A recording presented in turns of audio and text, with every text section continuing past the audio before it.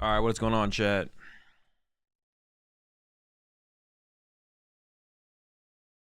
Hope y'all are having a good one.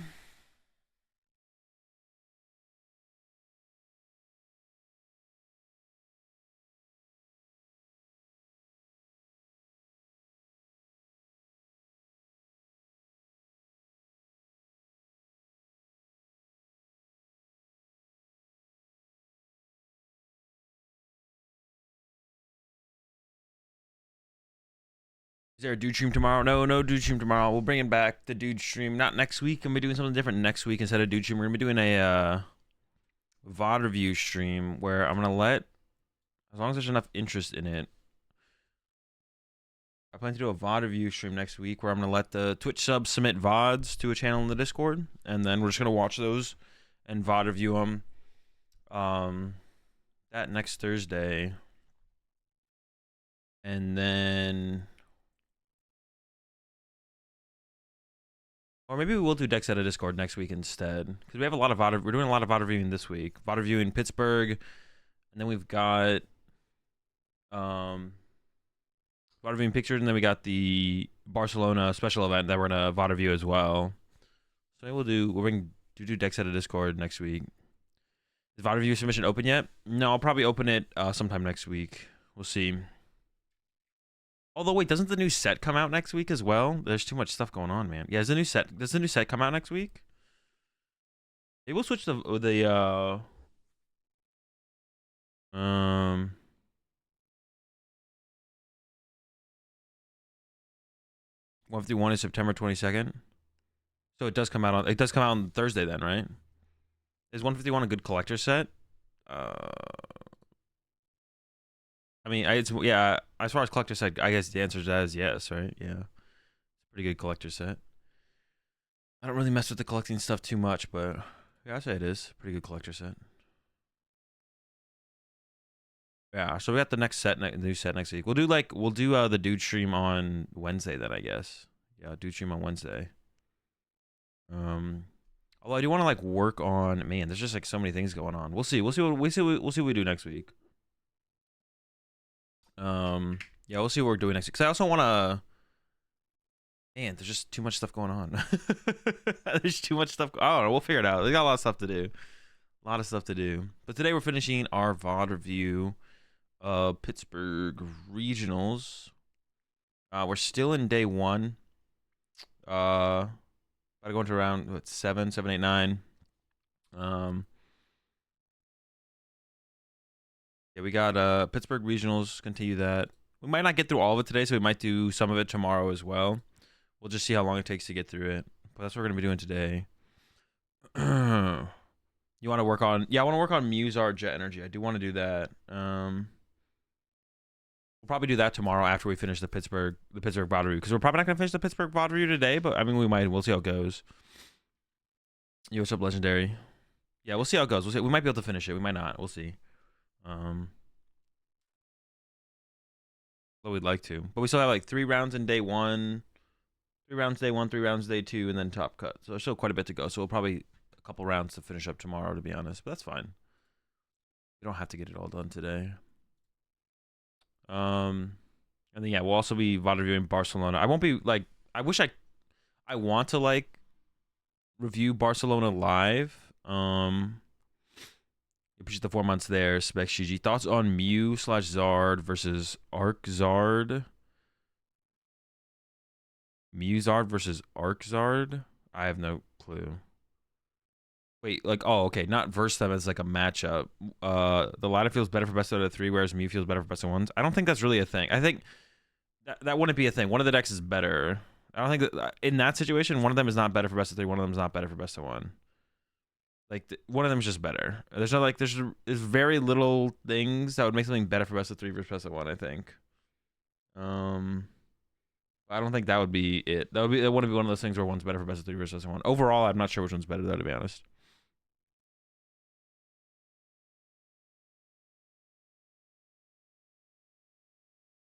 Lost day 2 in round 9 at Pittsburgh. You're right. Arctina was not the move at 5-2-2. And 5-2-2 is pretty solid. Should have listened. But yeah, Arctina is definitely not very good.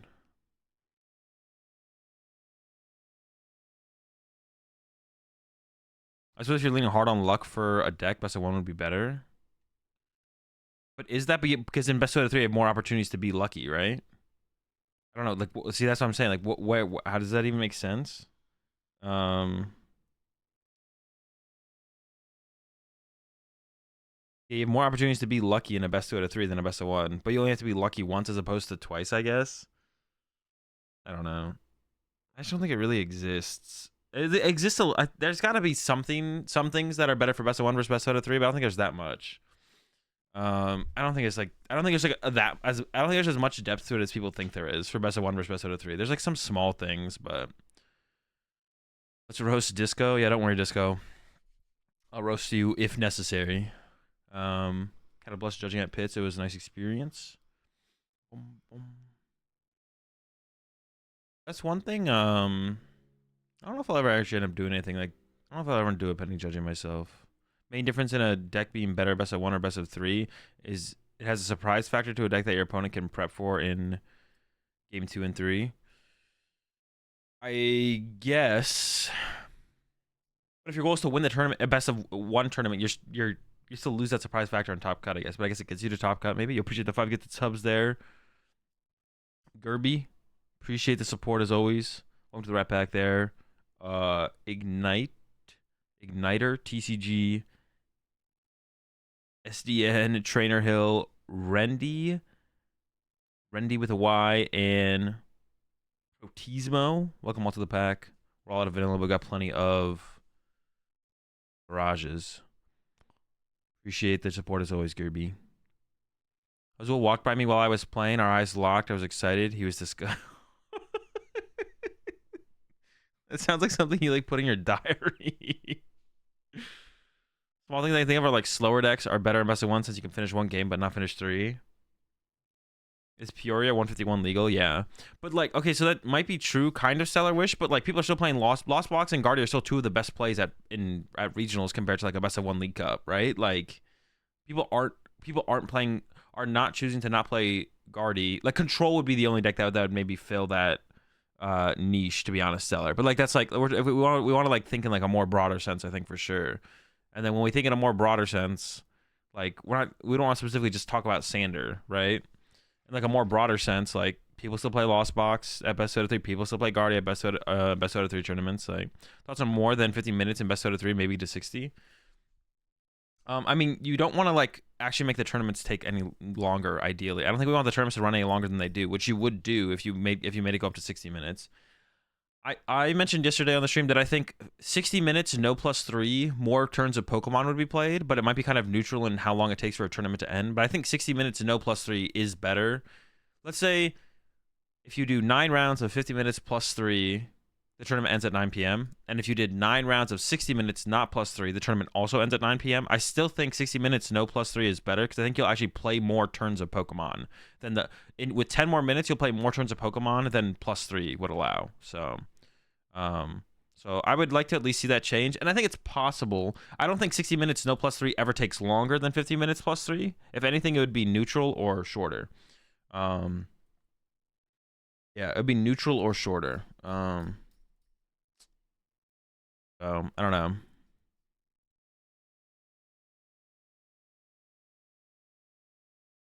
So that's the only adjustment I would like to see made. Just remove the +3 and then give us 60 minutes. I think would be better. But if they come with a different kind of solution that they think is better and try it out, that would be like fine as well. Like as long as like I think with the goal of just trying to play more Pokemon, but also like I'm not against like just keeping it at 50 minutes. Like 50 minutes +3 is also just like kind of fine, to be honest. I think 50 minutes +3 is also still just like fine. Do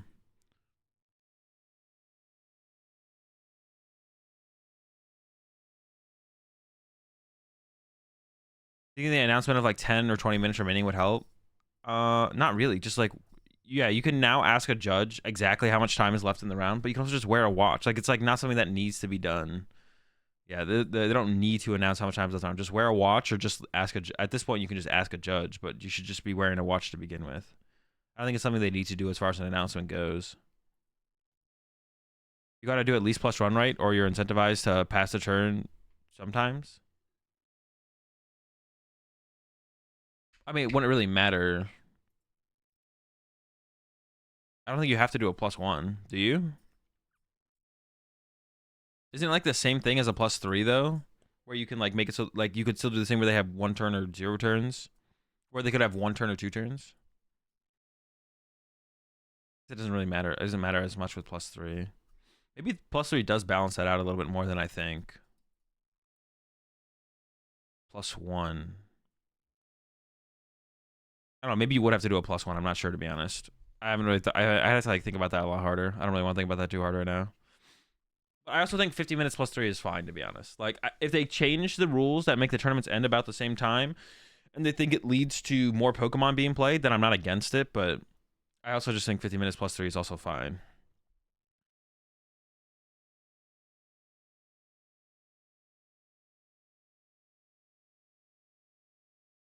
So yeah, I'm not against just keeping it the way it is, to be honest. Like I don't really care that much. I don't think it's as bad as people make it out to be.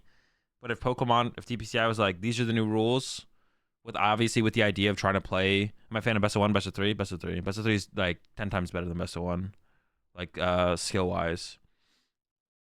The better player wins way more often in best 2 out of 3 than best of 1. Like the win percentage, skill to win percentage correlation ratio, whatever you want to say, just goes up. So.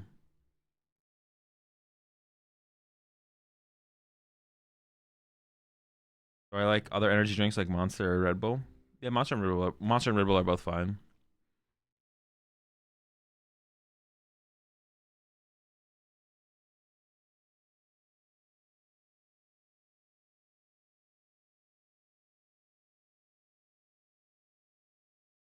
How much is surprise factor coming best of 1, you think? A decent amount. That's why I like best 2 out of 3 a lot, because I think, yeah, appreciate the 60 months there, Nate Doge. Thank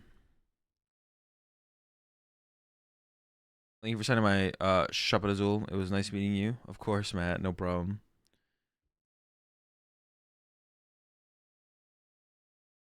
Would like to see the better player win ratio in best of 1 gentleman's mulligan versus 2-3 versus 2 of 3. Want to see what happens at 3. Nothing happens at 350. What something happens at I'm gonna do some giveaways at 400 when we get up to 400. What kind of rules is there in your LGS if you go? Wait, what are you asking, Charizard? Just like locally, what are people's local rules at their locals? Like best of 2, best of 3. Barcelona watching party live here or later after the event. I'm gonna do it. I don't really want to like not ruin my sleep, but it's like the Barcelona stream starts for me at midnight. So like I'd be basically like staying up from midnight to 9 a.m. like I don't like that doesn't really work out very well for me. If one of the European regionals in like a better time zone at some point, maybe I'll like shift my schedule around to work with it. I do plan to potentially, we don't know if any of the Latin America events are being streamed, but I do plan to live stream those if they do. So I guess we just don't know, to be honest. So, but I do plan to I say hi and maybe get something signed. Yeah, of course, Sally.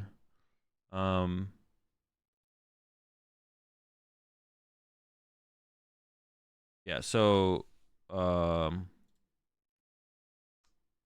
what was I saying? I was saying something. Oh yeah, so if the Latin American ones are being streamed, then I plan to like watch those live because like the time zone works out way better.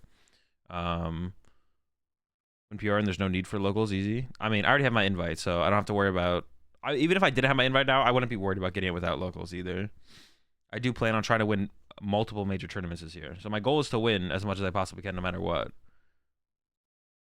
But I also already have my invite from top 4 at Worlds, so I don't have to like. There's like no like this season is kind of weird because there's like I do always just want to win as much as possible, but there's literally no like stress or pressure at all because like there's no day 2 invite to play for. I already have my Worlds invite, but my goal is still to win as much as possible though. So, I was gonna get a second invite without locals. I mean, like, to be honest, it's not that hard to even get like up to. Well, if every major tournament you win, you get an invite. So, what do you think is decent pricing for a cup when entry is 20? What's your idea of pricing like? 10, 20, 30, 40 people.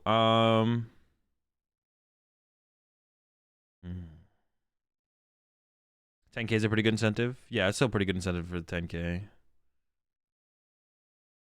You could just play nothing and go to Worlds. That's really funny. Yeah, I could just do nothing and go to Worlds. Yeah.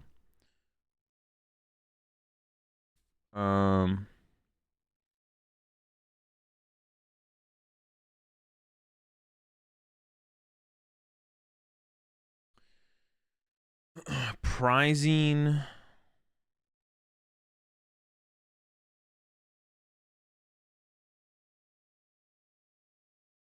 Pricing at a League Cup. What'd you say? $30 entry? Is that what you said? Oh, $20 entry. What's your ideal pricing for like 10 to 20? Well, the amount of people shouldn't change. So basically, the way pricing should work, it should be X amount of entry fee is put towards the prize pool, and then the prize pool is broken down like this, right? So that's it. Doesn't, and then it doesn't really. It shouldn't matter how many people show up. So let's say you say,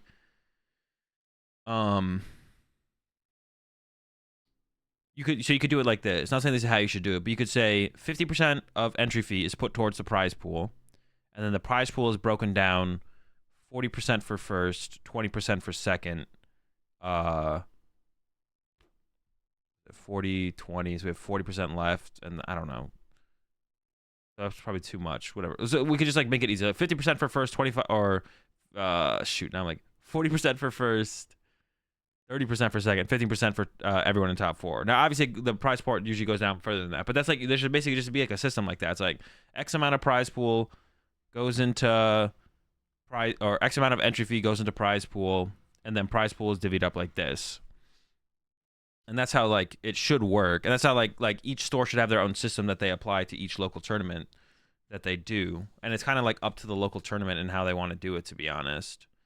But I've been saying this a lot recently. Like, if a local tournament is running things really poorly, you can submit a support ticket if you want.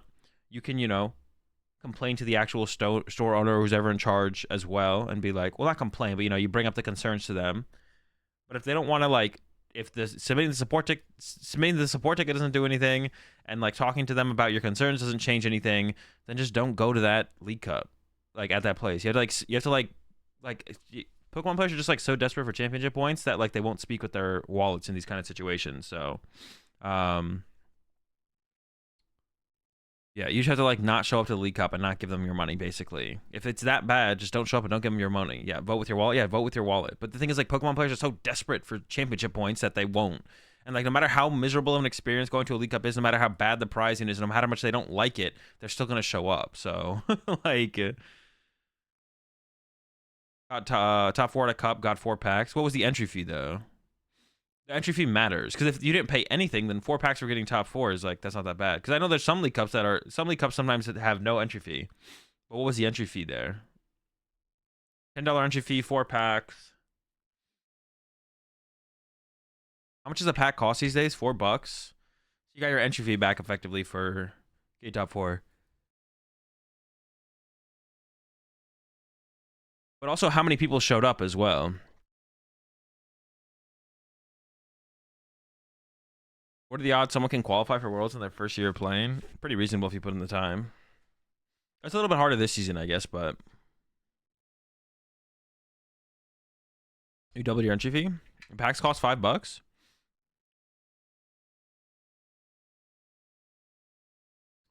Packs cost 4.5. For 20 entry fee, I got 10 packs, 5 prize packs, the playmat, 40 more store credit, 20 total masters. I mean, that seems like a pretty good haul there, Specs. So the thing is, as like the store, so if like for the store has to provide the prize support besides the mat. Like, the mat's given to them from Pokemon. Pokemon gives them the mat. There's no like champion cards anymore, is there? When was the last time there was champion cards? So the mat is provided to them by The mat is provided to them from Pokemon, which is part of like the prize. Like when you win, the mat's like the coolest thing you get usually, right? I mean, you get the packs are cool as well, I guess. I don't know. But like effectively, if the store owner put 100% of the entry fee back into the prize pool, they would still plus because they're effectively just selling you packs, right? Like if the store was like, well, the store also probably needs to like pay out the staff as well, right? Like the judges and the TO or whatever, who's ever running the tournament, unless they're running it themselves. So let's say they get compensated, whatever. But if the store, after that compensation is fulfilled, if the store puts in a pack per every $4.5 of entry fee back into the prize pool, they're still making money. They're just literally selling you their packs from their store. Like, so it just depends on how greedy they want to be. You know what I'm saying? Not greedy is like a bad word because there's like a negative connotation to it, but like not greedy in terms of that, but like, you know, how much do they feel like they should walk away with extra, you know? Maybe they put the packs in the prize pool at $7 a pack or $10 a pack, right? Whatever it is, you know? So that's kind of no matter what, they're making a profit. As long as, yeah, no matter what, the store is making a profit, right? It's just like how much of a profit, because they're just literally selling you their packs. You not just sell the packs you get to make your money back. I mean, you can, but that's like a whole process you have to go through. And the store's not going to buy the packs back at cost, so then you're like losing your money there.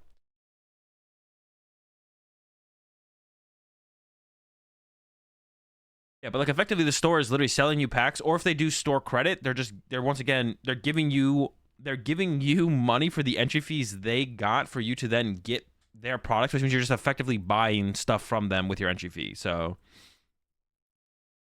where were we on the VOD from yesterday? We're going into round 7. We're going into round 7 here.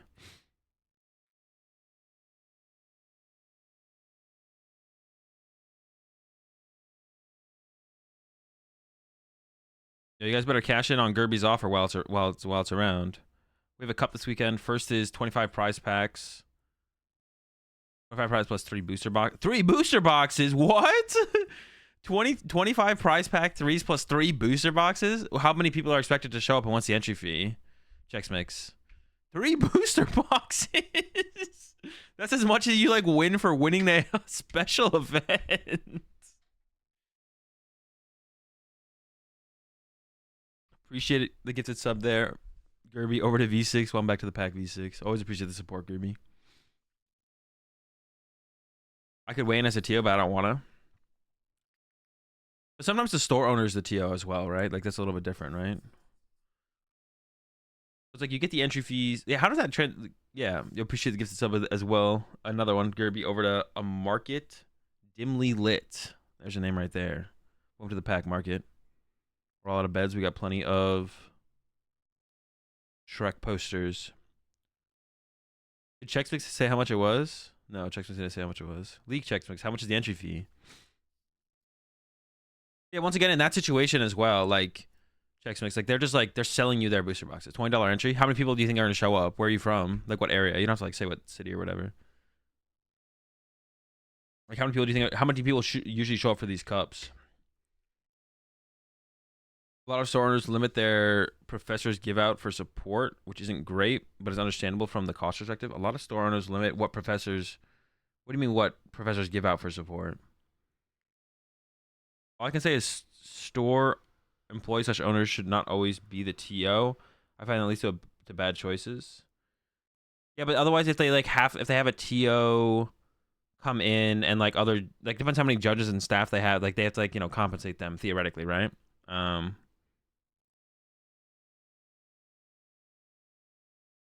It's over 64 for sure. We had another cup close to that area, and it capped at 64 easily.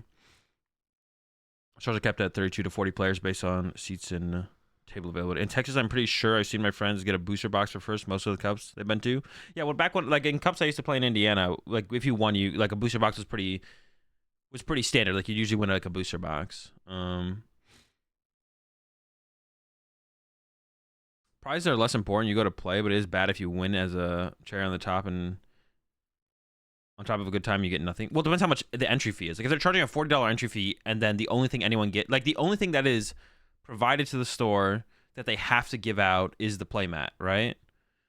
So technically I don't think the store even has to give you any kind of prize support for literally anything. The only thing they have to provide is the playmat to whoever wins the tournament, right? So theoretically, they could just like charge $5, no prize support at all. But that would be like that would just be a mistake on the store's end, because then you're just like not making. Well, you're making $5 per person, but you could make more than that probably if you like actually put some prize, a decent prize pool up, right? Did I go to Pittsburgh? I did, yeah. Yeah, but like at the end of the day, literally like League Cups and League Challenge and local stuff is literally just like if you went to the store and you gave them $20 and you bought 4 packs of Pokemon, you're effectively doing that by entering a tournament. Except the instead of you directly getting the packs are entering the prize pool, and everyone's coming together to make the prize pool bigger to give each of you an opportunity to get more than just the 4 packs for winning for your $20 for 4 packs. Now you play in a tournament. And then the question is just like, okay, how much is the entry fee, and how much of the entry fee is going to the prize pool, and what seems ethical, basically. Like, but at the end of the day, the store owners can do whatever they want. It's their store, right? So if they want to charge you $50 and put 1 pack in the prize pool per $50, they can. But I think the only thing that really needs to be the only thing that really truly needs, like, the pricing should just be transparent with like the players before the tournament starts. The only thing that really should happen is the pricing and entry fee should be 100% transparent to the players, so that way they can make a judgment call on whether or not they want to show up to that tournament.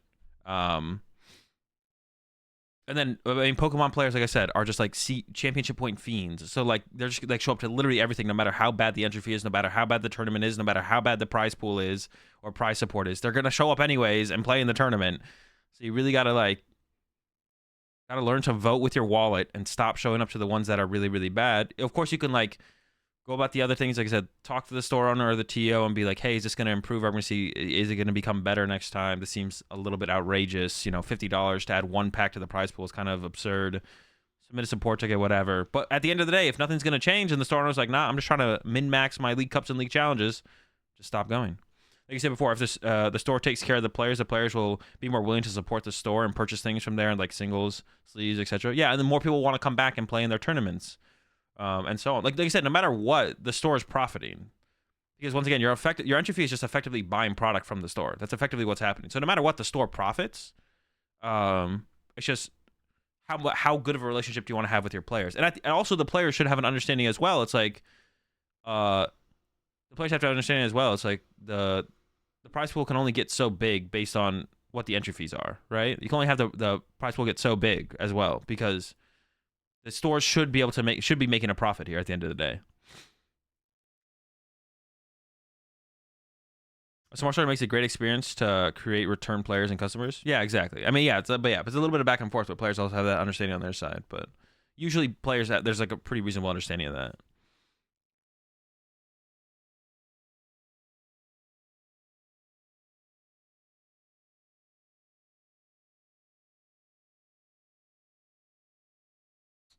Yo, what's up, Dark Lord? Providing good pricing is so beneficial for stores since they make us want to come back. I don't understand why stores should have players. Well, it's just because they're just trying to min-max on... Yeah, they're just literally trying to min-max on the cups and challenges. And, well, one of the problems is players keep showing up. Players will just keep showing up. That's one of the problems. One of the problems with that, Stellar, is Pokemon players. Is like, no matter how bad it gets, Pokemon players will keep showing up, because the possibility of championship points is like all Pokemon players see. $100? No prize pool, League Cup? I'm going. They're doing a special to promote it. Yeah, a lot of stores, when they do like their first cups and first challenges, they go a little bit out of their way to like either free entry fee or increase prize pools, you know, to make people want to come into their store, and hopefully, and then they want to put on a good experience for the players, and then they hope the players keep coming back even when the prize pool dips a little bit. What's your thoughts on Shaman and any deck to tech for Zard? I mean, right now I wouldn't tech for Zard. Zard's not very good. Do I enjoy the GLC format? Yeah, but I don't play it. I haven't played it in a while. I have built decks. I played in tournaments before, but I don't have anything built right now for GLC. I don't have anything built for GLC right now. Zard isn't a real deck. Yeah, it's not very good. If people show up anyways, stores can profit and take advantage, so people should vote with their wallet. Yeah. At the end of the day, that's a difference maker, but like I feel like it's not being applied heavily in the Pokemon community. People just like show up because there's the possibility of championship points. But you should definitely like sometimes like the things that like are problems. Like sometimes like the store owners or whoever is TO in the event just doesn't understand that it's a problem. Like actually like having the conversation instead of just like kind of blowing them off and like submitting a support ticket is like the correct thing. Like the first thing you should always try and do is like reason with people if you have like an actual concern. Like you should be like yo, I think this is a problem with the way you run your tournaments, you know, and be like polite and courteous and don't be a dick. And then you know that's well, you're more likely to get a good good response if you're just being a decent human being, you know. Yeah.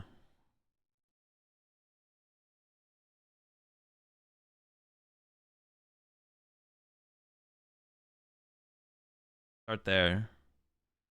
And if there's no, it doesn't seem to be any kind of response, and you really think it is that big of a problem, then just don't show up again. The first and most responsible thing you should always do is post on Twitter. I went to Pitt and it was my first regional. I had an interaction where this dude stared at the board state for 5 minutes to ultimately decide to scoop. Then game 3, I looked at a coach for 45 seconds and he told the judge keep an eye on him. Keep an eye on him. Yeah.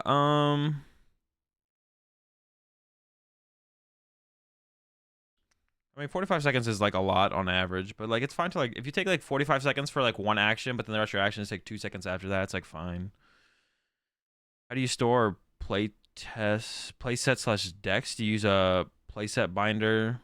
I just have a box. I can show off my box. I can show off my box right now, to be honest. I can show you guys my box right now. Hang on.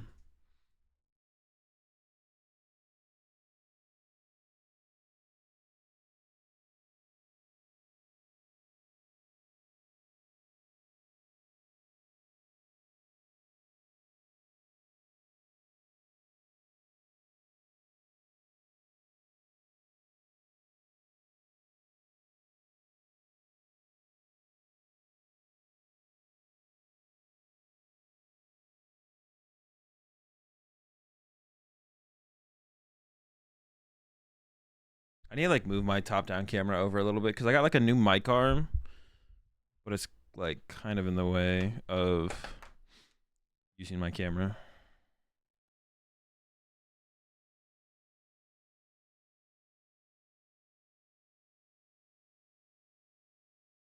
So this is the box. I just like go through my cards. Before each tournament, I go through my cards and I just like check if there's anything I don't want to bring out of this or I do need to, or I go through my other cards and see if there's anything I need to bring. These ones I haven't organized.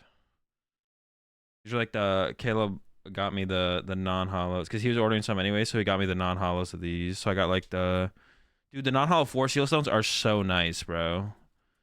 I only played with them 6 rounds this weekend, but I just have it organized by type, and everything's in a penny sleeve, so everything's a playset. Or Scarlet and Violet, everything's a playset. Some things are like 1-ofs or 2-ofs because I didn't get a playset of everything, but like anything that's Scarlet and Violet on is a playset. So 4 of these, 4 of these, 4 of these, 4 something something 4 2 1 1. I don't know. There's something in here. How many of these I got? Like a 3-3, maybe a 4-3. There's definitely a third one in there. I just keep everything in penny sleeves, and then when I don't need something, if I feel like I don't like, if I feel like Espeon EX is not, Espeon VMAX is not worth bringing to the tournament. I don't even know why I brought Espeon VMAX, to be honest. Then I'll just like take it out and put it in my. I have like a bunch of boxes with like I have a box with all of Scarlet and Violet, a box with all Paldea Evolved, box with all Obsidian Flames, and then I have a box which is pre Scarlet and Violet standard. So like if I got rid of the Espeon VMAX pack or whatever, I would just put that in that box, the pre Scarlet and Violet pre-Scarlet and Violet box. But then yeah, it's just like whatever. Playset, like everything's a playset for trainers in a penny sleeve. It's just easier to move it around with it being in a penny sleeve as like the 4 of. I didn't used to do it like that, but then I started doing it like that. Actually, while we're here, let's put the Diancie away. Do you actually buy cards, or is everything donated by sponsors? I buy cards.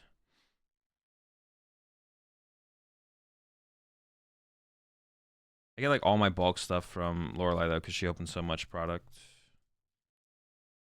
I don't even think I have that Diancie in here actually, to be honest.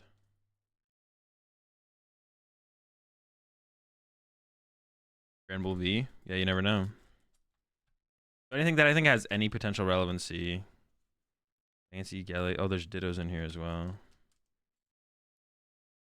just like bring a pack of penny seeds as well. So if I change anything up. Cities and Gallade. Although I feel like, and was there Gallade in here or no?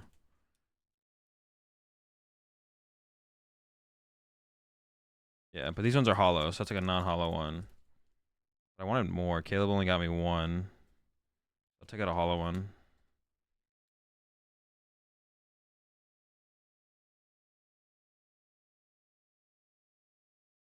All right, Diance's going there, and then Dittos. Where's my colorless?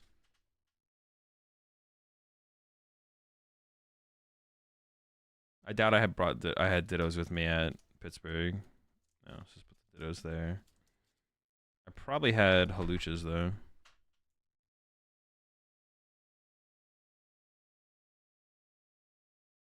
Oh, and then like the I don't know. I just keep all the Radiant Pokemon together as one pack as well. I brought Meowscarada and Kricketune. Those are the only grass Pokemon I brought with. I'll get rid of those. Put these here now. Non-hollow Haluchas, insane. The non-hollow stone better because it doesn't warp. Dude, the 4 seal stones or the stones are like ace specs. They are awful. The seal stones are like ace specs. They're literally terrible. It's like literally awful. I hate it. I like non-hollow so much because it's like more uniform to use. Also, it's like just cheaper. Like if I'm gonna own 4 of every single card, like I might as well have. I'm not trying to like spend the extra money. Also, like I don't like the artworks. Some artworks do stand out to me. Like I'm probably gonna go out of my way to get a. I'm probably gonna go out of my way to get a full art Cleffa. Because the Cleffa artwork is sick, but like I don't really care about artworks too much. Like there's no, artworks like I'm not someone who's like because there's like people who are like, oh, I just need to have everything max rarity just to have everything max rarity. I don't even care about the artworks. It's just like the idea of having it max rarity is what they want. I'm not really like that, so that's not something that like really interests me to like care about.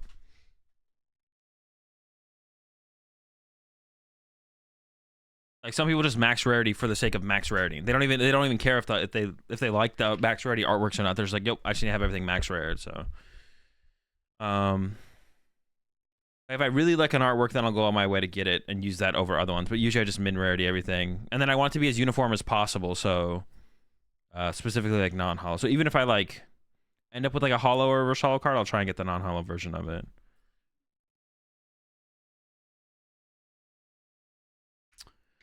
Why is no one figured out the hack with holographic cards? The penny sleeve is good, but if you really want to protect them, make sure you invert them. Place one inside, and then place the next one facing the opposite direction, and place the next one facing the opposite direction, and so on. Oh, what does that actually do, Pancake? You just like to be able to play decks that make sense. Yeah, I bring every card for any deck that makes sense, and then any tech cards I think that I could possibly ever want to include in a deck. Like I had like the Espeon VMAX. I was like, well, if I end up on like an Arceus deck, I would maybe play Espeon VMAX or something like that. I'm more scared of people thinking I'm poor than bad at Pokemon. Number one fear. But yeah, so then I have like a bunch of single row of like the white storage boxes. They're inverted, so they're just applying pressure on each other in the opposite direction. I could definitely see that. Yeah, maybe that is the move, actually. That's interesting, Pancake. I've never heard of that, but that does make sense.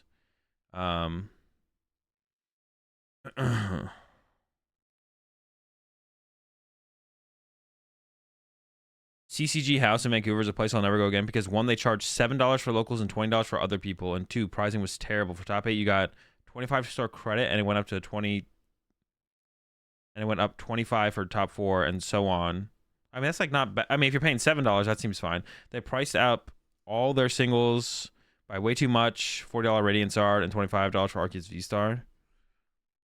44 person cup 2. Well, hold on.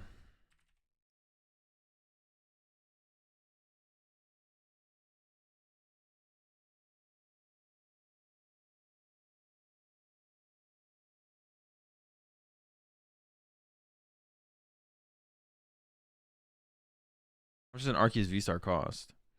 Because like store singles generally do cost. Okay, yeah, that's a big upcharge. Store singles generally do cost more because like that's what they need to do to, you know, survive. They can't really match TCG player prices, which is not like a bad thing. That's just like a reality, right? So if you want your local game stores to exist, whenever you can afford to pay a little bit extra for your cards, you definitely should. If you go to local stores and it's like, well, you know, for me to get these cards is like $5 extra. It's like, well, do you want the store to exist? It's like, yeah, all right, maybe just, you know, give them the $5 extra, right? They have to charge more to stay in business. So, but that sounds like a pretty high up charge, yeah, for sure. I just like looked up the prices of those things, and that's a little bit different for sure. Yeah, that's definitely yeah, $25 Arc V-Star and $40 Radiant Star is kind of insane for sure. I don't know how I feel about charging locals less. I mean, $20 for non-locals and $7 for locals is definitely a pretty big difference. So that seems kind of ridiculous. I don't know how I feel. I think it's fine. And this is something that I think is in like the rules for like running League Cups and League Challenges, is like it's okay to give preferential registration to your locals, which I think is also fine. I think it's fine to like offer your registration a day early to your locals and then open it up to everyone for your cups and challenges. Should you charge your non-locals more though? I don't know, that seems a little weird. Yeah, should you charge non-locals more? That one I'm not sure about. Yeah, the increasing prices for non-locals is weird. That definitely feels weird. I think it's fine to give your locals priority on registration for your tournaments though. I think that is like literally in the rules for like running cups and challenges. Like that's fine to do. Yeah, that's interesting to be honest. I'm not sure about that to be honest. Play for Peoria? I don't know. Got to test 151.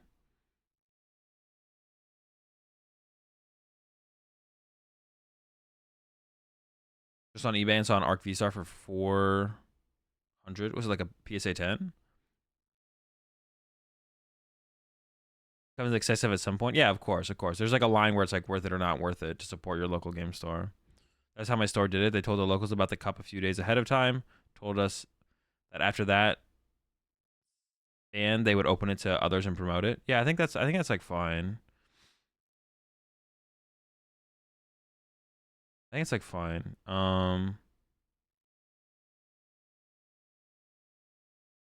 But yeah, I don't know how I feel about like potentially like if you charge entry fee like $15 for locals and $20 for non-locals. I mean, that feels a little weird. I still don't hate the idea. I don't know. I still don't hate the idea of it. Like it doesn't seem that like morally, or it doesn't seem that unmoral or unethical. Should be like, okay, local players for this League Cup, it's $15. For non-locals, it's $20. If it's not egregious, if it's more so they're giving their locals a discount as opposed to upcharge. Oh, see, I think there's a difference between giving locals a discount versus upcharging non-locals, right? Like if you're giving locals a discount, like if you're gonna always charge 20 for entry fee, and then you just like give you make your locals pay 15 only, like a discount for locals versus an upcharge for non-locals, there's a difference there, right? If they're like, okay, this product that we're putting out there is worth $20, but we're gonna charge our locals $15. That's different then, right? There's no difference. No, there definitely is a difference. Because like if the value of the product is $20, but then you give it to someone for $15, that's a discount. But if you're like the value of the product is $15, but I give it to you for $30, that's an upcharge, right? Like the $15 charge is like I'm making a profit, you're getting what you want for the $15, and then I charge you, then I push 30 on you. I think there's definitely a difference between an upcharge and a discount, right? There's definitely a difference there. But now, should that be allowed at like League Cups and League Challenges? I don't know. In the pandemic and when product was being scalped, if the value of the product is decided by the store anyways, there is no difference. Yeah, but you need people to show up to your event still, right? So there has to be like a back and forth agreement on what the value of the product is between the store and the players. Because a store can't be like, all right, $100 entry fee, one pack goes to the prize pool, pour $100. No one would show up to that, right? So they have to like, there has to be like a back and forth to get it to a point where it's like both people feel like it's reasonable, right? I don't know. Obviously, the store can always set it, but like, they still have to set it within a range that will make people show up, or that people think is reasonable to show up for. Um,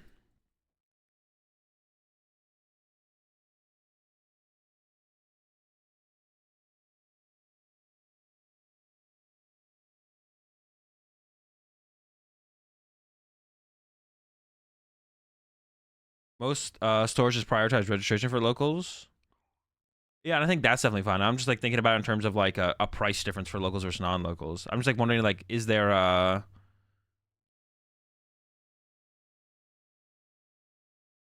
wonder if that's like I'm not. It doesn't sound like ridiculously unmoral or unethical. That's all I'm saying. But it could be. I definitely see it. It could definitely could be. But like in my head, I'm feeling like it doesn't seem like it is. But it definitely could be. But is it? How do I like? Yeah.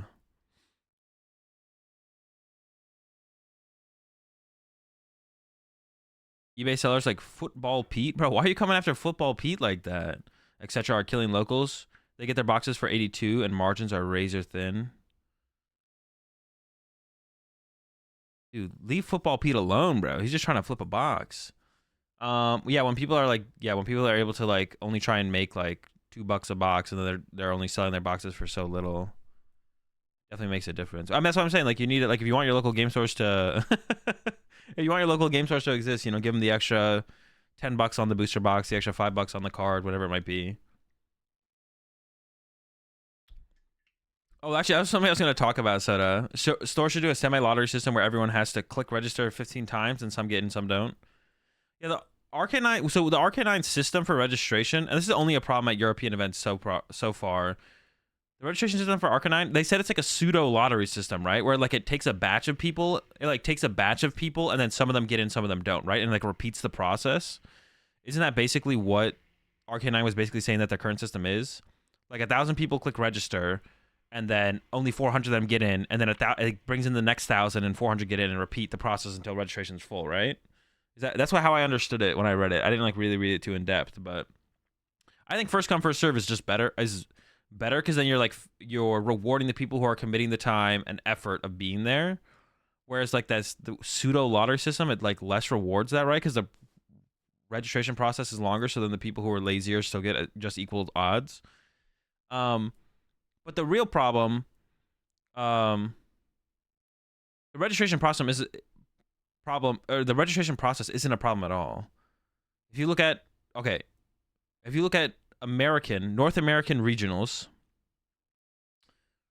all of our regionals registrations so far have not filled up instantly. The only one that filled up instantly was Pittsburgh, and then they responded with opening it again and adding more slots, up to the point that registration was open for, I think, multiple days, unless I'm mistaken.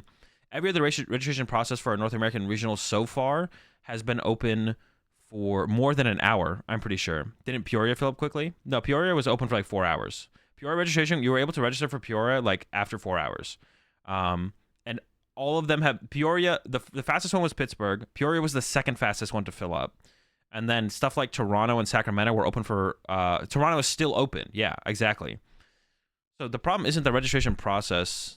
The problem is Latin American TOs and European TOs are not responding to the growth of the game in a healthy way. And that is what's restricting the growth of the game in those regions. And that's the problem. The problem is the TOs in Europe and Latin America. The problem is the TOs in Europe and Latin America are not responding to the growth of the game in a reasonable manner at all. In America, like I said this multiple times, if you are playing if you're playing major tournaments in America, you have nothing to complain about. There's literally like zero to you have nothing to complain about. You're just a crybaby if you're complaining.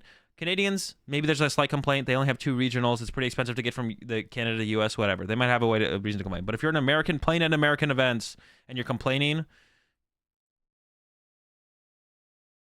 yeah, joke's on you. We got Pokemon Yoga.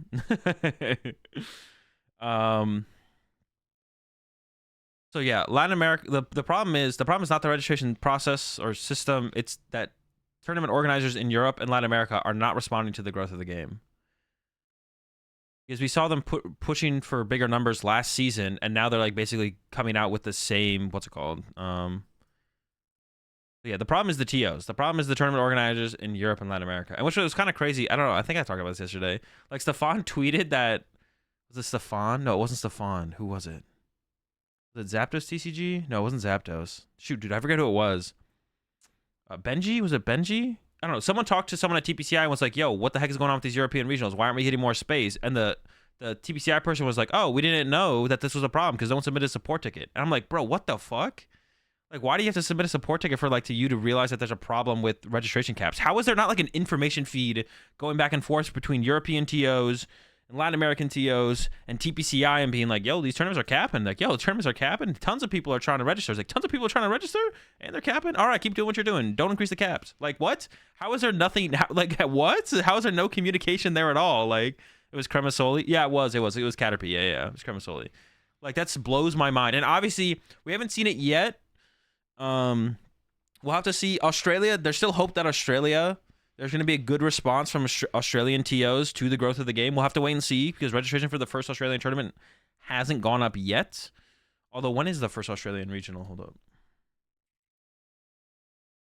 So there's still hope for Australia that the tournament organizers in Australia are like, okay, the game's growing. Obviously, we need to get more seats. Let's get some more seats this year. You know what I'm saying?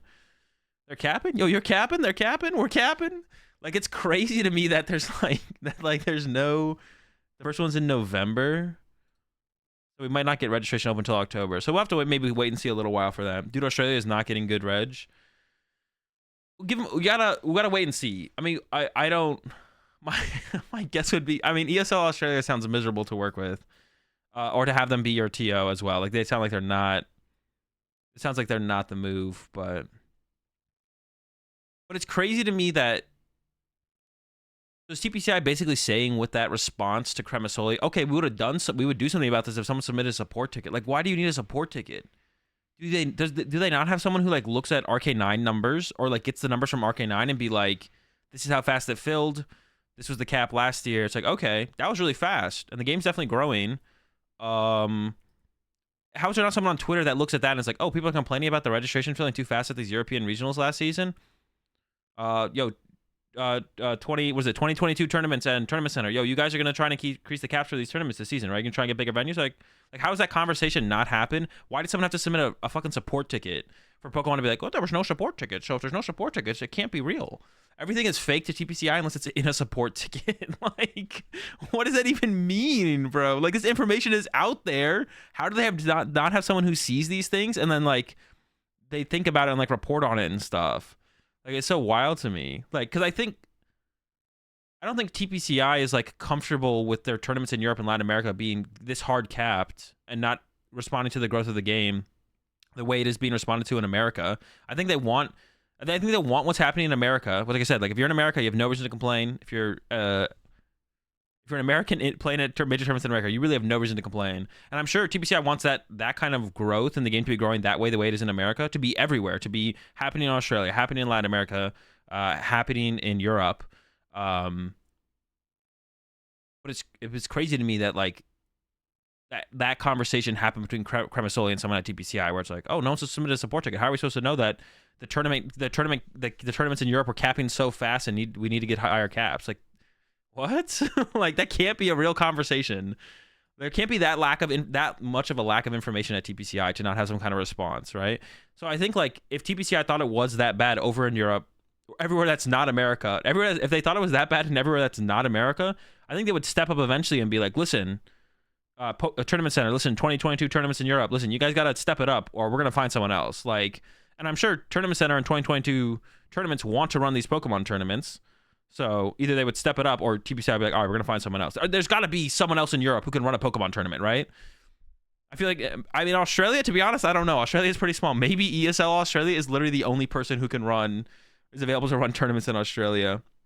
But also, like, there's a relationship with TPCI and ESL, I think. Because doesn't ESL run the streaming at ICs? Am I wrong on that? I might be wrong on that. They definitely did in the past. ESL definitely ran the streaming stuff at ICs in the past. I don't know if they do at ICs anymore, though.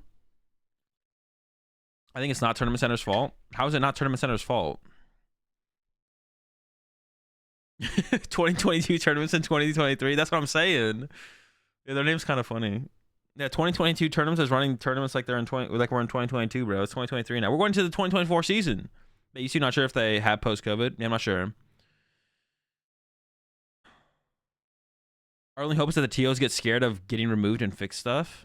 I mean, but see, this just blows my mind. Like that, theoretically, the only way that TPCI would know that the tournaments are being ran so poorly. The tournaments are. I've never played an Australian tournament, so I don't know if the tournaments are being ran poorly. But the response from the TOs in Australia are not responding to the growth of the game the way they should be, the only way that TPCI would know that is if you submitted if someone submitted a support ticket. Like they don't have someone like out on Twitter who just like sees this conversation happening. Like how do you not have like just like one person at TPCI who like follows all the top players and figures in the game? And if you just did that, you would see all the complaints about European events, Australian events, Latin American events. Like all this stuff would just be seen and recognized, right? Like how do they not have someone who just like sees that information, right? And then can like take that information and be like, here, these are problems. And whether or not they can fix them immediately or how long it takes them to fix them is a different discussion. But like the fact that they don't have that information is just crazy to me. They remove one of the NATOs this year. Surely they can get rid of Play the Champs or something if they keep doing badly. They did, yeah. Team Northwest is no longer running events. But there's been, the thing is like in North America, I mean, I don't know what TPCI's plan is. They cut us down to 3 TOs last season. Back when we used to have like, you know, way more than 3 TOs. They cut us down to 3 TOs last season. This season, there's still only 3 tournament organizers. But now instead of Team Northwest, it's Gallery Games. But Gallery Games has ran tournaments in the past for Team Northwest, or Gallery Games has ran tournaments, TO tournaments in the past. So I don't know, like, if year to year it's going to change and it's just going to always be 3 tournament organizers, but it could change which ones are. Like, I don't see Overload or Day 2 ever going anywhere. So it might be, all right, Team Northwest, you fucked up too much, you're out. Gallery Games are in. Gallery Games, if you fuck up, you're out. And like, because I don't think Day 2, they're never getting rid of Jimmy Ballard and Vince Kreckler. Like, it's just not going to happen. Day 2 events is not going anywhere. They're going to have their 5 regionals or however 4 regionals, whatever, every single season. I think we'll probably get to the point where TPCI like takes over everything. That'd be my guess. I don't know why they wouldn't eventually do it themselves. Like literally hire, like you have to bring on like a whole new tournament organization team. But I feel like eventually they should lead to that where TPCI does everything themselves. I don't know. Maybe they won't. Maybe they'll always like contract it out or whatever you call this. And then Overload does good stuff too. Like Overload events are solid as well. So I don't see either of them going. And if Gallery Games does a good job this season, then maybe those are going to be the 3 moving forward. But yeah, Team Northwest was pretty rough. But to be honest, like I said this too when the tournament happened, like Fresno was ran pretty well. Like Fresno Regionals was ran well. Like that was actually like they did a good job on that one. The rest of the ones had had their problems. Definitely had their problems. For sure. But Fresno was done pretty well. Like Fresno was solid. So thankfully it's in Sacramento this year though, not Fresno. Sacramento is way better than Fresno, so that's cool for sure. Yeah. Thankfully it's in Sac. Way nicer town. But yeah, well, I mean, European already has seemed like they said, like, there's no response to the growth in the game at the European event so far. Barcelona and Lille they just got bodied. Like they just got literally bodied. The only thing I could see that could be a problem in Europe still could maybe this is like another factor. There's maybe just not enough staff. Now, I don't know if if anyone in chat knows anything about that and wants to comment on that. But it's possible, like, it's like, well, we can only get 100 people to staff Lille, and that only allows us to have this many players. We can't like have any more players, and that would be a fair reason that these European regionals or European events are being held back is because of staff, and that's a fair reason, to be honest. It doesn't seem like that though. From everything that I've like heard about like staffing and stuff for major tournaments in Pokemon, they seem like they usually have more than enough applicants to actually like fill the slots. So I know our local judges did not get picked for Barcelona or Lille. All right, so that would be like something. Lack of transparency is the issue. Keep us in the loop. Yeah, but if they're like, yeah, I don't know. I don't know if TPCI could take over everything. Valve used to run the international for Dota, but they have outsourced it the last few years because they didn't want to do it anymore. Yeah, but like Pokemon like runs tournaments year round. Like for Valve to like have a team of people that only run the international, like the team that would work at TPCI to run these tournaments would be year round, right? Because tournaments are year round. So it would make a little bit more sense to like hire a full-time team to run them year round, right? That'd be a little bit different than just running one major tournament a year, where you probably have to like hire people full time to do that for just once a year. You know, like Valve is less of a tournament. Valve doesn't run tournaments. You know what I'm saying? They're not like they're not. They don't run tournaments. It's not their thing. But TPCI running tournaments would be like makes sense because they literally have tournaments year round. It'd be like I think it's like a little bit different for sure.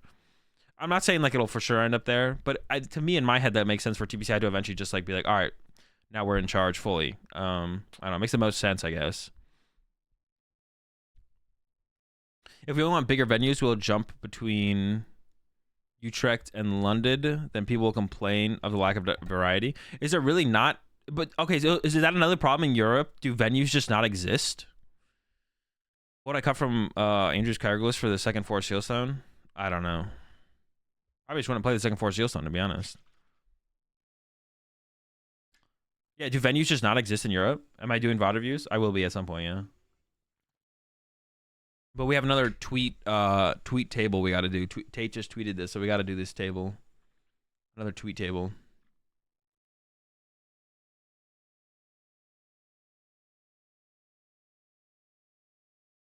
Are tournament operators paying judges these days or still straight up volunteer? They're volunteers that are compensated in product.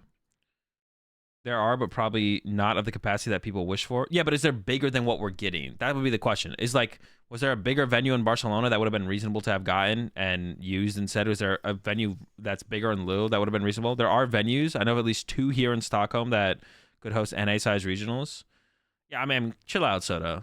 You maybe could hold an NA-size regional in one of your little European venues, but there's no way you're getting enough Europeans to show up, bro. Listen, you guys are still like a step behind us in terms of like player base size.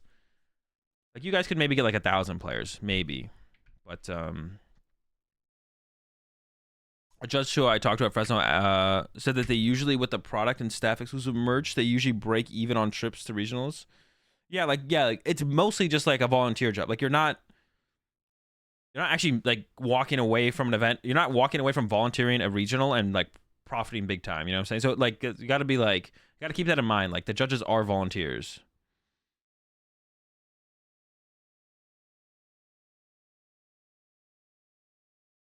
So they are just volunteering for like the, you know, because it's something they enjoy doing. Like, so we got to be pretty, like, no matter how bad you think judge calls can be, sometimes you still have to be like super thankful that the judges are willing to show up in the numbers that they show up in to like actually make these events happen. Because literally, if all the judges were just like one day, just like, bro, I'm done volunteering for this thing because it's like not worth it, we literally could not hold Pokemon tournaments. It would literally be impossible. So like I said yesterday, you can't really, if you have a problem with the judges and judging, you have to complain to TPCI that there should be better training and then actual compensation. So like if I know like people already talk about like $70 being like a high number for entry fee for regionals.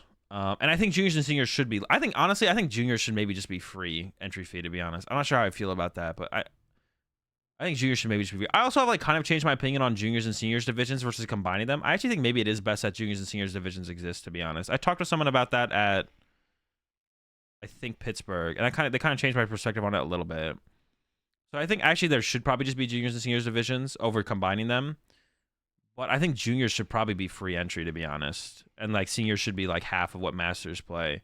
But if I had to pay $10 more in entry fee, I know $80, we're already at 70, yada yada. But if that meant the judges were getting paid, there was some kind of training program happening, I don't know. If it just meant like there was like a better system for the judging stuff, then I would pay the extra $10, you know?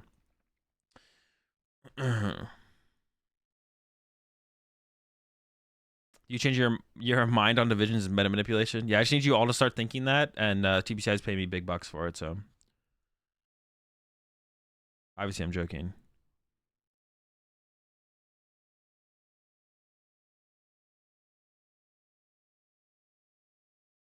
Tell Chips to stop whining about the long.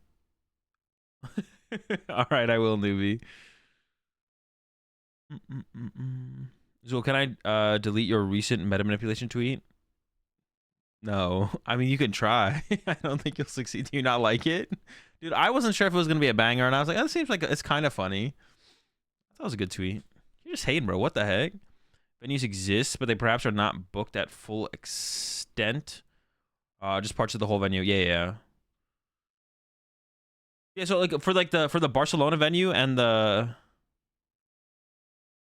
For the Barcelona venue and my day has been ruined. For the Barcelona venue and the Lille venue, they're not using all the halls in the venue, right? They could have gotten more. There's more halls they could have. I'm assuming they don't have the full convention center, do they? Are way bigger. They just rented one hall.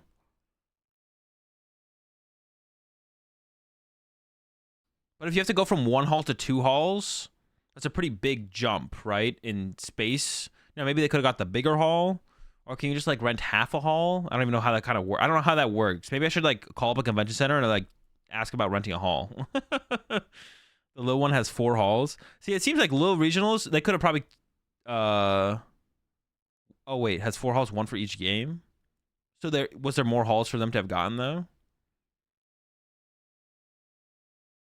Yeah, it would just like you just want to see if it's possible, which it is possible. You just want to see tournament organizers respond to the growth of the game by getting more people to play the game at these tournaments. But that's just definitely not happening in Europe. Not happening in Europe, not happening in Latin America. It still could happen in Australia. We'll see. I'm not like hopeful for Australia though, because they've always been in a bad spot, so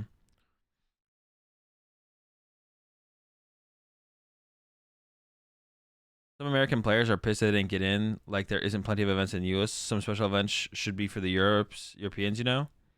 I mean that shouldn't be a reason. Like it still just all comes back to that. There should be more space. Like there should just be more space in the venues of the tournaments. That's it. That's what it comes down to. There should be more space. The venues just need to be bigger. Like. Americans being pissed that they couldn't get. Well, did that actually happen though, Slim Brady? Was there any Americans pissed that they weren't able to register for Lille? I didn't see that at all on Twitter. I don't think that actually happened. I'm gonna need some receipts on that one. I know there were some Americans trying to probably register for Lille regionals or Barcelona, but I think it's fine that they can do that. And once again, that still just all comes back to, it also just comes back to TOs. It all comes back to the TOs. The TOs just need to get bigger venues. That's it. The registration process, whatever Arcanine does for the registration process is probably fine, and it's probably negligible and just like doesn't matter. It all just comes back to the TOs getting more venue space. That's all it comes back to. That's what they need to do. Outside of America, because like America, I think we've had a very good response to the growth of the game. The TOs in America have responded very well to the numbers we saw last season, the expected numbers to see this season. Like, it's been really good so far in America. But like I said, yeah, everywhere else is suffering for sure. And I think it does seem like it is just like a TOs not caring about getting bigger venues to get more people in there for some reason. I don't know. It is at least improving. That's a positive thing. But no, but it's not. It's improving in America, but it's not improving anywhere else. It sounds like. It feels like, yeah, only in America is it improving. Which, I mean, of course that makes sense, but I feel like people from Europe should attend EU regionals. Same with America and all of there as well. Seems logical. Should not be allowed to like cross. Nah, that's silly. If you want to come to a different, come to a regional in a different region, you should be able to. It's an international game. It's not a, yeah. Region locking regionals is stupid. I mean, they are called regionals, but like region locking them is still silly.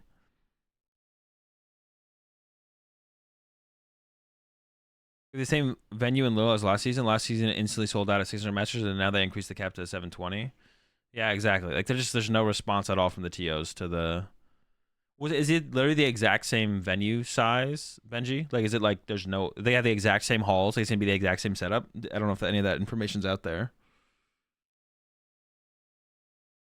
Especially if people are left out. Yeah, but people are always gonna be left out. It just doesn't matter. Like that's like it should. You shouldn't like. You shouldn't look at the situation and be like, oh, Americans shouldn't be able to play in European events. No, it's like literally like the only thing to complain about here is that TOs are not getting bigger venues in Europe. And that should be the thing to complain about.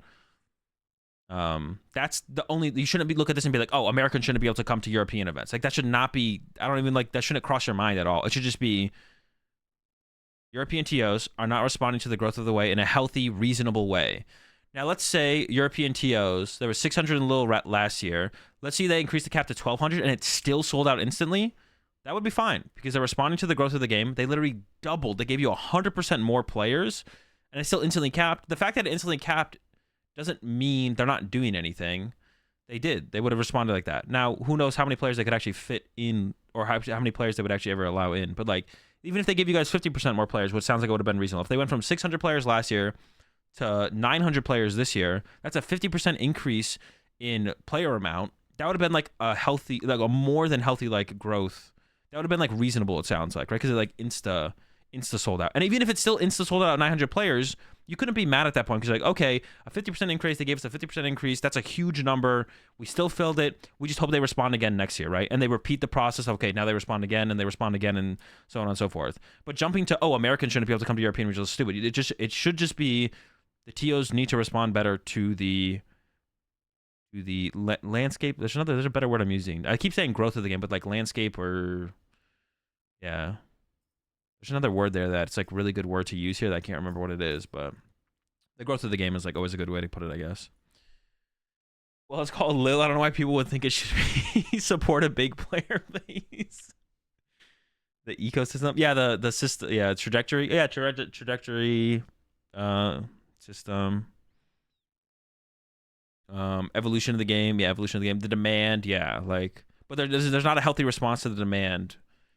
Unless literally TPCI is like, nope, I don't want European events to ever go past this amount. European TOs, make sure you don't ever let it pass that amount. That'd be different. But then you could be like pissed at TPCI and instead. But I bet TPCI is like, yo, I want you guys to like make sure if the tournaments are capping that fast, make sure you're getting bigger venues next season. You know, or I'm gonna find a new TO who can actually do that, right? I'm sure that's the way TPCI would view it. And then for some reason, there seems to be a lack of communication. The only way to reach TPCI about these issues is through support tickets, which blows my mind. Is TPCI not talking to the tournament organizers in Europe? Is that what's happening? That's just like weird, right? That's bizarre. But they gotta be, bro. Right? They gotta be, right? And then you would assume that they would be like, okay, you gotta do something better here, right? We gotta see something better. But we haven't seen anything better from European TOs so far, so. It sounds like the Peoria of France. It just has a little capacity. Is it really hard to get? How convenient is it to get to Lille? Well, maybe the TOs are keeping things under wraps. Wait, what do you mean keeping things under wraps? Like, what are they hiding?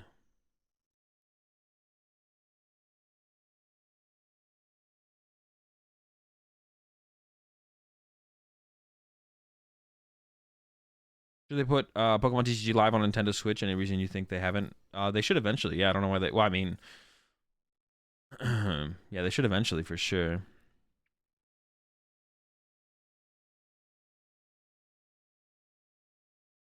They'll be in Asia International Championships. Not under the current systems because they're tournaments in Asia are under just a different system. So no, it wouldn't make sense to have that.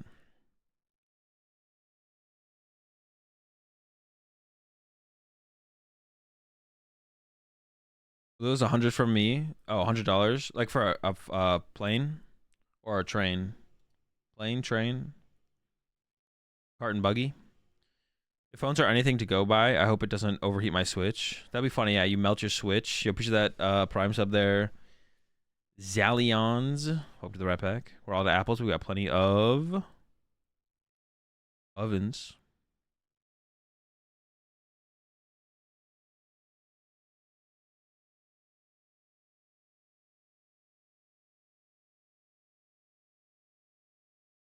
Nope, best town in France.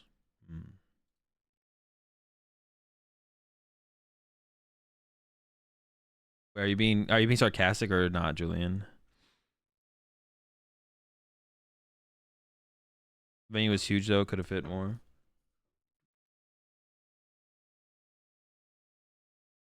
But yeah, hopefully it I don't know. I got a bus for €30 for 2 people. Damn. All French people are evil. I could see it. A little super easier to get to for most people. Okay. So it's like a convenient location, right? How about Barcelona? How convenient is Barcelona in Europe? That one sounds like it's probably a little bit tougher than Lille for sure, right?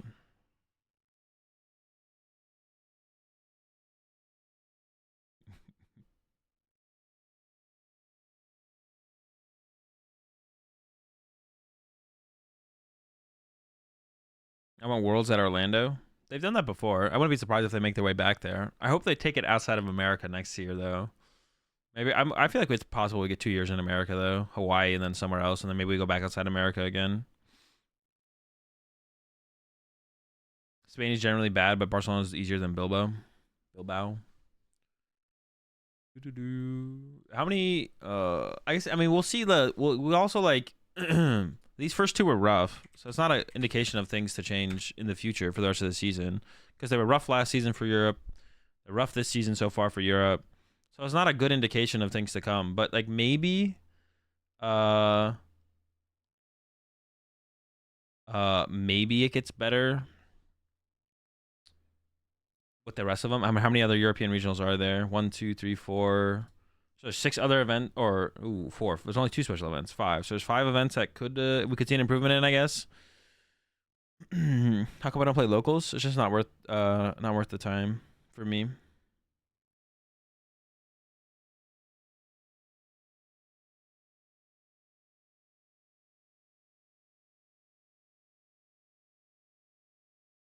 Yeah, so I mean, we could see it's theoretically could see an improvement, I guess, but both tournament organizers have already opened registration for 1 event each.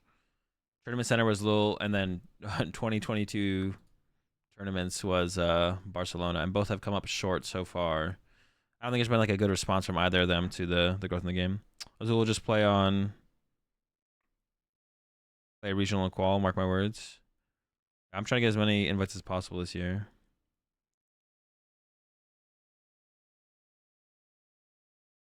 All right, I'm gonna go get my lunch, chat, and then we're gonna do this real fast because these things are fun to do, actually, to be honest. So I'm gonna like put this up here so y'all can take a look at it while I go get lunch. And then we'll try and solve this when I get back.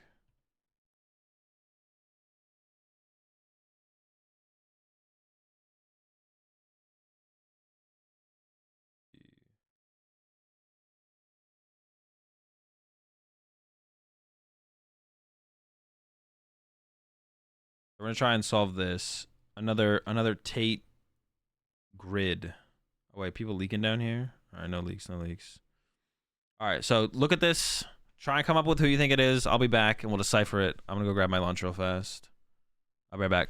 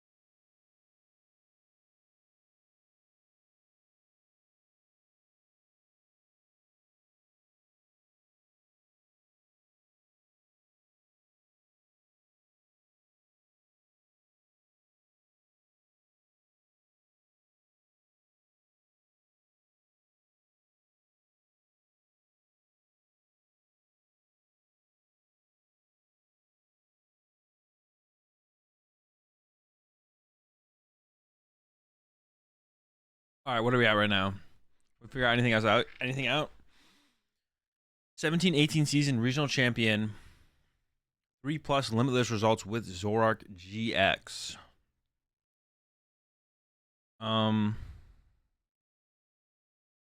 17. I don't think that's Tord, because I don't think Tord won a regional that year. Who played a lot of Zorak and won a regional that year? Wait, 17-18? Who won Worlds at the end of that season? That's the year that Robin won, right?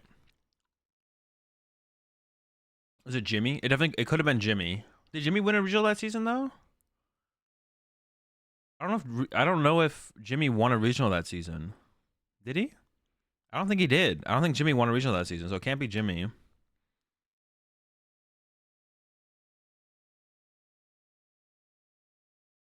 Getimer? Nah, Caleb didn't win a regional that season either. It could have been Latin America plus IC finals was WADA. Yeah, probably. Has limitless pages does not contain Mew VMAX. And is a Latin American player. Bro, that's so many. You could put anyone there. I don't think Diego has played Mew, right? We could put Diego there. Maybe. 3,000 plus Twitter followers, has 3+ limitless results with AzulGG. Pedro. Tord also fits that. IC finalist, 3,000 plus Twitter followers. Like there's, I fit that. IC finalist. Wait, can you be a finalist and have won the IC?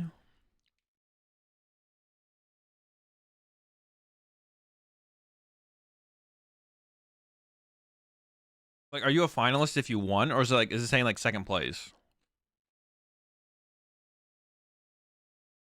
So me, Pram, Tord, I don't know who's won an IC. Has a list page does not contain Mew VMAX, 3,000 plus Twitter followers.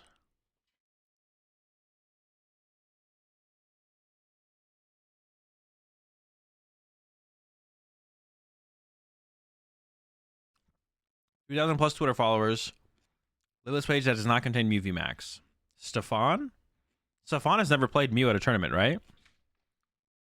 Pablo? Pablo's played Mew. No, Pablo's played Mew. Unless you're talking about for a different one. I think Stefan fits that. Henry might also fit that, yeah. No. Stefan maybe did play Mew at one tournament, but it might not be on the limitless page. Elon Musk. That also works.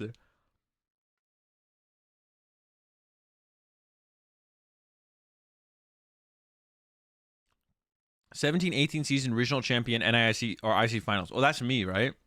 Because I won regionals that year, and then I got second at LAIC that year, right? Wait, did I? Yeah, I did. That's the year I got second at LAIC, right? 17-18. So I fit that one. So I can be this one and put me here. And then has limitless pages not contain UV Max, regional champion. Who won a regional that season?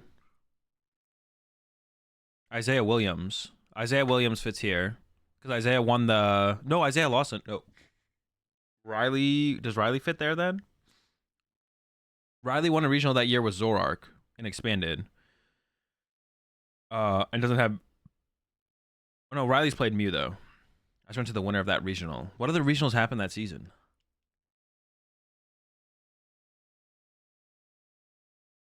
Man, I don't know. Who won regionals that season? And then doesn't have Mew. Yeah, Riley has Mew. Ian Robb? Did Ian win 17-18? I don't know if Ian won in 17-18. Did he? Ian might not have Mew on his limitless page. We could maybe put Ian there.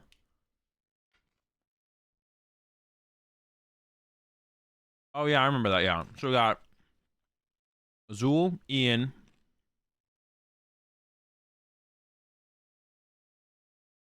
Um.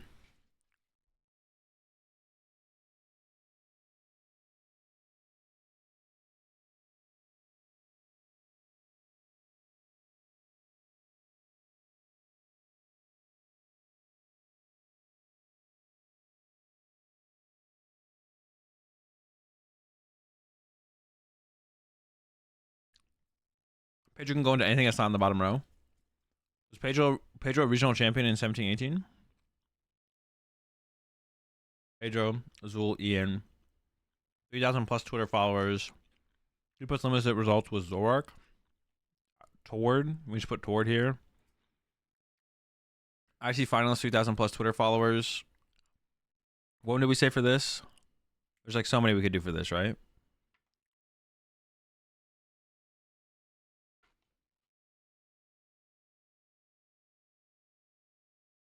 Pedro. Has those pages not contain Mew?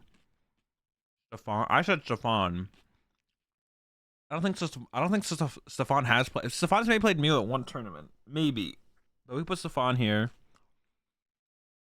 And then Latin American player. 3+ Zorak results. I don't know. Who goes here? Latin American player. 3+ limitless results with Zorak. I don't know. Someone's gonna have to help me out here. Gustavo? I don't know. Was Gustavo playing Zorak like that though? I don't know if Gustavo was.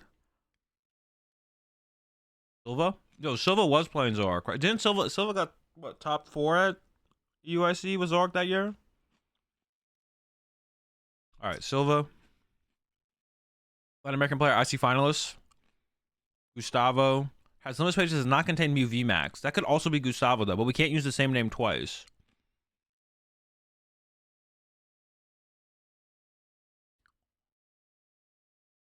So Gustavo, I think Gustavo never played Mew, right? So Gustavo fits both of these, but then we need another Latin American player.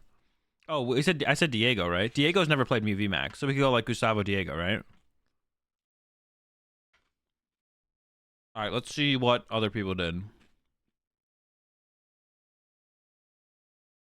Seb, Ian, Danny. Does Dan not have Mew VMAX in it? Maybe not. Tord, Azul, Stefan. Yeah, see, I had Stefan for this one too. That works for, yeah, that works. Latin American player, Gustavo here. An IC finalist. Yeah, Pablo is an IC finalist. And does not contain Mew VMAX. Pedro Petrucci. Dude, I can't read these. Can't read those. When does the VOD review start? I want as soon as I'm done eating lunch. I think there's always multiple answers for them too. But these things are fun. I like these kind of things. I hope Tate keeps doing these.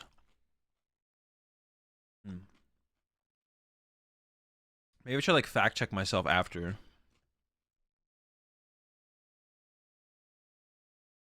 All right, so we just finished round 6.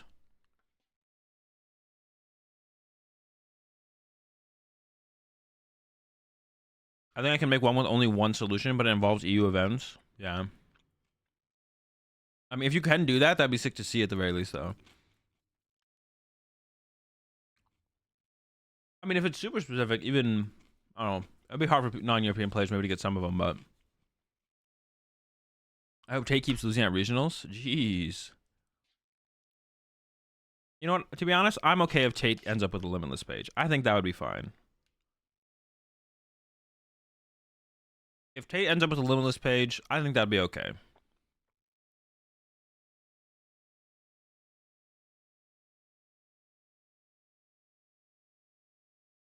Just a top 128, though. What happens with the Alta Villa guy? Danny got DQ'd at Pittsburgh.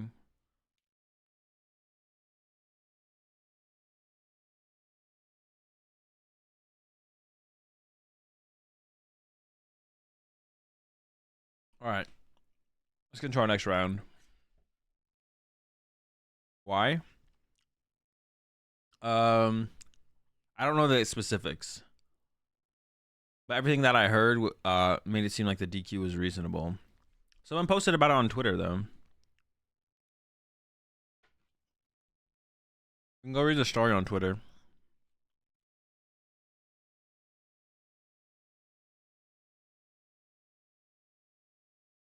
I think the end decision was based around lying to a judge.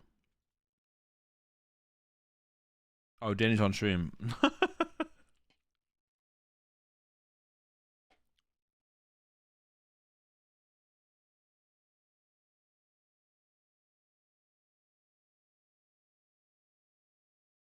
All right, so it's Lost Tina versus Lost Box. I definitely favor Lost Box in this matchup. Sableye War is pretty important. Lost Box does it better. Utilizing Greninja as attacker is pretty important. Lost Box does it better. So overall, I definitely favor Lost Box in this matchup. I actually don't know if you should go first or second in this matchup, to be honest, but probably second. I don't know if the players know what the other player's playing here.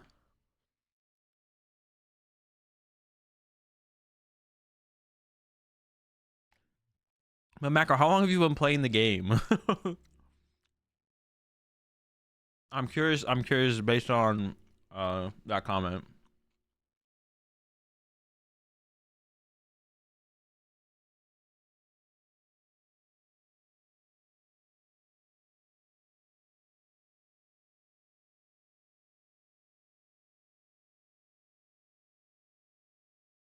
Forever? You didn't go to stuff for very long?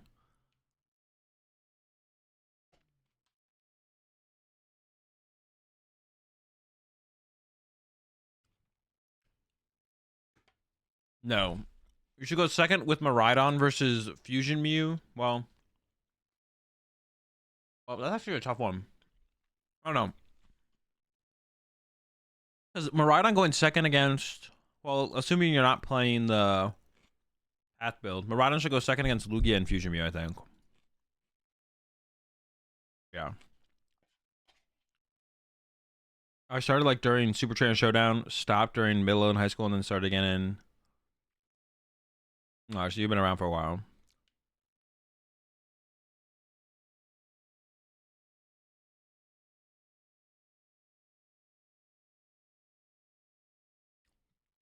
All right, Danny's cooking here. Triple comfy. I don't know if Danny actually plays. I see 1 water, 2 water. Okay, so we can attack with Greninja. It's an important option to kind of give yourself.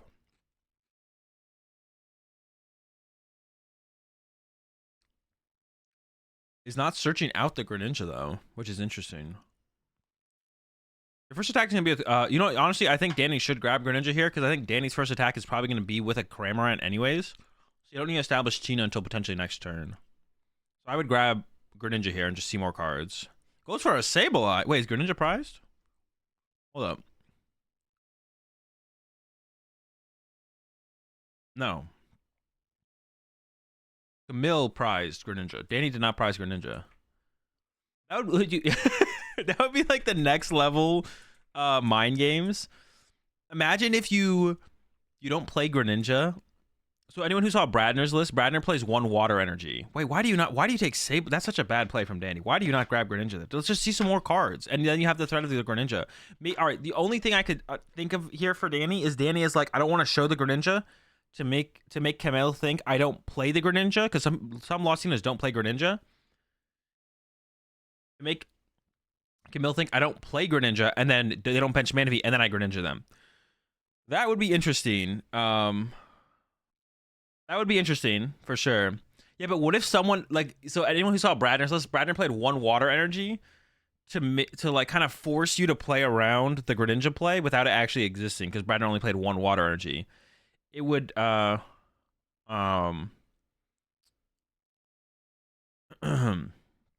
would be hilarious if someone played the water energy but didn't play Greninja.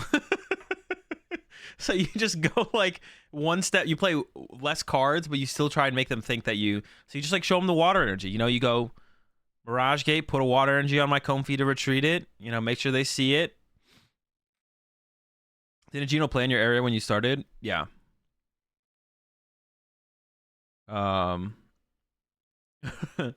Just the retreat. You're like, okay. They're like, okay. They play the water energy. They play Greninja. Gotta bench my Manaphy. You just play the water energy. You don't even play the Greninja. The Manaphy, the Sableye grab is so here because Tina, I don't. Tina's like actually a good Pokemon to set up in this matchup because if you only set up so many small Pokemon, your opponent has to go through your Tinas at some point, and that's when you hit him with like the Rock Sand Path and just like, all right, Rock Sand Path. Now I'm attacking with Tinas, and you're like, oh shoot, they're attacking with Tinas now.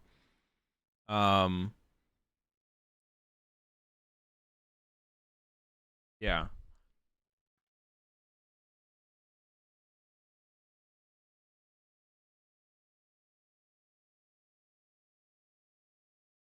Um.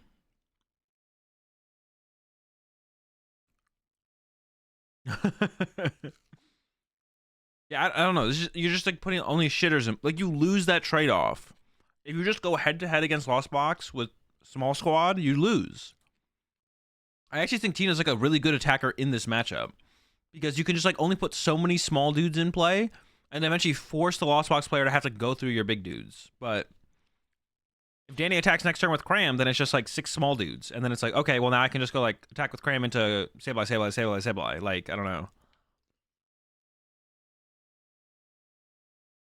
Also, Danny could have seen more cards there as well.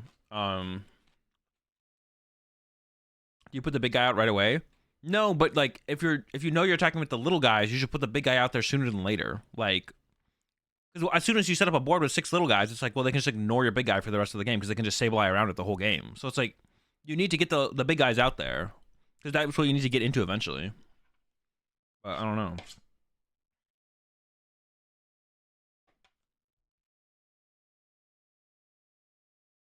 It's just weird. It's just I don't understand. Maybe I'm wrong. Maybe I'm just wrong about the matchup, but the Lost Box deck is better at utilizing Sableye.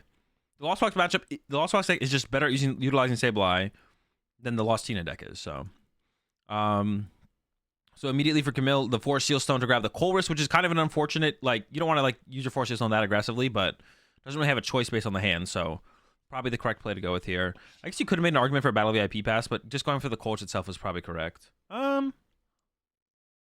that's probably correct. And really good draw there too. Actually, that's a really good draw. I should definitely give up the Forest Seal Stone here. And you definitely want Battle VIP Pass and Comfy. The question is, like, do you get up a Comfy or Escape Rope?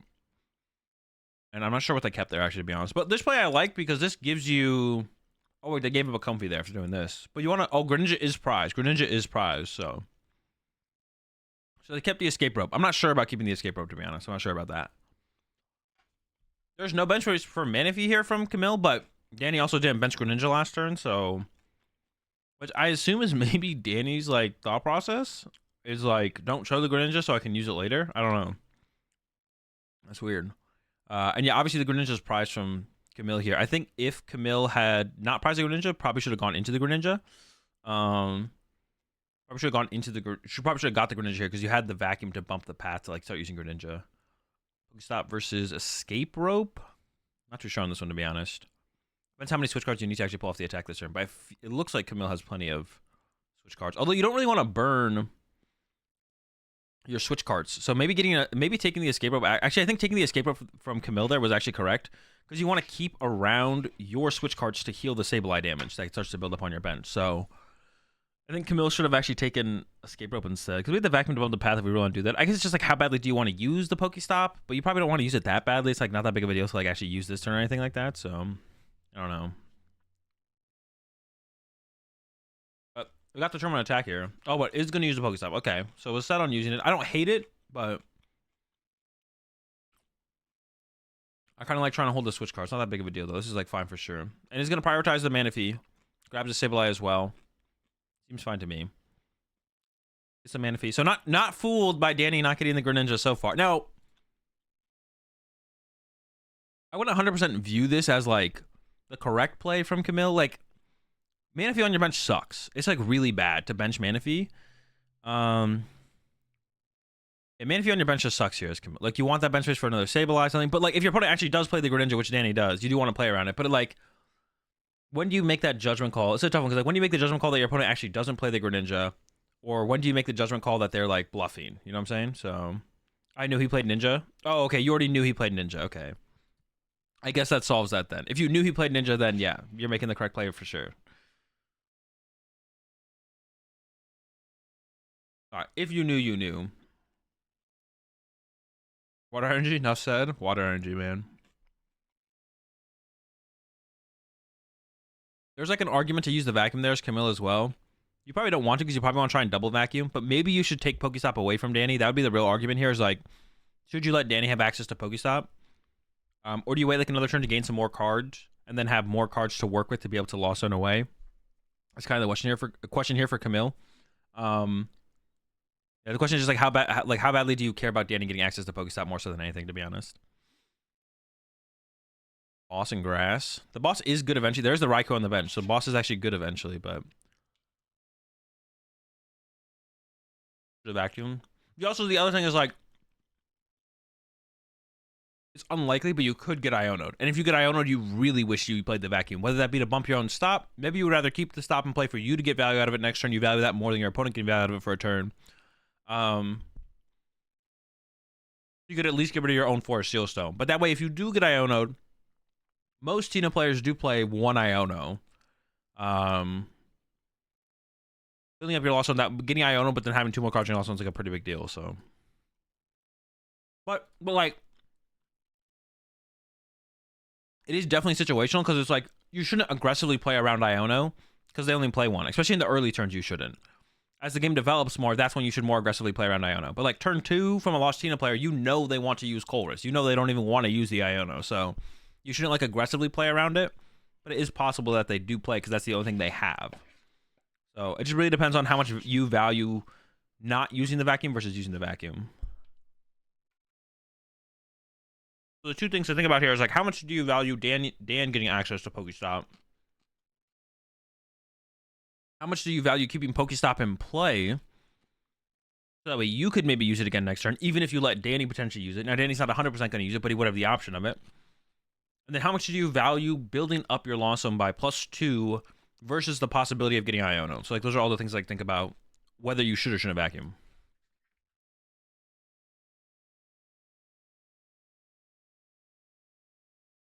What do you think of DT Mew? And I don't know. I've not played in the 151 format. Despite what people might believe, I'm not from the future. Despite what some people think.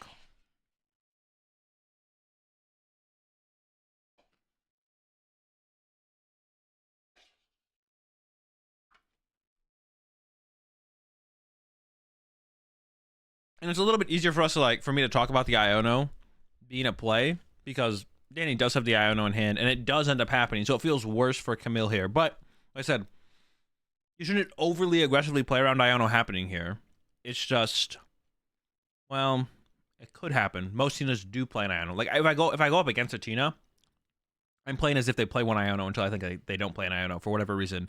What other cards I might see them play, at some point I might think, okay, they probably don't play Iono, but until I see them not play Iono, I assume they have Iono.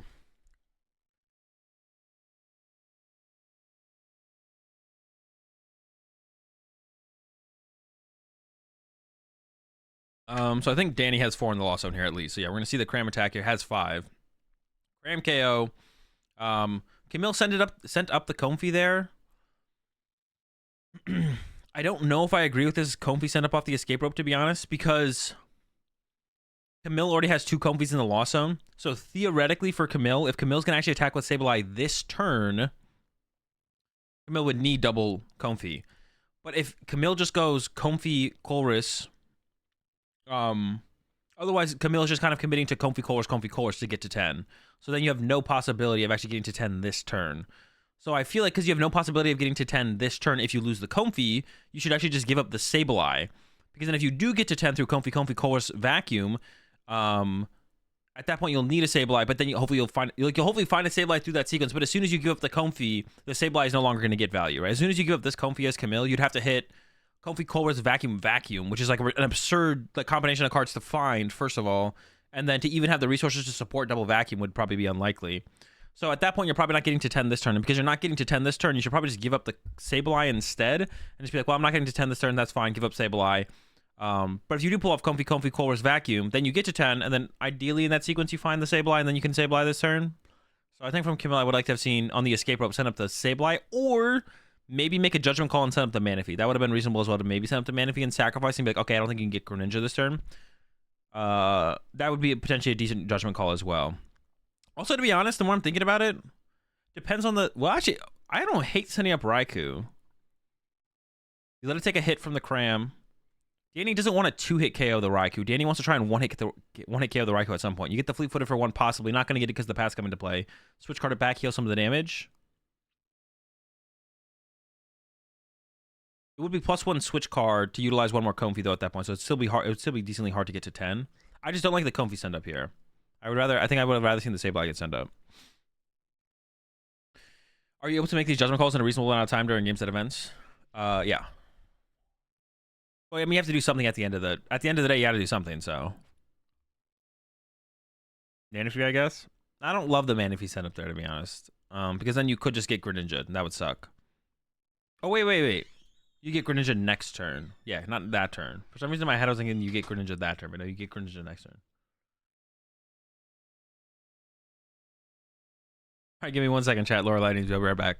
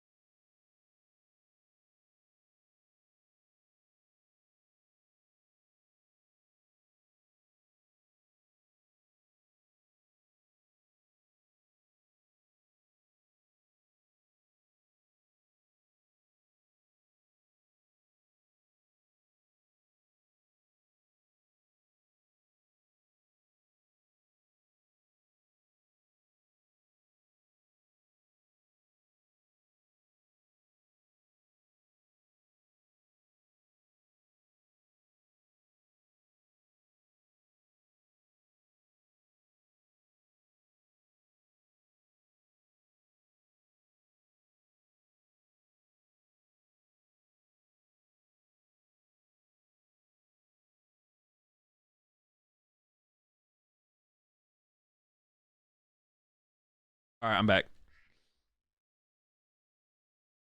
All right, let's get back into it. Where were we? Colors from Camille. And we're probably just going to see a cram attack here, I would assume. I don't think we're getting anything big here. A lot of battle VIP passes in the hand, stuff like that. Eek. Gives up a Mirage Gate, but we've got plenty of those left. Yeah, so we're not going to get... See, why I just didn't love the... See, I think we should have given up the save. That's what I was talking about. Like, getting another Comfy off here. Dig deeper. More draw power. If there wasn't two Comfies already in the Lost Zone, then it's like, okay, if we find a Nest Ball, we find one of those other Comfies, then all of a sudden we're seeing more cards. But yeah, now Camille's like really tapped for draw power in this situation. It's not looking good. All right, attach retreat, cram slap, draw card. Back over to Danny. So this actually isn't like a terrible spot for Danny drew a prize card, right? Or am I trolling? This actually isn't like it doesn't feel like a terrible spot for Danny, to be honest. Although I don't know why Danny... I guess you recover the Comfy there to play around Echoing Horn, I guess. I don't know if Camille plays Echoing Horn, but a lot of people do. So, like, it's worth playing around it there and putting that back in the deck so you don't get Echoing Horn. But yeah, see, at this point, this is what I'm saying, like, about the... Like, Danny's probably attacking with Cram here, right? And it's like... I feel like you just made it as easy as possible for Camille to win then. I mean, I actually need to play more of this matchup, to be honest. But now Camille's just like, okay, we're just in a Sableye war. My deck's better at being a Sableye deck. It's like, and Danny's like, oh yeah, I guess I do just lose, right? Like...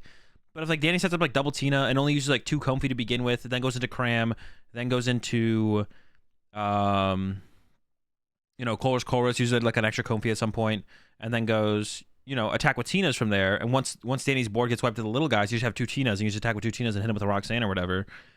Then it's like, okay, Camille can't just like attack with another Sableye. You gotta get the Dragonite, get Dragon in play. Mirage gets your Dragonite. All this while Roxanne is potentially happening. But yeah, once you just enter the Sable War state. I feel like you're just favored here as Camille, right? Like I don't know. I don't love the I don't love the way I've been seeing Lost Tina players play this matchup because it feels like you're like planning to lose. Like I don't have a better way to describe it, but it feels like you're planning to lose the game. I don't know. And even there, Danny loses it. Like the Tina's like a good Pokemon in this matchup. Like it's a bigger attacker.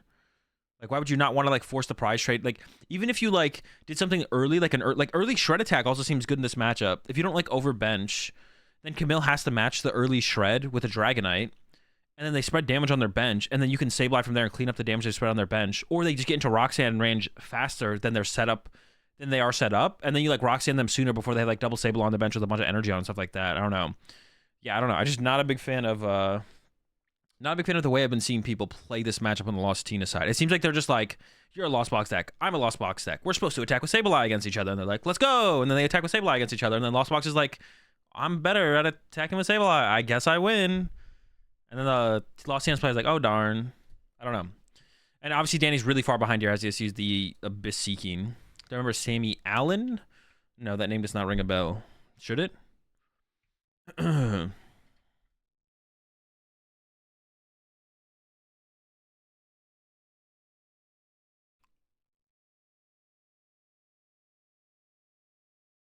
What are you guys arguing about in chat right here? What are you guys arguing about? All right, see the heavy ball come down from Camille finally. Finds the Greninja. Not going to be super effective here. Manaphy's on the bench for Danny. But if we get a Sableye attack here from Camille, then we'll be able to see the Manaphy get dealt with. And also, I think both Super Odds are gone for Danny. There might be one in the hand here. I think both got seen last turn. It is in the hand here, but there's no like way to find it. And Camille's actually just going in with the Dragonite, which I think is just fine here. At this point, I think going with Dragonite is just fine. I assume the Dragonite attack will actually happen here. We'll see. It looks like there's only one other water energy in the deck. So we'll need a switch card as well as the energy. Second Mirage Gate. So the psychic went to Sableye. So that means I assume Camille has a switch card here. And this might put Camille too far ahead for Danny to make a comeback, to be honest. I think it will. As long as Camille doesn't attack with Dragonite back-to-back turns. That's the one thing that I could say could lead to a loss, potentially. Okay, yeah, there's a water in the hand to retreat. Dragonite's coming up swinging. 20 to everything. But yeah, like from this point on, Danny, like Camille's at 2 prize cards remaining. Danny could go Sableye, take 2 KOs on like the Sableye and the Comfy. But this goes back to what I was talking about, that earlier turn from Camille, where Camille just like when the escape rope happened from Danny, and Danny was obviously going to probably attack with Cram, and Camille pushed up one of the two Comfies instead of pushing up the Sableye, it's exactly what it felt like it was. That this could happen, right? Where Camille's draw power turn to turn has less of it, less draw power through the Comfies, isn't even getting close to 10, and the Sableye's just here. It's like, well, if you're not at 10, I can't do anything for you. So like, I think keeping around the second Comfy from Camille was definitely the correct play, and losing that Comfy when you already had 2 in the lost zone was definitely a mistake. Should have just kept the draw support in play. The idea of keeping the draw support in play, I think, was like a bigger deal for Camille, more so than anything. And also, on that previous hand before it got Iona, probably should have played one of the vacuums. I believe there's 2 vacuum in hand. It could have even vacuumed away a vacuum plus got rid of 4 Steel Stone, or the Pokestop, just depending on how much value Camille thought Danny could get from the Pokestop, to just like build up the lost zone sooner, just in case the Iona happened. It seemed like the hand was comfortable enough to play one of those vacuums. Of course, like, you're not stressed about the Iona happening on that turn from Danny. It just kind of did happen, but but the biggest punishment we're seeing here is that the Sableye just on the bench being like, I can't do anything for you, bro. Like, what do you want from me? And that's like where this developed. And Danny should try and KO Camille's. I think does Danny even have a chance to win? I think Danny's only hope to win is the hope that Camille attacks with Dragonite again. So how do you even approach that? I think what Danny actually has to do here is KO the Cramorant. I think what Danny has to do is go Sableye, 9 to Cram. I don't know, put 1 on Manaphy, 1 on Sableye. Hope that Camille's only option for an attack next turn is literally to attack with Dragonite again and go 20, 20, 20, then 30, 30, and then wait, but that doesn't even do it though. Dan has 5 prize cards left. Yeah, Danny just loses, to be honest. It's just over. I don't know how Danny ever wins. Even then, Danny wouldn't win. Because Danny has 5 prize cards. It's not even, yeah, this is just over. Yeah, how do you get 5 prize cards in 2 turns? Yeah, still just over. I like in my head, I was like, okay, we can get down to 4 prize cards. But I was like, that's still not enough. There's still another prize card to be had. Are you even supposed to bench Sableye before getting into Roxanne range? Yeah, you can bench Sableye aggressive like the way Camille did, I think was fine, especially having Greninja prize. Like benching the Sableye was fine from Camille, but when the escape rope happened, Camille should have sent up the Sableye because the draw power of the Comfies when your Greninja's not in play and prize and can't be utilized, is too important. Because Camille just wants to be able to see cards. Overall on the following turn, you just want to be able to see the cards. I mean, the Iona overall is like not expected to happen that early and does kind of throw a wrench into the gears for Camille. That's kind of unexpected. So I wouldn't, like I said, you don't want to play too heavily around the potential of the Iona there because there's just one. So you don't want to like all in be like they're gonna Iona me next turn when it's like, well, no, they're probably gonna Colress next turn. But then it was Danny only had Iona and didn't have a Colress. Danny didn't even want an Iona there. Danny wanted to play a Colress, just didn't have one. So. Oh, there's another Iona from Danny. Okay, so second Iona. Well, that's good information for Camille in the future. Now that you know that they play 2 Iona, now you probably want to be like, okay, I'm gonna play a little bit more heavily around Iona next game for sure. 2 Iona, that's a big difference. That's like an increase by what, 100%? It's a 100% increase, right? So of just like seeing Iona throughout the game. So it'd be like Danny still wants to Colress more frequently in the early game, but there's a lot higher chance of like not having to like. When you don't have a Colress, there's a lot higher chance of actually having an Iona to work with, so. Clarifying there from Camille. Yeah, like I said, I don't think... Well, okay, the win condition here from Danny, I guess it... Okay, there actually is a win condition here from... okay, so the win condition here from Danny is retreat to Sableye. Sableye goes and KOs Camille's Sableye.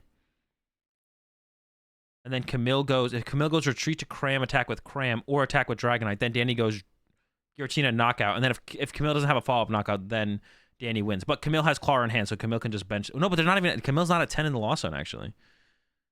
It's once again still only at 7. So actually, I don't even know. We'll have to wait and see what Camille's hand. I know there's a Claw in the hand here for Camille, but I don't know what the rest of the hand is.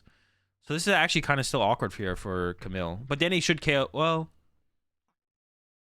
Yeah, I think you still KO the Sableye here. And you KO the Sableye and you KO the Comfy. So 6, and you remove the Comfy from play because it's the draw power. So you remove all the draw power from Camille's side of the field. Yeah, interesting. Throws 1 on the Manaphy. I don't know where that 1 should go, to be honest. That seems fine for now. We'll see if it ends up... we see oh my gosh, Vacuum Drapion Clara? Okay.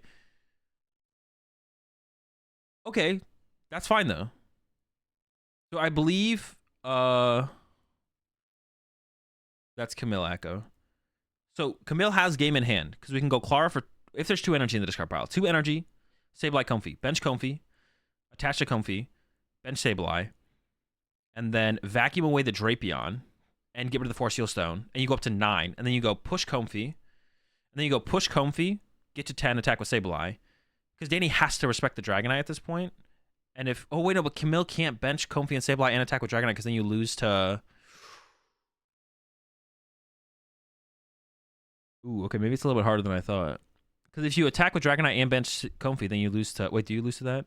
It'd be 6, 5, 2. No, you still win. 6, 5, 2 is 13. Okay, no, my plan still works. My plan still works. You vacuum the path. Yeah, so Camille has game in hand here. Camille does have game in here. Clara, good start. Yeah, Camille has game in hand here. It's the same play. It's the play that I just talked to. So you bench Comfy with water. You bench Sableye. Dragonite attack. A Sableye only does 12, and you need 13 damage counters for Danny to win on the next turn.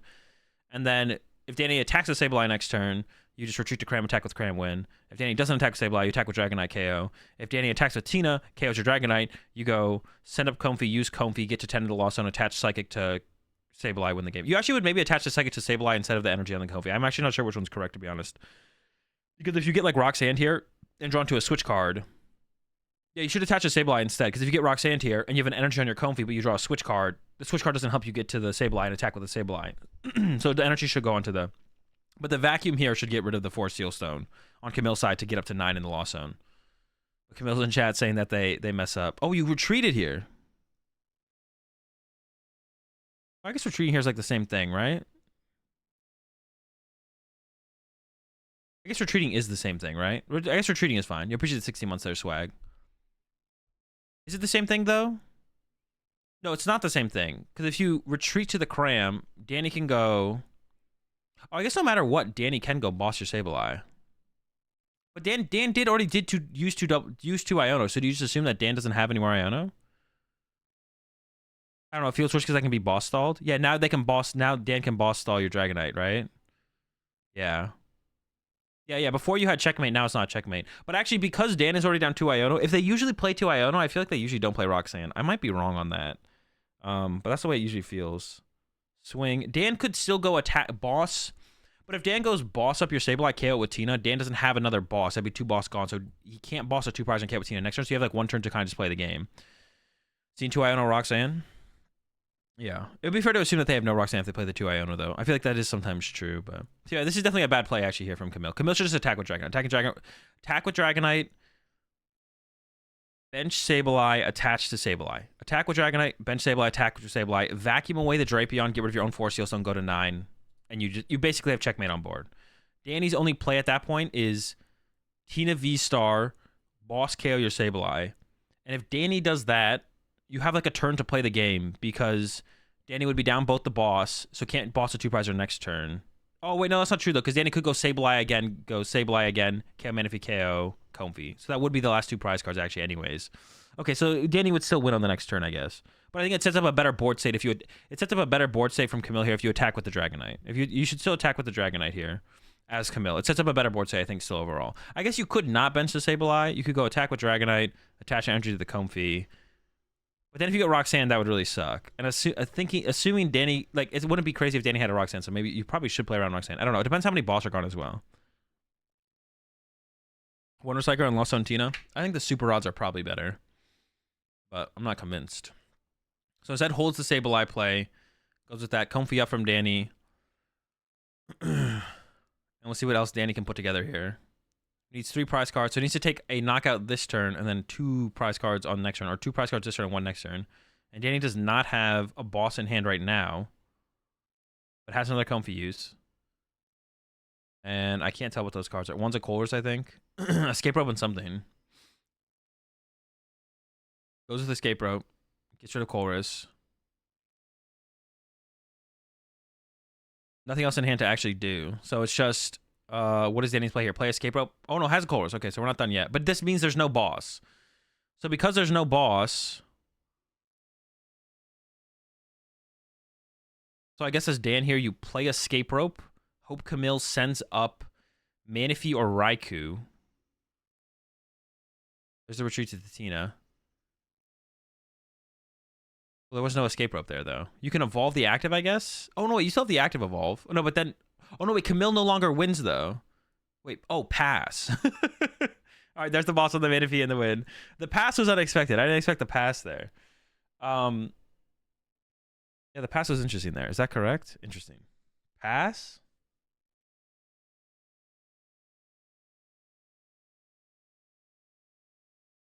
I don't know. Is that correct? Pass? Pass? Pass? No, that can't be correct, right? Passing here doesn't really make it that much sense from Danny because you're just giving Camille a free turn, right? Because you're not pressuring. Camille gets a guaranteed +1 turn to win the game because Danny can't draw 3 prize cards on the next turn. So the pass is weird. Did Dan draw into a Roxanne? Maybe. Then maybe the pass does make a little bit of sense because you just like pass this turn, Roxanne next turn. Yeah, Camille has the boss there. Yeah, to be honest though, Dan could have knocked out the active and just hoped Camille didn't have a Cull risk because all the Comfies are gone. And there's only 1, 2, 3, 4, 5, 6, 7, 8 in the lost zone. So Comfy goes to 9. And if there just is no Sableye, there's possible there's no Sableye from Camille. You used to lose to Sableye and now you lose the boss too.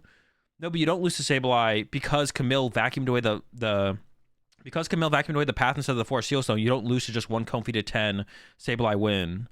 So I think it was correct for Danny to just take the knockout and pray from there. I don't know. It's like a really bad spot for Danny, obviously, but it's a really bad spot for Danny no matter what. But Camille left, and there was an opportunity. There's multiple opportunities for Dan to get fortunate in this scenario because of how Camille played, though. So Camille definitely could have had a developed board state that limited Danny's potential for a comeback. Oh, this is the replay. The replay like throws me off so much when I do this. All right, let's peep these prize cards. Nothing important, I think, on either side, right? 2 Nest Ball actually for Lost Tina can be annoying because like after the initial turn, if Dan's like only playing like 3 Nest Ball, then it can hurt. A TCG replay is comical. I think it's cool. Actually, I just want to let's just watch it. I think it's cool filler though. Like, would you rather just the casters sit there like looking at you while they talk? And like they can talk about these moments too. Let's actually just listen to it. Let's see what they do with it. I've never actually watched this before. I just know the replay exists. Oh wait, chill.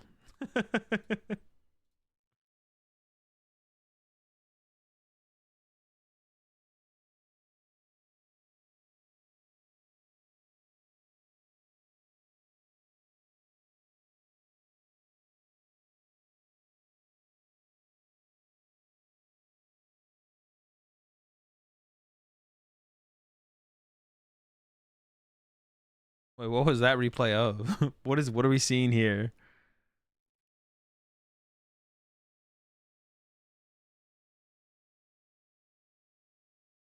Oh, I guess this is when Camille took a knockout with Cram.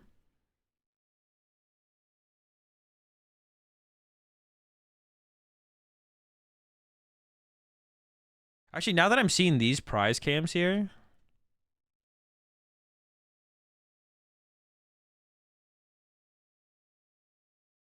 See, like, that's a good one right there. That's a good replay cut to have where the dragon... I didn't even finish, like, the full thing. I mean, it's like they need to get a little bit better at what they're showing. All right, so these prize cams here, this is... So, there's a problem with... I talked about this on the podcast. I actually, now that I see this, the way this looks, I think I have a solution. Or this is what my solution would be. So, there's a current problem with how they make you play out your prize cards on stream. Where... they make you set up and then not lay out your prizes. And then they have you lay out your prize cards, because you can even see it here. They have you lay out your prize cards at the same time when the camera's looking at it. So they force you to lay out your prize cards like this. You're laying out your... So they make you set up, except for laying out your prize cards. And then they tell you to lay out your prize cards. At the beginning of game 1, they tell you. Going into game 2 and 3, you can just set up as normal. And they go to this cam still, so they can see you lay out your prize cards as you lay them out. Now, the reason this is a problem... is because let's say Camille prizes, I don't know. There's nothing really important in this matchup. Let's say Danny's playing Mew and Camille's playing Lost Box, and the first prize card that Camille lays out is Drapion. The crowd's reaction, if they're loud enough, can be heard through the headphones and the white noise on the stream. So then Camille's like, oh, well, I just prized something that the crowd reacted to that is a big deal in this game or in this matchup. I'm playing against Mew and I play a Drapion. I prize my Drapion, right? You just know. And then if you probably prized Heavy Ball as well, there'd be another crowd reaction, and Camille could be like, well, I know my Drapion and my Heavy Ball are prized because the crowd just reacted twice, right? And then Danny could hear that and be like, well, the Drapion and Heavy Ball are prized. I'm just going to play super aggressive as if there's no Drapion, right? Um, so that sucks. So a solution to that would be to let both people lay out their prize cards and then go to this prize cam after the prize cards have been laid out and show the players prizes at the same time. So that way, if there is a crowd reaction, it's like, okay, what are they reacting to? And where is it in the prize cards? Because like when I played against Sander in top 4 of NAIC, I knew my Phoebe was prized and I knew where it was. I knew my Phoebe was prized and I knew where it was because when I went to lay out my prize cards, I could hear the crowd react and I was like, well, I prized my Phoebe or I prized double Pikachu VMAX, but they reacted after I put out one card. So it's probably my Phoebe. And then when I went to go search my deck, I was like, yep, my Phoebe's prized and I know it's in the top half of my prize cards. And it's not like something I don't want to know where my prize cards are, but it's like, how do I not? Like, I just know where it is and I know that it's prized. And I was like, I hope Sander doesn't realize that my Phoebe's prized, right? Because me knowing it's prized doesn't really matter because when I go use my first deck search, it's like, okay, well, I just know. Is that intentional cheating? No, it's not cheating. I have no control over that. Cheating requires intent. I had no intention to know my Phoebe was prized and where it was. It just happened because I could hear the crowd. So I think what they should do is don't show the players laying out their prize cards as they lay them out, because then the reaction of it will tell you which player the crowd's reacting to and where in which prize card they're reacting to as well. That wouldn't be cheating. That's an environmental factor. Yeah, exactly. Bro intended to prize his Phoebe.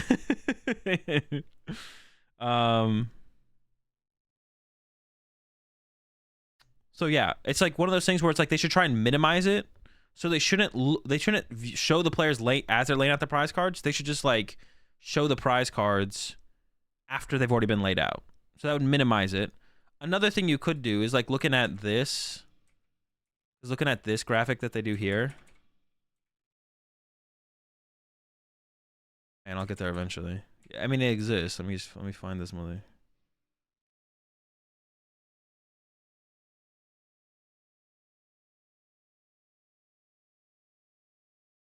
It's in here somewhere. A little bit further. Give me that replay action, bro. Like this, they could just like pull these up as well after the game has already started. I was there. I gasped. Sorry. I mean, like, and I'm not saying like. I mean, it would be. It'd be cool to see and like respectful from the crowd to like not. So like, if you're in the crowd to like not make a loud reaction to like something being prized, like. It also happened recently. Now, I don't think Alex or Tord has said anything about it. I don't know. But in EUIC finals, the one where Szymanski beat Tord, Szymanski prized Vulpix V-Star, and the crowd did react. But I don't know if the players... If I remember correctly when I watched it, it definitely seemed like Tord and Szymanski heard. But I don't know if either of them have said anything about it. But like, I don't mind saying anything about my thing against Sander, because it's like, what are you going to do? It doesn't really matter. You're not cheating. It's just kind of something that happened. But if they did, like, if they let the player set up, and then, like, on the first search, like, when, like, let's say Camilla's going first, on Camilla's first search of the first turn, they pull up Camilla's prizes. Then is when they pull up the prize cards. But then you go into the factor of, like, if there is a reaction, they're obviously reacting to Camilla's prize cards versus Danny's. So, but it would be, like, at a point in the game where, like, maybe the players wouldn't even think about it. I just think, like, I think what they do right now could definitely be improved on. Because otherwise, I think it's definitely possible for people to get an advantage from it, and I think we should try and minimize that. The way they do it right now, it's really easy for something to go wrong. I think they should just make it harder for something to go wrong, because it really sucks. Imagine if you're like watching the top 8 or top 4 or even finals of a match, and then the crowd reacts to the prize cards, and then everybody knows that the game is going to be played differently. The crowd knows, the players know, the judges know, the casters know. It's like, well, they're just not going to play around that card this game, and then they don't, and then the game shouldn't have been won by that player. But it was like an outside influence that changed it, right? It's like they just know the tech card's prize, and they're like, okay, here we go. You know what I'm saying? So I think they should just like I think there's a lot of ways to improve it, and hopefully they change how they do that at some point, because right now I think it can potentially be way too big of a factor. Like, it would be so deflating. It'd be so deflating for the players, for watching the game, like everything. It would just be like watching that happen would just be like, well, I mean, I guess. Well, like, what's the point of watching this anymore? It's not even a real game at that point. You know what I'm saying? Like, I don't know. They need to improve it somehow. I don't know how. I'm pretty sure I know what happens in this game. It's pretty epic. So we can skip through this one real fast. Camille pops off on this first turn. Cooks, some Comfies, some Greninja action, some Pokestop. A little a little Pokestop action here from Danny. Ooh, Comfy, Tina, Clara. Dude, Clara in Lost Tina has got to be garbage, bro. To be honest, just based on that, I'm glad Danny lost this match. Clara in Lost Tina's got to be trash. That's way too slow. Should do your immaculate. I've already done them, Tate. I did before I started VOD reviewing. I did the one you tweeted out today and the same thing yesterday. We already did the grids. I think we got pretty close. Me and Shaq got pretty close, if not perfect scores. We maybe didn't 100% get the players that you had in mind, but there's definitely multiple players that fit the criterias. But it's really hard to like find like one player that would fit a criteria. Dude, you really hate Lost Tina? What? No, that's a comment about a bad list, not the deck itself. I was saying Clara in Lost Tina. Now that's cringe. Lost Tina itself is... Yeah, there are always multiple possibilities. Yeah, it'd be really hard. You have to get really specific. And if you get too specific, then it might be too easy, to be honest. Like if you got really, really specific with the things that you have to match, then it might just get too easy, to be honest, at that point. Because there'd only be like one player who could like match it, and then maybe it'd be too obvious. I don't know.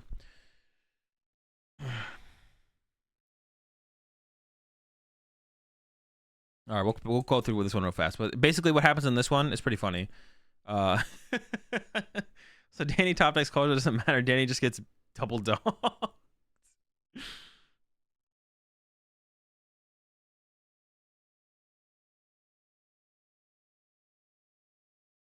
Tier 1 pasta? Like the pasta itself or like the dish? The dish? Lasagna, fettuccine, carbonara solid as well. Yeah, so Danny ends up with a... Wait, was Dan about to play Danny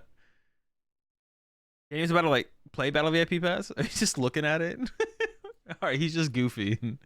And then... Alright, Camille with the dub. Only a 1-game series. I didn't like the way either player played the first game. Like I said, my experience of that matchup on the Tina side is like... Well, Camille played pretty well. There were just like some obviously like gameplay or like gameplay goal like errors that I think Camille made, but Camille played pretty well overall. On the Danny side, I don't know. That's how I see every Lost Tina player play the game, though. I don't know. Is that the correct way to play it? As Lost Tina, play as if you're a Lost Box? That doesn't make sense. You're just like I feel like you should play more into using Tina. Like use your small dudes in the early game, but then get down to Tina eventually and just only be attacking with Tina.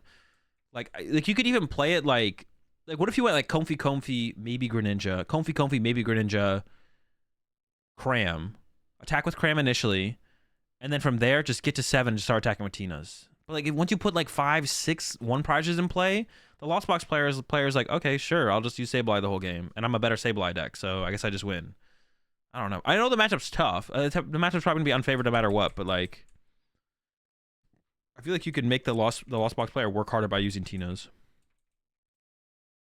Pokestop before Colress is better because you have more info. Well, it's only if you want to use Pokestop, though.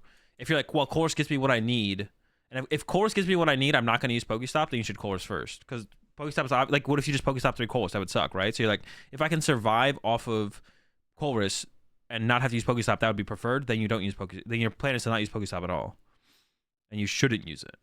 Wait, are we really already in round 9? All right, I got to pee real fast, chat. I'll be right back.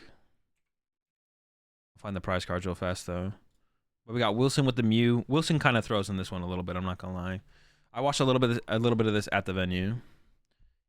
Yeah, if you know you're definitely gonna use Pokestop, but it's really hard to determine if you're definitely gonna use Pokestop, to be honest. But if you know you're almost definitely gonna use Pokestop, you should Pokestop first. Yes. Is there a reason not to?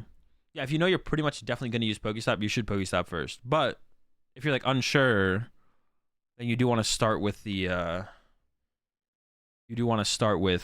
Colress and like Greninja and Comfies and stuff first, and then be like, okay, after I've done all this stuff, do I still want to Pokestop? And if the answer is no, now I don't want to Pokestop. Now you're not forced into it, right?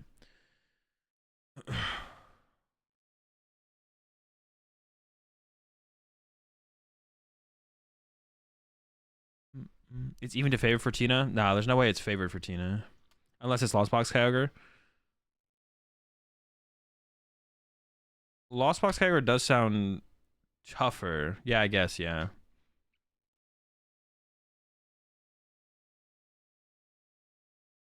Pokestopping first gets you the most information if you're going to use it for sure. Oh, I thought you were saying like the information you gain from Pokestop confirms whether or not you want to use it for sure. Do I own any pets? Rats as pets? No. Rat cam, think about it. All right, I'll think about it. All right, I'm gonna use the bathroom. I'll be right back.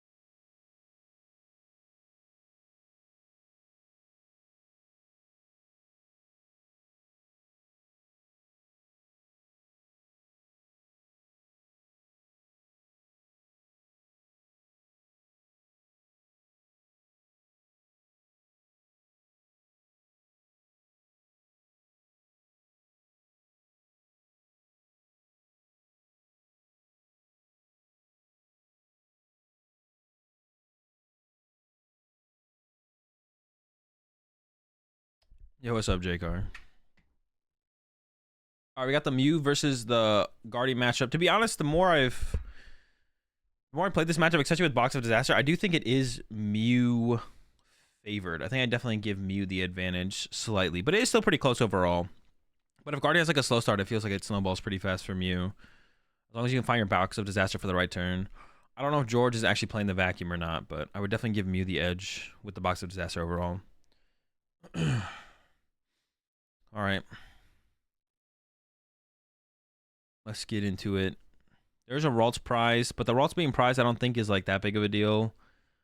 Because I feel like you usually Mirage Step in this matchup anyways as the Guardy player. So if you're going to Mirage Step no matter what, it doesn't really matter too much. George has an interesting hand. There's a lot of energy in it. There's a lot of cards in Alex's hand. There's a lot of cards. We got the Force Seal Stone. We have a Cram. There is getting rid of I don't like getting rid of the tablet because you need quad tablet to KO Guardy EX in the late game with the does Alex throw by like never leaping? Yeah, Alex messes up by benching Oricorio. I don't like getting rid of the tablet here as Alex. I think instead you should just Ultra Ball away. Keep the tablet, attach double turbo active, Ultra Ball away the Cram-O-Matic, and then put the Force, get a Genesect, put a Force Seal Stone on Genesect, and then just use the Force Seal Stone to get 2 more Genesects with the Battle VIP pass. Because now you just lose, like the tablet's just too important to be able to have the threat of chasing Guardy. Now here comes the Ultra Ball. But yeah, like I said, I think we should just keep the tablet in this situation. I like keeping the tablet here. Big fan of keeping all 4 tablets around in this matchup. You just want to have the threat of like it's not that hard towards the end of the game to have the quad tablet KO Guardy X. I guess it's just not that hard to have. Like you have like 3-4 turns to like start to go through your deck and get to that point where you can go boss quad tablet KO. Like it's not difficult to do at all. So I don't like the idea of like losing the tablet there at all. We should try and keep the tablet around. We could have just gone like Alex could have gone Ultra Ball away the Cram and the Vacuum. Retreat to Genesect. Escape up the Mew back into the active. Attach the double turbo to the Mew. Use the Force Seal Stone. Get a... Or it goes like this with the... Okay, this is different actually. Now Force Seal Stone gets VIP Pass for 2 Genesects. Uses the first Genesect first. I think, yeah, with the way that played out there, I'm fine with using the first Genesect first there. I guess in the other situation, you would have just had 2... No, if your start is like really weak like that, if you had the tablet in hand here, only going Genesect for 1, I would have just used the Force Seal Stone immediately. I would use the Force Seal Stone immediately. Instead of just drawing 1 card and hoping for it to battle VIP Pass, I think I would just use the Force Seal Stone to get a battle VIP Pass to make that first Genesect draw more powerful. And then here I would just grab double Genesect off this battle VIP Pass. Because the extra draw from the next Genesect could make a difference here. So I would get double Genesect off this battle VIP Pass. Because like your first Mew is not under any threat, and you just want the extra draw power to hopefully set up a little bit more. Because like you could go first Genesect, second Genesect could like draw some cards that are playable, but not like more Pokemon, and then the third Genesect could get you more Pokemon, which then sets you up more. But yeah, you should definitely just go triple Genesect here. Getting the Mew, I see so many people do this where they get the second Mew over the third Genesect, but you're always benching 3 Genesect. So I don't know why anyone. I see so many people do this in situations where their active Mew is never under any threat. Which is like this situation here. This Mew is not under any threat. This Mew's big chillin'. Big sleeping. So yeah, it makes no sense to not to have this be a third Genesect. And then try and find Mew plus Oricorio at some point as well. Choice Belt to bench. So actually the Choice Belt... actually where the Choice Belt should go to a Mew here so you can threaten like the boss KO without having to burn a tablet. But... should go to the bench of the active. I would put on the active here. Because this one is more likely going to attack this turn. And then not need Box of Disasters. And then the next turn, you're going to want to retreat to the other Mew VMAX with Box of Disasters and go for a knockout. So I think actually the Choice Belt's better on the active Mew here. So I would have liked to have seen the Choice Belt on the active Mew here. Another Genesect for 3. Finds a Fusion Energy. You're probably discarding the Fusion Energy and keeping the Ultra Ball here. You do lose the possibility for quad Fusion Energy, which is kind of annoying. But you're probably just Ultra Balling away Vacuum and Fusion Energy here, to be honest, to get another Genesect and draw again. I can't think of a reason to... I don't know. The fusions can't be... It's so hard to set up the fusion play, and Ultra Balls are just so important. To keep you playing the game, the Ultra Balls are just too important. And at this point, if you didn't get a fusion down turn 1 as an attachment, it's like really hard to get to quad fusion. I don't know. You shouldn't bench Oricorio in this matchup. You should bench Oricorio in this matchup if you go second, but not if you go first. Because then you stop the turn 2 knockout with a Guardi EX. But with Alex here, Alex is about to bench Oricorio and definitely should not bench Oricorio here. See, this is what I'm talking about, the Fusion Energy. They're just going to start clogging your hand. And now you don't have an Ultra Ball to like free up your hand. Yeah, I really do not like the way Alex sequences. I think you just give up the Fusion there. You just give up the Fusion Energy there. You just give up the second Fusion there for sure. You just give up the Fusion Energy there. Keeping Ultra Balls like literally your most your Ultra Balls are literally draw cards in this deck. Ultra Balls are like literally your best cards. Vacuums are like secondary to that being pretty powerful for draw cards, but not as good as Ultra Balls. So I think Alex should have Ultra Balled away the Fusion Energy and the Vacuum. Because now we start to see this hand starts to clog up a little bit here. And then Alex does bench this Oricorio, which you definitely shouldn't do. There's no reason to bench the Oricorio right now. I think you should have just passed with both Ultra Ball, Fusion in hand still. I don't know. You want to progress your board state a little bit more than that, I think. I would want to progress my board state a little bit more than that. I think Quad Fusion is kind of like an unrealistic... It's not unrealistic. It's just really hard to do in this matchup. Quad Fusion is like really hard to like make work in this matchup. Unless you like attach a Fusion down turn 1, but Alex had a turn 1 double turbo.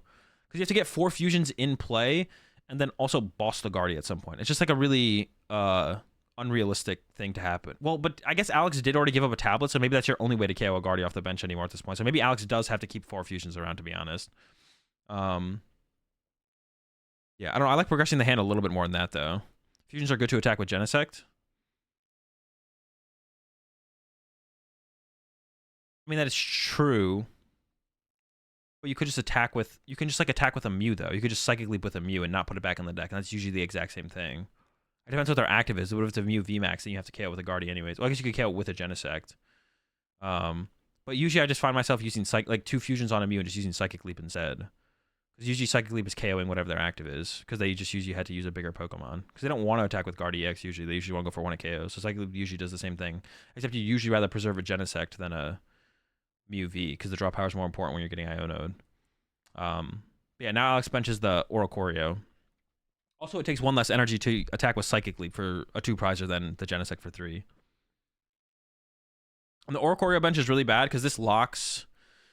The Oricorio bench is real bad from Alex because this locks him out of being able to use Psychic Leap at this point, basically. As long as George doesn't boss KO the Oricorio or boss KO Genesect, Alex can't use Psychic Leap. So George can kind of just beat up on these two Mews with literally anything. George can just start punching these two Mews. And then put Alex in a bad spot through that. So Alex can just ignore every other Pokemon on the board and just start hitting these two Mews. With literally, it doesn't have to even knock them out, but as long as you're just doing some damage to them, it's doing something. So, yeah. I was going to say it's probably it's correct to retreat here, but the Ralts actually, at this point now, the Ralts doesn't do damage to the Mews because there's an Oricorio in play. But if the Oricorio wasn't in play, there is a threat of the Ralts doing 10 damage. So you'd want to have the Mew with the Choice Belt against the Ralts, because otherwise if the Ralts hits the Mew without the Choice Belt, then the Box of Disaster gets like pre-broken. Which you could like vacuum the Choice Belt away and then get the Box of Disaster on this Mew, but it's like more work than you want to do. So you do want the Mew in the active with the Choice Belt. Glistening Droplets over Psychic Leap? No, but I mean, it doesn't matter. I mean, it doesn't matter what he thought. I'm just telling you it's a misplay. I don't care what he thought. I don't care what Alex thought or did. I'm just telling you what Alex did is a misplay. Glistening Droplets is also like a viable attacker in the matchup, but it's not something you force into play. There's no reason to force Oricorio into play here. You gained nothing by putting Oricorio in play this turn, except if you get Iono'd, it's not in play. If you get Iono'd, it's in play now versus at the bottom of your deck. But the value of keeping the bench space open... The value of keeping the bench space open is more valuable than having an Oricorio in play. Why does it lock out Psychic Leap? Because if you Psychic Leap, at this point, if Alex uses Psychic Leap, you only have one Mew in play, and then George just goes boss KO your lone Mew in play, and then you can't attack with Mew next turn. Yeah, I never really care what the players are... I mean, that's obviously what Alex is thinking, is that I like having Oricorio in play here, but that's like irrelevant to whether or not it's a misplay or not. Like, it's irrelevant to just be like, oh, but Alex likes having Oricorio here. It's like, yeah, sure, who cares? It's a bad play. Like... It doesn't matter what Alex likes. It matters if it's right or wrong.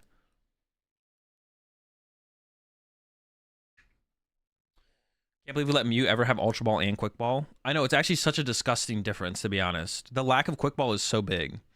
So over to George, gets the Mew. Looking for the Battle VIP pass here. Actually, George's hand kind of sucks, I believe. But if we get a Battle VIP pass here, it's fine.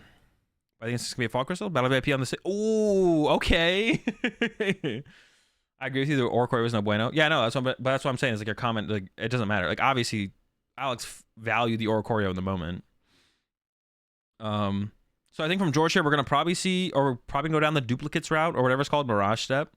So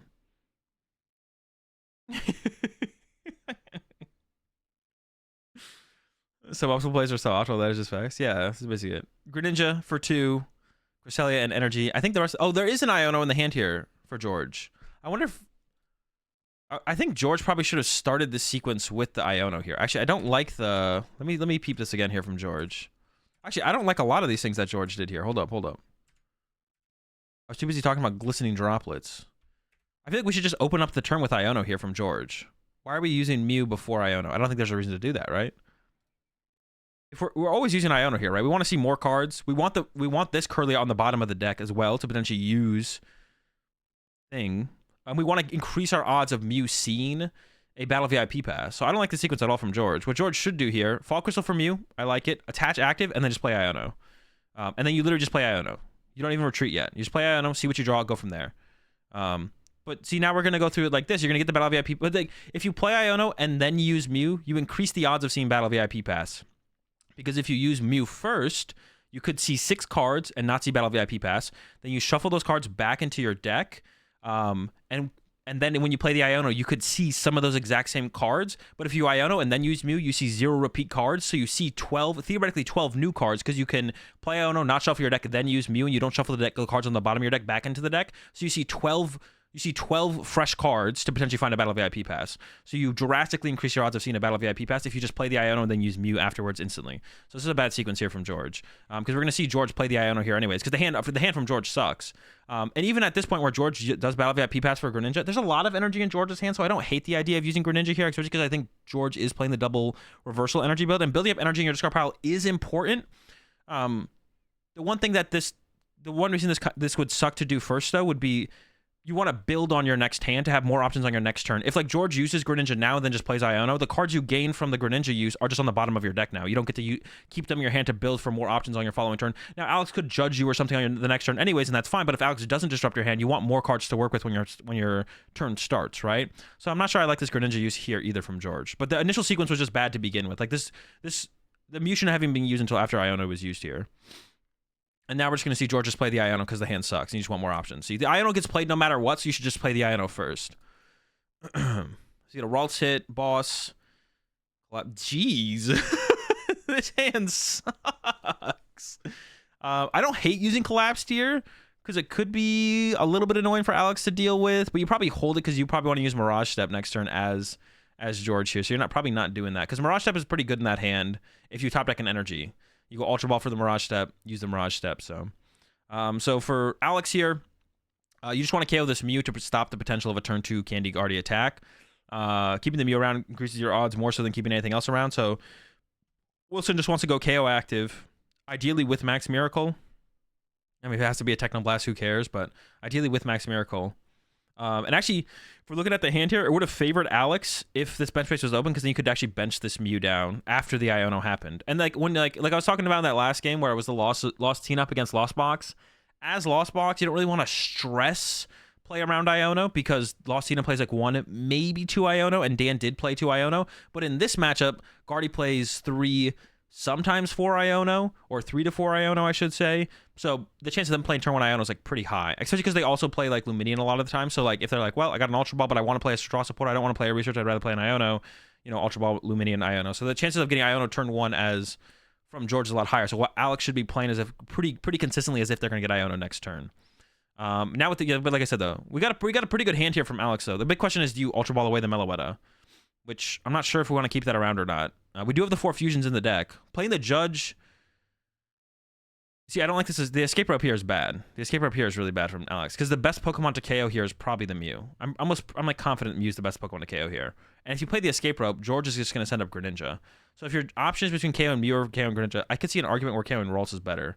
But it's the best thing to KO here is Mew, because I think you're most concerned with trying to just like slow the Guardy player down from attacking, as opposed to setting up Curlias, especially because they play the Mirage Step. Going after a Ralts is like so much less important. So no matter what, George is going to have the option of the Mirage Step, but you want to take away the option. You want to take away the option of. You really want to take away the option here of Candy Guardy and giving, because like George is like, if I end up with Mirage Step, that's fine. But it's like, ooh, if I have the option of Mirage Step or Candy Guardy, now I have a choice, right? Now I have options. But if you KO the Mew, the option of Candy Guardy is so much less likely. You want to force George down the route of only having the Mirage Step option. So the escape rope here is bad here from Alex, because now George is going to push up Greninja. And actually, because Alex has the Judge in hand, all Alex needed to do here was play Ultra Ball, get Mew EX, attach Double Turbo to bench Mew, play Judge. There's actually an argument to actually not attach the Double Turbo, and that would be, we have 4 fusions in the deck, so we might actually start wanting to build up a Pokemon on the bench with Fusion Energy instead. So from Alex, to be honest, I wouldn't have hate to see Judge first. Also, if you Judge and then draw into an energy, and you've already attached an energy for turn, you can't attach an energy to continue your Genesect draws. So I think the correct sequence here from Alex is Ultra Ball away. We decide if we want to keep the Meloetta. So say we want to keep Meloetta. We definitely want to keep the Mew. So we keep Meloetta, keep Mew. We Ultra Ball away the Cram and the Escape Rope. We get Mew VMAX, evolve to Mew VMAX, play Judge, draw from there, and then go from there. Because George has like a 6-card hand now. You may as well make it a 4-card hand, right? And hopefully, and George's hand does suck, but Alex doesn't know that, so you can't really like play off that as a possibility here. So you assume Judge is the higher value play here.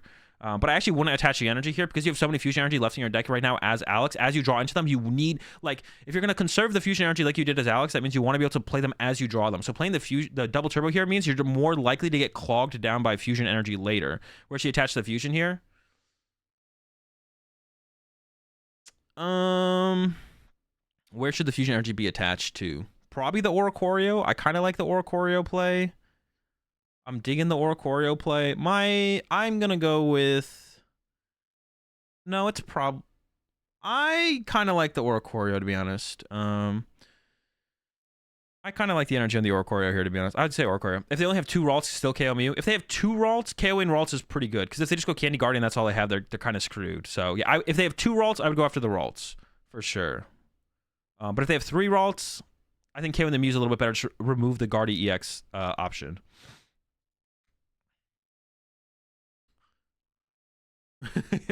I kind of like the Oricorio. But yeah, I do not like the way that Alex is sequencing this at all so far. Like I said, the best thing to KO is the Mew. Just don't even play the escape rope. Ultra Ball away the escape rope unless you really value something else better. Definitely don't Ultra Ball away the Mew here. The Mew's way too important. Well, maybe at this point it's not that important because you board locked yourself with the Oricorio. So actually, to be honest, from Wilson here, getting rid of the Mew over the Meletta maybe does make a little bit more sense. I'm not going to overly think about that. But yeah, don't attach the energy before you play the Judge because your goal should be to get these fusion energy out of your deck. So as you move through your deck and as you draw into them, you don't want them to clog your hand. So you want to play the Judge first. And then if you draw into a fusion energy, you can play it down immediately and progress through your deck more aggressively that way. And then does favor the Meletta over the Mew. To be honest, with the board lock the way it is, this could actually be correct, to be honest. I do like evolving the one with the choice belt here, and then we're going to try and use the Box of Disaster later on. I don't think it was prized here. And yeah, the Judge happens, like I said. But like I said, we should be knocking out the Mew, not the Greninja here. And we should have kept around both the options of the Meletta and the Mew, to be honest. So we should have, like I said, Ultra Ball away the Escape Rope and the Cramomatic, and then just KO the Mew there with the Mew Mew VMAX. And that's what I was talking about with the energy as well. Like, even right here, it's like, well, this kind of sucks. I have a double turbo in my hand. It's like, yeah, that does kind of suck. Yeah, like, it does kind of suck. Like, the double turbo's in the hand. It's like, we would have liked to have played that. So, like, you want to, before you play, like, a shuffle draw supporter in Mew, if you have a lot of fusion energy left in the deck. Now, if you want, like, turn 1 Meletta attack, you probably should just be attaching your energy as you see them because the chance that you hit your energy is super low. But if you didn't put 3 energy in play turn 1, you have all your energy in your deck, you should probably play the Judge first before you attach because as you draw through your deck with Genesect, you want to be able to play the cards that you draw as frequently as possible.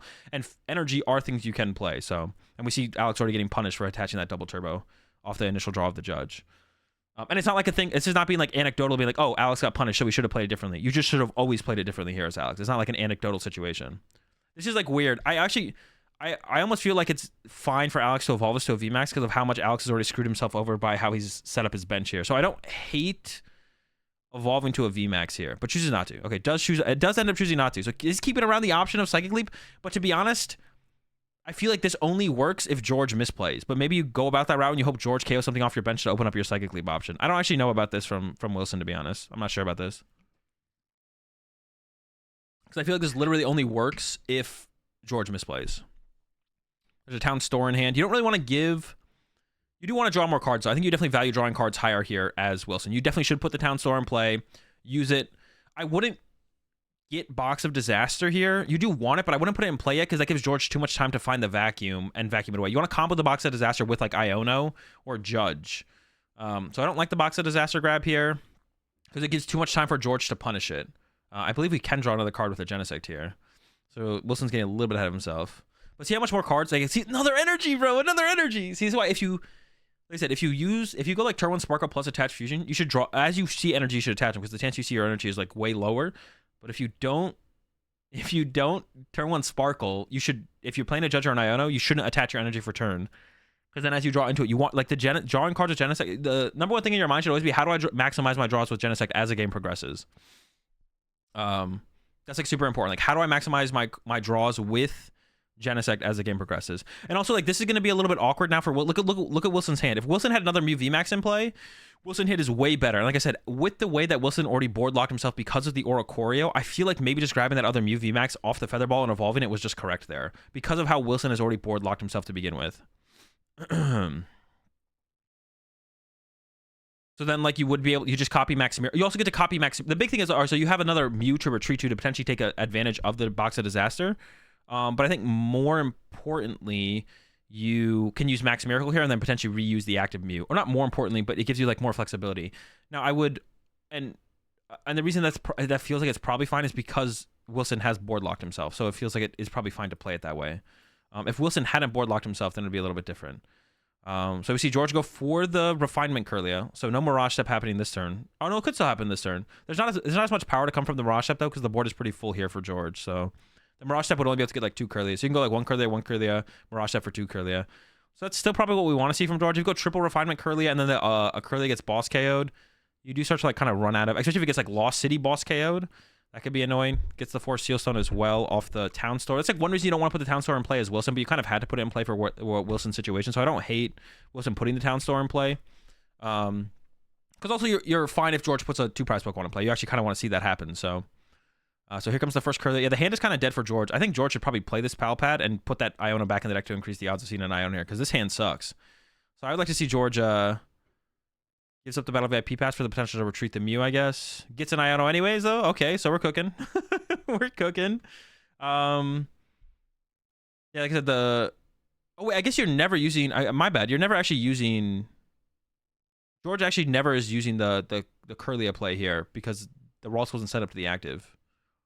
You can't do both. Yeah, never mind. You can't do both here as George. You can't retreat and use Mirage Step unless you get Candy Guard EX. Well, I guess you could have done that and then Mirage Step, to be honest. That would have actually... That was the thing that could have happened. But yeah, George would have had to push up Ralts. But for how dead George's hand was, you definitely have to push up Mew there. Yeah, for some reason I thought we could like retreat and attack at the same turn. I don't know why I thought that.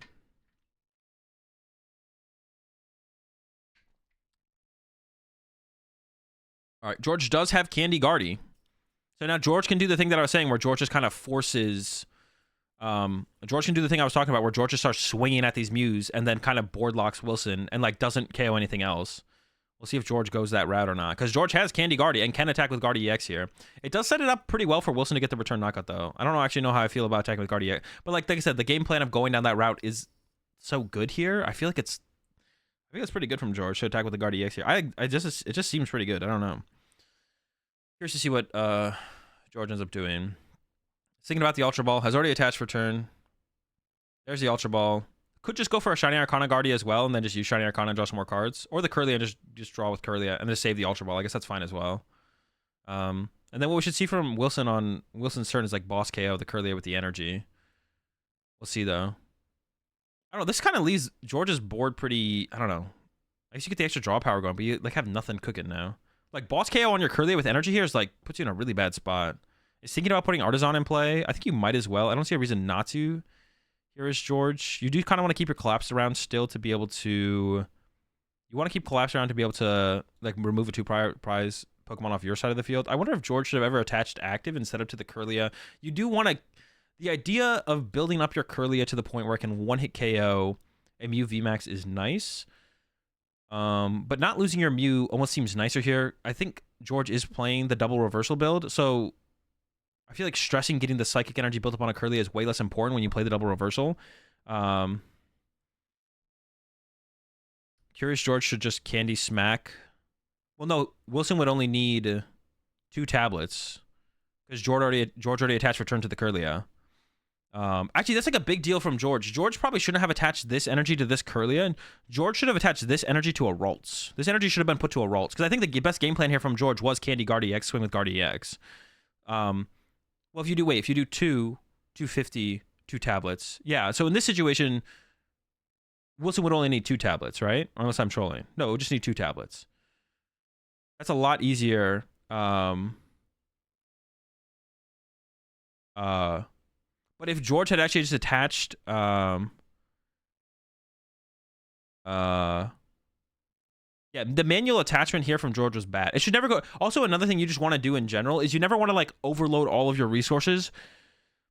When there's, like, 2 Pokemon of equal value, you want to like, basically spread the value of your Pokemon around when you're, like, not attacking. When you're not... If you're attacking with your Pokemon with if you're attacking your opponent with a Pokemon that is the only true threat on board, then your opponent's always like, oh, okay.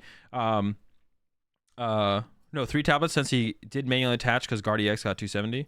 No, but the manual attach went to a Pokemon that can't become a Guardy X. So the manual attach would have to go to a Ralts, and then Candy Guardy, then put 2 on there, which is 40, which makes it 270. But in the current situation, George would have to put 3 energy on the Guardy, which makes it 250. You want to, like, spread out your resources effectively, or your value. So, like, if you're not going to... You might not get all these to Kirlias. Do you really want 2 Kirlias in play, and then one of them to have an energy, or 2 Kirlias in play and the energy on the Ralts? 2 Kirlias in play plus energy on the Ralts is a lot better because it spreads your value. But whenever you're like making a threat for the turn and attacking with the threat, and you know your opponent has to respect the threat, then you basically know your opponent has to KO that. Like if George just knew Alex had to KO the Mew, then you can start to put all your value into one of your other Pokemon. So George could put like 3 energy on this Kirlia, but because George knows if Wilson doesn't KO this Mew, George just wins the game, then it doesn't matter how much energy George puts on this Kirlia. But because there's nothing making Alex KO anything on George's board, besides whatever Pokemon is the most valuable, which is a Kirlia in this scenario, then you don't want to put all of your other value on the Kirlia as well. So this energy shouldn't even be on the Kirlia to begin with. It should always be on a Ralts that maybe becomes a Kirlia. Because then if you put this on a Ralts before you use the Iono, and you draw into 3 Kirlias, okay, then a Kirlia ends up with an energy. But if you only draw into 2 Kirlias, then you have 2 Kirlias plus a Ralts with an energy. So you actually spread your value out. And then when Wilson goes boss KO a Kirlia, you don't just lose a Kirlia, you just lose a Kirlia, not a Kirlia and an energy in play. But George should have attached to a Ralts as well, because that would have also opened up the opportunity of the Candy Guardy plus Force Triple Tablet from Wilson for a response. And like I said, Guardy is not always such a, Guardy's not always a ridiculously powerful attacker in this matchup, but it is really, really powerful when you board lock yourself like Wilson did. Turn 2 Guardy X like swing is usually pretty good in this matchup. Depends what the rest of your field looks like. It depends how likely it is that they're going to Psychic Leap as well, because that's just annoying for them to like Psychic Leap and get out of it.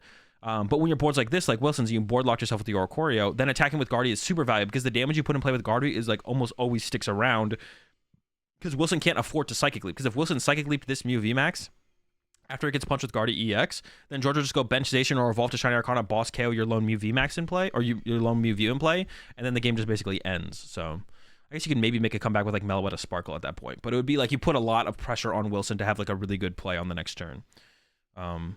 But see, now that this is like a perfect target for Wilson, which is just boss KO Kirlia. But yeah, I think for sure Candy KO Guardy, having prepped the Psychic Energy on a Ralts was definitely the best play from George. But this is like a weird scenario that doesn't happen a whole ton, where the Mew player lets you, they lock themselves out of Psychic Leap, or like a clean Psychic Leap. So like maybe George is just kind of playing on autopilot a little bit here. It's not really thinking about that too much. But even then though, this energy shouldn't be here. Wilson just immediately played. Wait, hold up. Isn't there a boss in Wilson's hand? Or is there not a boss? I thought there was a boss. Am I trolling? Oh, I thought there was a boss in Wilson's hand. I was saying, boss KO the Kirlia here is definitely the best play here. But I guess there's not a boss. We do have a fusion energy. I actually honestly have no idea what Wilson's going to do here. It's a Sparkle. I thought there was a Sparkle and a boss. But I guess there's not. Because boss KO Kirlia here is like the best play, I think, for sure. The Mew's like has lost a lot of value at this point. Now the Mew's not as valuable. And we got the Lost City too, so it's definitely the best play. So we can attach a fusion energy to the Oricorio or the Genesect. Not the Mew. Alright, this is a really bad. No, don't do it. Genesect or Oricorio. I'm actually not too sure which. I think Oricorio is a little bit better, because like getting the Genesect to 3. No, this is such a bad play here from Wilson. It should definitely be on the Oricorio or the Genesect. What Wilson is thinking here is, oh, I want to protect my fusion energy, because if my fusion energy stays in play, then I can get 4 fusion energy in play and hit with Meloetta really hard. But if your opponent is bossing KO on your Oricorio or bossing KO on your Genesect, you're winning anyways. That's you already winning. But now that, once again, now you're investing all of your resources into 2 Pokemon, which is the 2 Pokemon George only has to look at anyways to begin with, because you board locked yourself out of Psychic Leap. So this just like makes these higher value targets for George to hit. Because you kind of want George to boss KO Genesect or boss KO Oricorio in this situation, to be honest.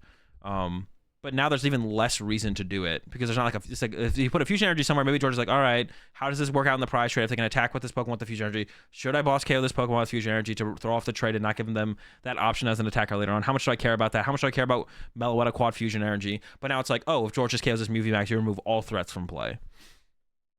And now George can just fully invest in knocking out the active. All right, we got a Cram and the Mew VMAX here from Wilson. Like I said, I think Wilson should have just like put the Mew VMAX in play last turn. Okay, we got the heads, so we should go with the boss here. Like I said, we're just going boss KO the Kirlia off the bench. Just boss KO Kirlia. We have the Lost City as well, which makes it even that much better. We got the Box of Disaster on the Mew V as well. We got that cooking. Although ideally, I don't think you actually want to attack with the Box of Disaster Mew this turn. I think you'd want to save it one more turn. But because Wilson didn't get the other Mew VMAX in play last turn and couldn't use Max Miracle with the active one, you probably have to retreat to the bench Mew now and then use the bench Mew instead. And that allows George to be like, okay, well, I'm just going to attack with Cresselia and put some damage on the Mew to break the box, and then your box is broken at that point. But yeah, we should go boss KO Kirlia here. We'll see what Wilson does, though. Losing the Palpad there, to be honest, kind of sucks. This is like definitely a 3-boss game, potentially, where you go like boss. Because like it's possible George's next turn is like just terrible and can attack with Cresselia, and then you'd want to boss again, and then maybe at the end of the game you'd want to boss KO the Guard EX, but now you only have 2 bosses to work with. So the Palpad draw there, in sequence of draw there from Alex, was kind of unfortunate, to be honest. Yeah, you really don't want to attack with the Box of Disaster Mew here. So if Alex can find the Switch Cart, I think you'd want to go retreat Switch Cart. Dude, that hand is so bad. And this, once again, though, this is what I was talking about with the energy clogging your hand. Because Wilson attached energy before Judge instead of judging and then attaching energy, the energy clogging the hand is becoming more of a factor. So, to be honest, like, you just love to see the punish, to be honest. You just love to see it. That's all I got to say. You just love to see the punish. All right, Max Miracle knockout goes to the Lost Zone, which is, there's a Ralt prized and a Ralt in the Lost Zone for George here. So that's not very good. Well, like I said, George isn't in a situation where you really want to one-hit KO this Mew VMAX anyway, so George is probably just going to use Cresselia and put some damage on this active Mew, evolve up some stuff. And then, once again, Alex is going to be looking for boss again, because you really don't want to KO Cresselia for turn, but then it's the last boss for Alex, which is not good.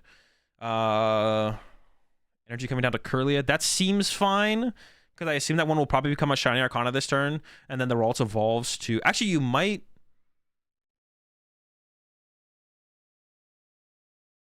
Should George try and use... I keep calling it duplicates, but I forget what it's called. I don't think there's a Curlia prize from George. So I feel like the reversal energy should have just been held from George. This Curlia should become a Guard EX. Mirage Step. This Curlia should become a Guard EX. No, because I guess you want to punch the Mew. Actually, this is actually kind of awkward for George. No, but if George plays the vacuum, you can just play heavily for the vacuum play, right? I think George should go. I think George should go play for the vacuum if it's in the deck, if George plays the vacuum, and then go for this to become a VMAX. Don't attach the reversal energy, and then go for the Mirage Step play and get 2 more refinement Curlies and play through. Well, no, but there's one in the lost. Oh, there's only 1 left. Why do I think there's 4? I thought there was 4 refinements and a Mirage Step. In my head, that's what I just thought about. Okay, that doesn't work anyways. All right, so I think George should just... Honestly, if George can get the 1-hit KO this turn, you could just go 1-hit KO this with the Shiny Arcana. Maybe, yeah, maybe that's what you do. Okay, yeah, Shiny Arcana 1-hit KO. It gets knocked out by this. Wilson goes down to 3 prize cards. Wilson has burned a tablet, so can't boss KO the Guard EX, which is coming back to that tablet that shouldn't have been used at the beginning of the game. Here comes the Collapse Stadium. Actually, the Collapse Stadium here I think is actually bad from George, because it allows Wilson to Psychic Leap now. But getting rid of your Genesect is definitely not the play here, I don't think, from Wilson. Well, no. Getting rid of the Genesect here is not the play from Wilson. Especially because George just telegraphed the Ionoke, so you know that if you get rid of Oricorio, George isn't going to go boss KO a Genesect with a Guard EX, although you probably wouldn't care about that happening anyways, because that opens up enough bench spaces for you to then like get Quad Fusion and play and take the knockout with Meloetta. But this is like George is bailing Wilson out here, and now Wilson could get rid of the Oricorio and then get their own stadium next turn, bump the stadium, and get access to Psychic Leap again, which is what, if Wilson gets access to Psychic Leap in this game, I think Wilson just wins. So I think it's a mistake from George to put the Collapse in play, and then I think Wilson is messing up by getting rid of the Genesect. Now Wilson still can bump the stadium and put a Mew V in play, but you'd rather have access to triple Genesect and triple Mew as opposed to 2 Genesects, because then you can just start to dead draw. 2 Genesects and 3 Genesects worth of draw power is like a huge difference. So like you want triple Genesect, triple Mew, but so yeah, I think it's a mistake. I think it's a mistake on both players' parts, to be honest. I think George shouldn't put Collapse in play here, because I think it benefits Wilson for the Collapse to come into play, because you get access to Psychic Leap, and then Wilson should get rid of Oricorio if the Collapse is coming into play here, which it is. Unless George is like really, and the only reason I could see this is George is like all in on trying to win this turn, but we'll see. Here comes Shiny Arcana, draw 2, got the Ultra Ball. It's possible George has the 1-hit KO here, but if you do that, then the box triggers, and I don't know, you're not in that good of a spot as George, to be honest, if that happens. But, and also now, another thing with this board state now is the threat of Quad Fusion is also now all of a sudden live, because the bench space is opened up for Wilson, but without a Fusion Energy getting knocked out. So Quad Fusion is like a live threat now from Wilson, which it wasn't really before until the Collapse came into play. So now if George gets the 1-hit KO with the Guardy, all of a sudden, Meloetta 1-hit KO is like a more of a possibility on that Guardy X. There's a Palpad grab. I don't think Palpad's doing very much here. I think we're just gonna... we might just see a punch from Shiny Arcana here from George, to be honest. Dude, George has nothing. Actually, does George have the knockout? George might have the knockout here. We'll see. Has the Candy Guard EX, I think. I think there's a... Yeah, has the Candy Guard EX. I can't tell what the other cards are. I don't know what we're getting rid of here. Maybe the Luminian, because we have the Super Rod, but if there's not another supporter in hand that you want to use, then you probably want to get rid of the supporter. Thinking about getting rid of Palpad. Gets rid of the Super Rod, actually. I don't know if I agree with that, because after your... Because your Shining Arcana Gardevoir is going to get knocked out here. And if your Shining Arcana Gardevoir gets KO'd here... Well, actually, no. If you get the 1-hit KO with Shining Arcana, it's knocking itself out. But you'd want to be able to Super Rod it back into the deck, I feel like. But I don't know if the 1-hit KO is possible here from George. That's 4. 7. That's not enough. You need 9. Attach retreat. I think it might just be like a soft punch. Wait, that's 5. Wait, am I messing up the math here? Okay, so we're not KOing it, though. We're short. Yeah, so we're short here. So it can get cleaned up later. But see, here's where Psychic Leap from Wilson is just broken. Yeah, and now the Psychic Leap is possible, but you want a Psychic Leap with 3 Genesects in play, not 2, because that gives you more draw power to. Yeah, actually, this play from George is just bad, right? George should just punch with Guard EX here. Punching with Guard EX here is literally the exact same as punching with the Gardevoir, except you don't give Wilson a Psychic Leap target. Like I said, the collapse never should have come into play. Yeah, so this is like George should have been in a fine spot. Like George looked like George was playing for the 1-hit KO. If George gets the 1-hit KO there, it doesn't feel that good, to be honest. It feels like, okay, you have no draw power in play. But when we end up in a scenario like this where George whiffs the 1-hit KO, all of a sudden it's like, okay, well, I whiffed the 1-hit KO. Now I've given them access to Psychic Leap. I've given them a Psychic Leap target. I lose. So at this point where George realizes I can't get the 1-hit KO, George... Well, the collapse never should have been put in play to begin with. Like, that gives Wilson too much to work with, I think. Unless you're just hell-bent on getting the KO. If you're hell-bent on getting the KO, then I guess maybe it's okay. I'm still not convinced that's correct. Because I'm not sure the price trade works in your favor even if you get the KO, because then the box triggers and you just Wilson gets the return KO. But yeah, Wilson the Psychic now Wilson literally just wins if Wilson gets Psychic Leap here. I don't see a world, and there's the vacuum in hand. So like, yeah, Wilson's cooking already. So we just play the vacuum. Is that triple tablet? Dude, what? No, it's a switch card. Okay. Dude, if Wilson vacuums away the judge, I'm gonna lose it. We got the vacuum. Dude, if you get rid of the judge, I'm going to lose my mind. So all you do is vacuum away the switch cart, maybe a tablet, because the quad tablet at this point is not a reality. So getting rid of tablet's not the end of the world, to be honest. And the switch cart having like some pivotability later in the game to not get boss stalled is actually important. So I think actually vacuum away the tablet's correct here. I would go vacuum tablet, play judge. Vacuum tablet, get rid of collapse, play judge. No, what is going on? See, but now judge boss stalling from George is like a real threat now. It's real. It's real. Especially when you can combo with Cresselia to actually do damage. So I would just, yeah, like I said, I like keeping the switch card around just as a safety net. Dude, if you get rid of the judge, dude. Oh my God. We just want the draw power here. We just want to see as many cards as possible and just get a clean Psychic Leap. I'm not gonna lie, I hope Wilson gets punished.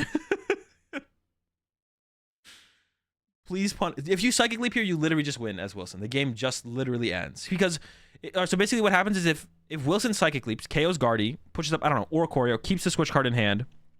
Psychic Leap sends up Oricorio, has Mew V on the bench, Mew V Max on the bench. Even if George has Boss KO, bench Mew V Max, even if George has Boss KO, bench Mew V Max with Zacian, then you just go evolve this to Mew V Max, bench Mew V, Psychic Leap again, and then there's no other 3-prizer in play, and then you just win the game. The next turn with Boss KO, Mew, or Cresselia off the bench. Bench Meloetta.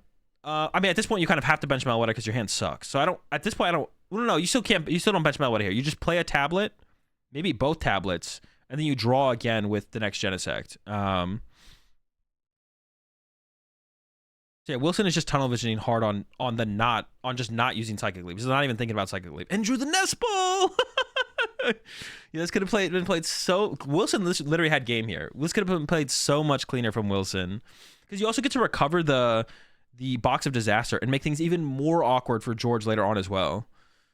Make things even more awkward for George later on as well. Yeah, Wilson is just getting... Yeah, Wilson's getting punished here big time.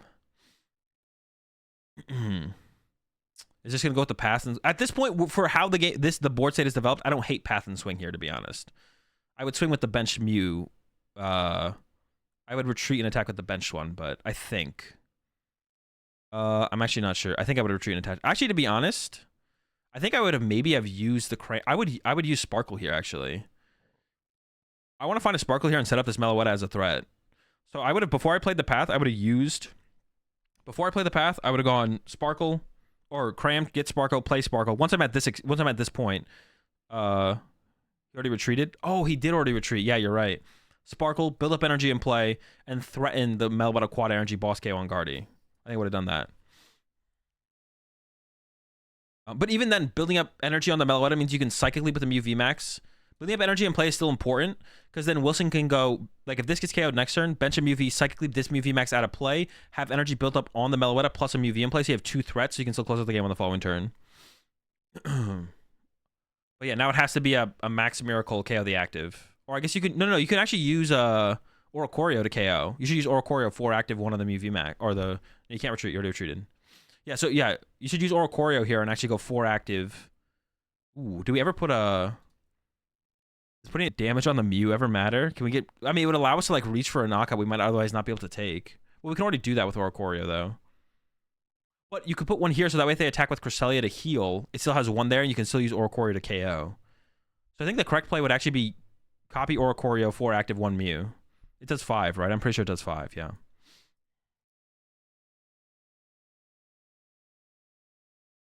Super Rod. Ralt is getting recovered here. Oh, maybe George had 2 Super Rod in hand, and that's why George kept a Super Rod. But if Wilson had judged, who knows if George even finds another Ralt for the rest of the game. Like, it's possible this just doesn't happen. Because you have to find one of the Super Rods first, with one already discarded, and they have to find a way to get it as well. Here comes Mew again.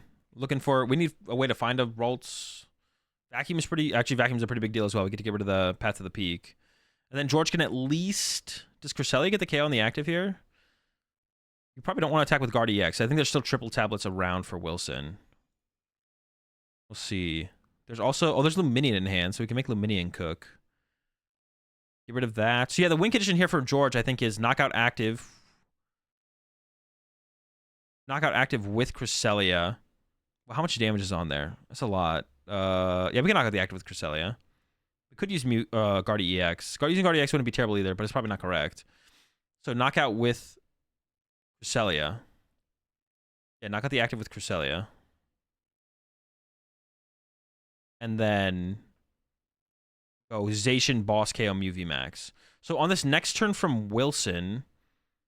How do we play this next turn from Wilson, actually? I'm not sure. Because Wilson only has 1... The problem is Wilson only has 1 boss left. That's actually a big problem here. Because if Wilson had multiple boss left, Wilson could go, like, attach Fusion Energy to Meloetta, bench Mew V, boss, Psychic Leap, KO the Mew, and then have the threat to KO this Luminion next turn. And there's no way this Luminion ever leaves play because the collapse is already gone from George. So then Wilson would be able to go boss again with Meloetta or Mew into a Mew VMAX, KO the Meloetta. But now it's, like, really awkward for Wilson, where it's like... You can't... Psychic Leaping here is not... You can't Psychic Leap and then win on the next turn, basically. Because if you have boss up to Mew to Psychic Leap. There we go. Knockout on the Mew. Deals the damage. Gets the Ralts off the prize card. Does not have another Ralts in play. But there is 1 boss left for Wilson here. So Wilson can just go...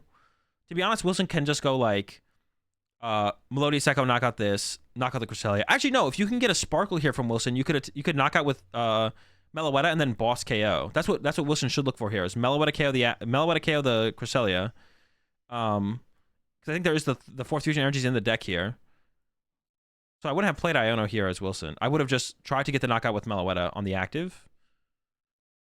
And then... Oh, but the 4th Sealstone is active here. That is kind of scary. Maybe Iono try and find Vacuum. Vacuum the 4th Sealstone's better, to be honest. I don't hate that either. And then go...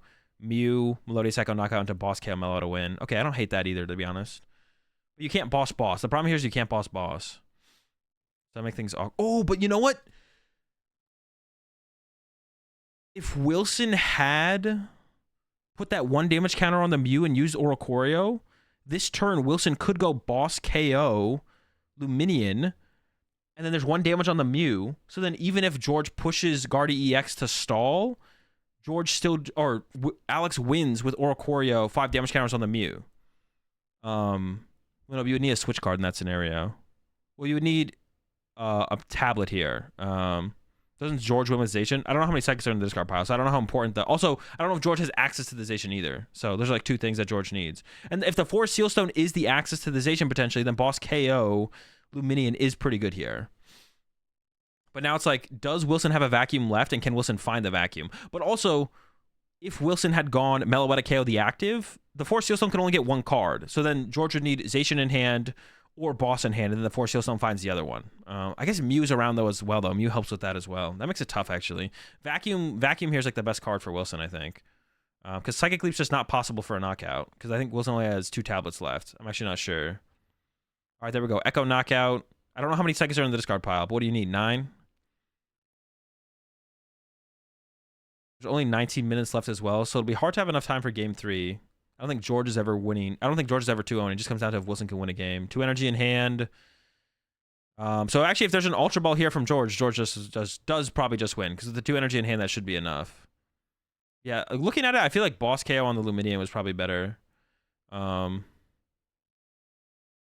Also, another play that would have been available to Wilson if Wilson had put this Fusion Energy on the Oricorio and then used Mew to copy Oricorio to KO the Guardy plus 10 damage on the Mew and put 10 more damage on the Mew. Even if the Cresselia play happens, then Wilson could have retreated to Oricorio this turn, played Iono, and then George would need Boss and Zacian, and then the Oricorio could KO the Mew itself. So that's why like building up the Genesect is like interesting in this matchup, but it's so much harder to get 3 energy than 2 energy.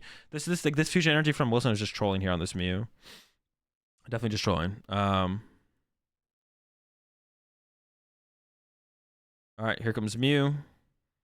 He had the boss KO, but he loses after. No, because if he had done the Oricorio play correctly, like he should have, if he had done the Oricorio play correctly, like he should have, then he could close out the game with Oricorio KO Mew. How on earth did Wilson find a way to lose this game?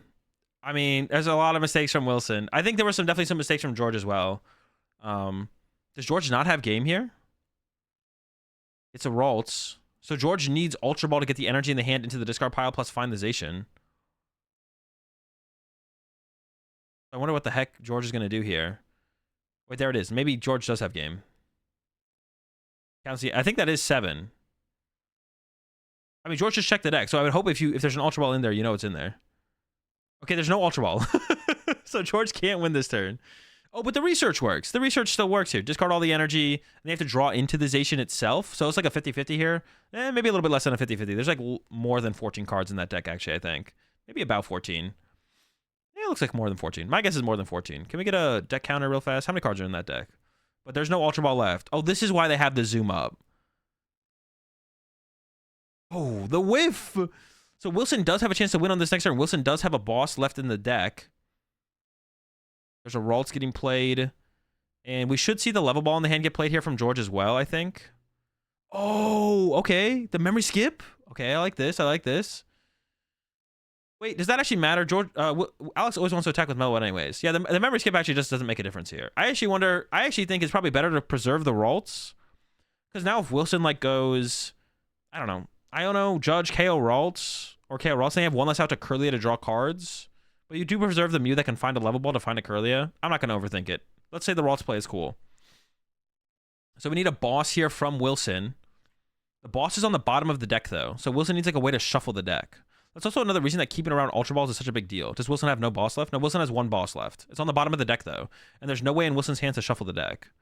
But we can go Fusion to Meloetta, play the tablet, draw 2. But the thing is, like, Wilson like burned a lot of Ultra. There's like no. I don't think there's a way for Wilson to shuffle the deck here. I actually wonder if there's like nest balls left. If Wilson, okay, another tablet, 1 more tablet, draw 1. The only way I can think of is maybe if there's a cram. You have to go cram Battle VIP Pass heads. Here we go. Genesect 2 for 1. Nest ball. Yeah, the hand is just clogged at this point. The hand is like super clogged. Does memory skip go away if you go back to the bench? Yeah, it does. So retreat to Meloetta swing, but then George actually, yeah, I just don't know about setting up the Ralts over like sacrificing the Mew, to be honest. I'm not going to overthink it. One of them is correct. This seems okay. I don't know. Here we go. Knockout Ralts. So George needs Zacian. The Zacian, we don't have the Zacian yet from George. We have the boss. So here's level ball. Going to thin out the Manaphy.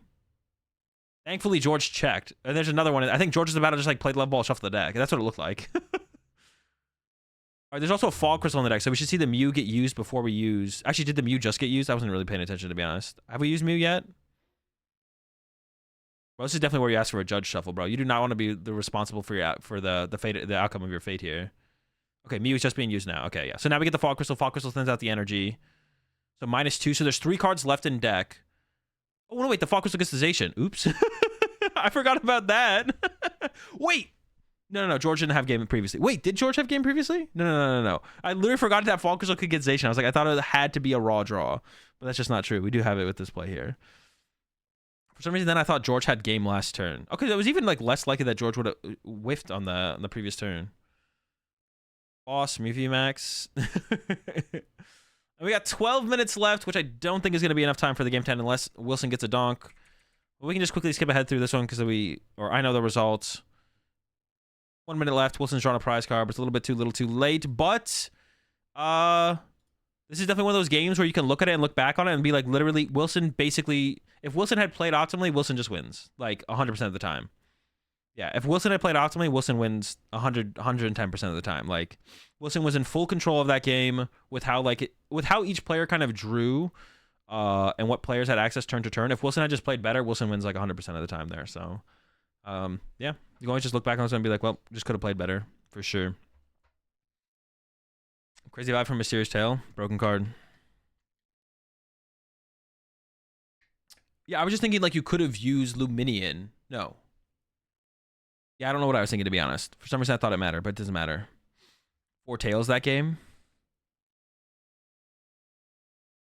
I mean, +1. Well, I guess it would have been Greninja in play over Curlia. Probably could have won last turn if he used Research, then used Mew instead of opposite of Crystal was in deck. Yeah, because did he tail first? Oh, yeah, I guess. Yeah, I thought there wasn't an out. That's why George ended up using tail. But George used tail with a Fog Crystal in deck and should Research. You can go ahead and skip to top 8 in finals because I didn't make any misplays. All right, sounds good, Jesse. We'll skip those. All right, that's the end of day 1 here. And let me find the. I gotta get the other VOD. I gotta pull up day 2 now.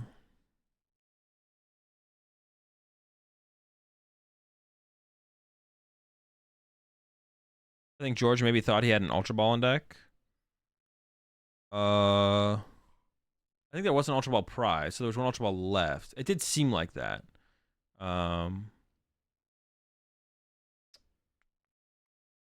It's possible. Why, this is Barcelona. That hasn't happened yet. Hold up. Day 2, Pittsburgh. When he seal stoned? No, because he had already searched his deck at that point, so he knew there wasn't an Ultra Ball in there. So then he ended up getting the research. He searched his deck before he used the seal stone, so he knew there wasn't one in there.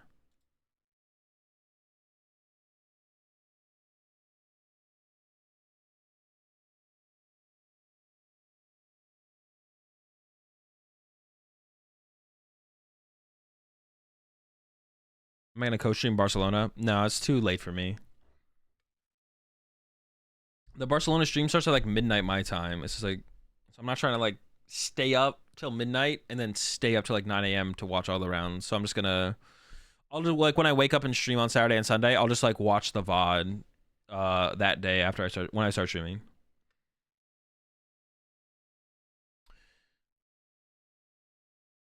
Was the third Genesect not being benched at the first of the game what lost him the match? There's a lot of things that lost him the match. That was one of the things that he did incorrectly.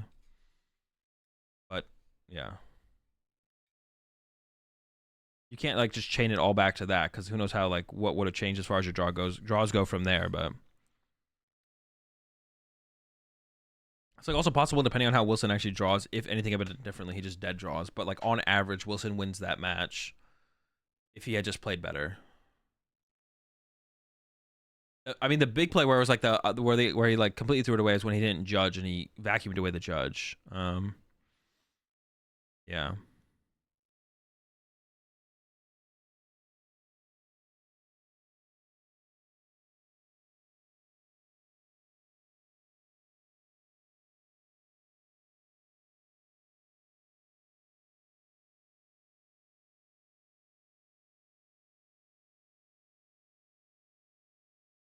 Yeah, so you can't say it was like one thing individually, but you can say like culmination of all the mistakes definitely led to.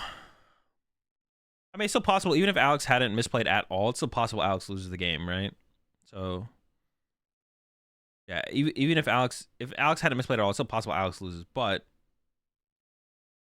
yeah, analyzing it, if Alex had made not even 0 mistakes, but less mistakes, it's hard to make 0 mistakes. In decks like Mew or like decks like Mew or Lost Box, like the amount of the more actions you take, the more likely it is that you make a mistake. Basically, more actions you make, the more likely it is to make a mistake. Like Lost Box, Mew, Guardy, you make a lot of actions turn to turn, higher chance of making mistakes.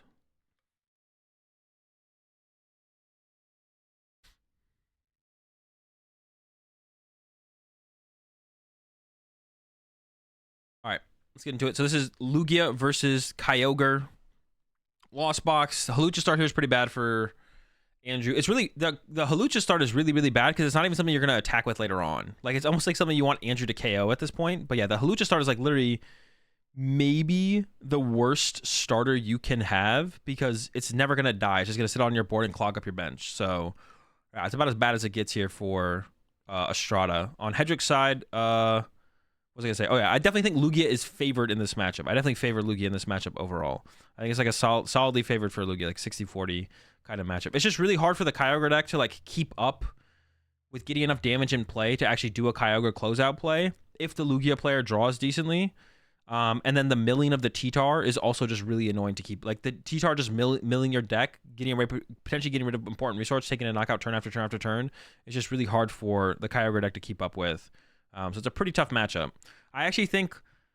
I think every time I have beaten, maybe not every time, almost every time I have beaten Lugia with Lost Box, my opponent has misplayed. Like I've noticed the misplay and be like, well, now I can win. So I've beaten a lot of Lugias with a lot of Lost Boxes, but almost every time when the game happens, it's like I only won because they misplayed. And like in my testing of this, like, you know, actually try hard testing this matchup, it definitely feels solid for the Lugia. For sure. We'll see if Estrada can get this Halucha out of the active. It looks like we have a pretty good start here with the VIP pass.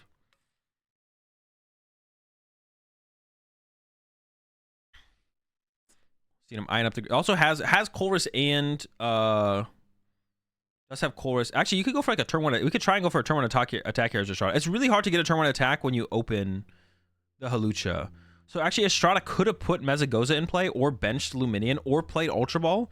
So there's a couple things Hedrick could have done. My general rule of thumb for this, though, is if the Lost Box player does not open Comfy, I play as if they're not going to get the turn 1 Mirage Gate. If they open Comfy and they are playing a more aggressive build, Estrada's build isn't as aggressive, and I don't know how much information Hedrick has on Estrada's build at this point, but Estrada plays like, what, 2 Vacuums, but only like 1 Forest Seal Stone. It's still pretty aggressive, right? It's still a pretty aggressive build, but not as aggressive as it could be. So with the Halucha start, plus maybe Hedrick knows how aggressive of a build Estrada's playing. If I was Hedrick, I probably wouldn't play as if a turn 1 attack is coming either. It is possible, but just because something is possible doesn't mean you should play as if it's going to happen.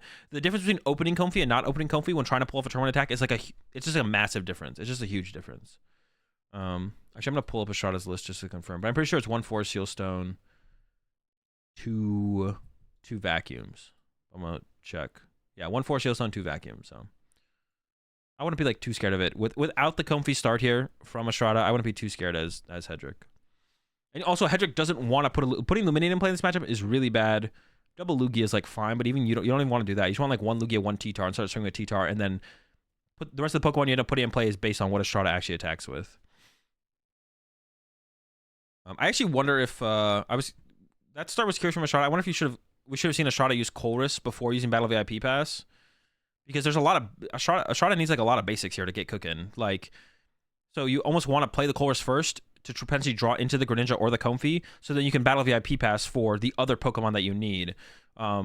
But otherwise, then you're just limited to how many Pokemon you potentially have on this turn. So I think I would have liked to have seen Estrada play the Colress before playing the Battle VIP Pass, to be honest. It looks like it's not going to hurt too much, though. We see the Nest Ball and a Dragonite grab here. And you do need the Dragonite in this matchup as well, so you have to prioritize it. But pretty much all the time, if you need a lot of Pokemon, you like to see the Colress happen before you play the Battle VIP Pass, because you want to hit Pokemon off Colress usually, and then you want to hit Pokemon off of... then you also want to hit Pokemon, or then you get the other Pokemon off the Battle VIP Pass. But if Estrada's like going really aggressive for the turn 1 attack and is like, I want the Colress to see me another Battle VIP Pass, a Forest Seal Stone, a Vacuum, then it makes sense to play Colress after the Battle VIP Pass. If you're like that focused on the turn 1 attack and you think that's what you really want to heavily play for, then it makes sense to play the... But then we see this play from here from Estrada. It's like Estrada has the Nest Ball in hand and is going to use the Comfy. Maybe draw with Colress with Greninja. Did he not maybe draw Colress with Greninja? No, the Colress is in the opening hand. I'm almost positive. We can see.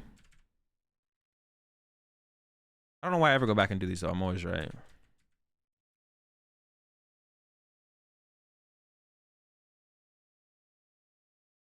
Am I wrong? No, the Colress is right there. Why do I ever question myself, bro? I'm just always right. Why do I question myself? See, but then Estrada plays it differently. This is why this I don't like. Now Estrada plays it differently here, though, right? So we see Estrada playing it one way where it's like, okay, I'm favoring other cards over basic Pokemon.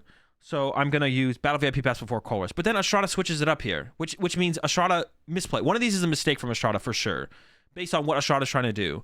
Because then Estrada gets this nest ball, but doesn't play the nest ball before using Comfy. So is Estrada valuing basic Pokemon or valuing aggressive draw? But maybe at this point, now that you use your Colress, you don't have as many options as you thought you did. Maybe saving the nest ball at that point is like what Estrada's thinking. So I guess we're no longer going for the turn one attack because the Colress is so bad. So I guess that's like fine here from Estrada maybe. Because yeah, at this point, we're probably not going for the turn one attack because our hand just is not. We're still close. It's still close. If the Pokestop is really good, then we have it. See, then Estrada does switch it up. But I think at this point, Estrada is like conceding the fact that the turn one big attack is going to happen, and is just going in with a cram punch at this point. So I guess that's fine. Like Estrada made a judgment call off the Colress. Like the Colress was not good enough to get a turn one attack. So I was like, okay, the turn one attack's not that good. So now I just need to find Comfy and cram and punch with cram. So I guess that actually is fine the way Estrada plays this out then. Yeah.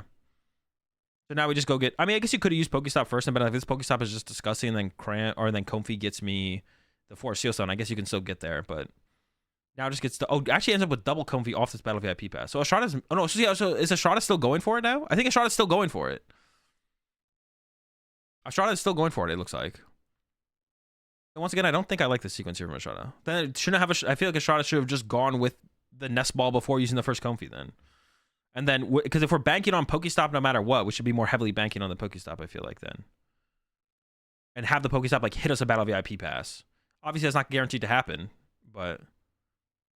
because like this is also like a really bad bench for Estrada as well, unless you're like winning the game this turn, because even if Estrada attacks with cram from here, you attack with cram to the Lugia, and then Hedrick goes, okay, double Archeops theoretically, put down a Serena, heal, knockout. But then every Iono from here on out, Hedrick is like, you only have one attacker in play ever, which is not what you want to have from Estrada. You want to be able to have like multiple attackers set up, and then you attack with one attacker while having an attacker on the back line. So when you get Iono'd, you need less pieces off of the Iono. So now, if Estrada, I'm not going to say Andrew because they're both Andrew. If Estrada just attacks with Cram this turn, then Hedrick can just keep Estrada bench locked or locked into one attacker at all times. So as long as Hedrick actually benches the Serena and doesn't prize Serena, because otherwise Estrada can go... use Greninja as an attacker to hit the double Archeops and then go into Sableye after that, because then you could get up 2 benches for attackers, or you could attack with Greninja plus bench another attacker on that same turn.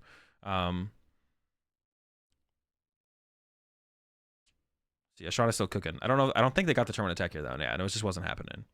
This is what I think. I don't know. I guess going for it off the initial course wasn't terrible from Estrada, but I don't like this double Comfy grab. This bench is just so ugly.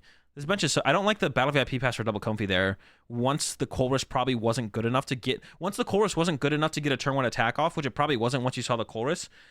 Or once you use the Colress and Estrada was like, I don't think this is quite good enough. Let me just use Pokestop and let me confirm. And then use the Pokestop, see what Pokestop gives you. And then at that point, make a judgment call on what kind of game you're going to play from that point on and be like, am I going to still go for the turn 1 attack? Is it possible to get a turn 1 attack off these cards? If the answer is no, then you just settle for the Cram attack and you don't bench triple Comfy, because now when you start to get Iono'd, you need that many more pieces every single time to actually set up an attacker. Or you use the Colress, but off the Colress itself, it seemed like it wasn't actually going to be possible for Estrada to get off the turn 1 attack, to be honest. So I would have liked to see Estrada use Colress, make the judgment call of whether or not to keep going, then use Pokestop before the Comfy, and then at that point, you either know you can do it or you know there's a possibility, and based on that, then you just go for the Cram attack, leave a bench space open, because locking yourself with triple Comfy Hawlucha is just such a bad bench. But so this game 1 is already looking really, really bad for Estrada. You basically have to make, like, you want to definitely like try and make Greninja an attacker at this point. So that way you have like a way to like, so you can like bench an attacker, attack with Greninja, and then when you get Iono, you don't just get absolutely crushed. But the Ionos are so much more deadly here, because like now Estrada, like I said, like Estrada can't set up a board state of like attack with Sableye, bench Sableye, and then like have the second Sableye to go into after that or anything like that. So all right, we'll see what Hedrick goes for here. Mezagoza has a Luminion in hand as well. There's the heads.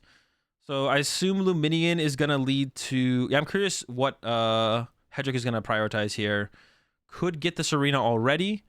Has an Ultra Ball in hand. So there's a couple things you can do here as Hedrick. You can start attacking with T-Tar right now, which is... Milling cards is just good in this matchup, and just being aggressive with T-Tar, attacking with T-Tar as much as you can is good. How much does Hedrick value healing, starting to heal this damage with Serena? But we're going to see Luminion for Burnett probably. Or I guess Hedrick could grab an Archeops here, Ultra Ball for another Archeops, Luminion for Research instead, to be honest. But you don't guarantee the V-Star. So it's probably best to just go with, yeah, you just need to pick if you're going to attack with the Lugia. What is this? I guess the question is, like, what is the Mezagoza grab? Or you could keep the Ultra Ball, I guess, and just, like, attack with Lugia and, like, force the Raikou out of Estrada as well. Maybe that's what you want to do, is, like, force the Raikou or the Dragonite out of Estrada. You could do that as well and just hold the Ultra Ball and not get anything and just hold onto it to get anything else next turn. Just put a gift on the Lugia this turn. Just kind of, like, know your Lugia is going to get knocked out, but then you get to draw cards off your gift. I don't know, though. Yeah, we could have seen the research play here from Hedrick just to give yourself more options going forward. But it was a Lugia grab there, and then here comes the Burnett. So I'm curious to see if Hedrick even uses the Ultra Ball this turn. Like I said, could get Serena to heal the damage off the active Lugia. That's not really that important. Getting the Lugia in play or getting the Serena in play at some point is probably something you're going to want to do. So you stop the, like, Estrada probably wants to go for the Greninja play on the Archeops at some point, and that's definitely when you're going to want the Serena as a response. There we go. Yeah, we're using the. I'm curious if we're using the Ultra Ball this turn, and if we are, well, holding on to the Single Strike energy makes me think we're gonna go with T-Tar here from Hedrick. We'll see though. Yeah, do you want to even leave the Lugia in the active? Probably not really. You could just go into the T-Tar and mill and KO the Cram. Here we go. Here comes the first one though. So it looks like we are attacking with the. Looks like we are attacking with Lugia here. You appreciate the 7-month or 2-month resub there, Dragons.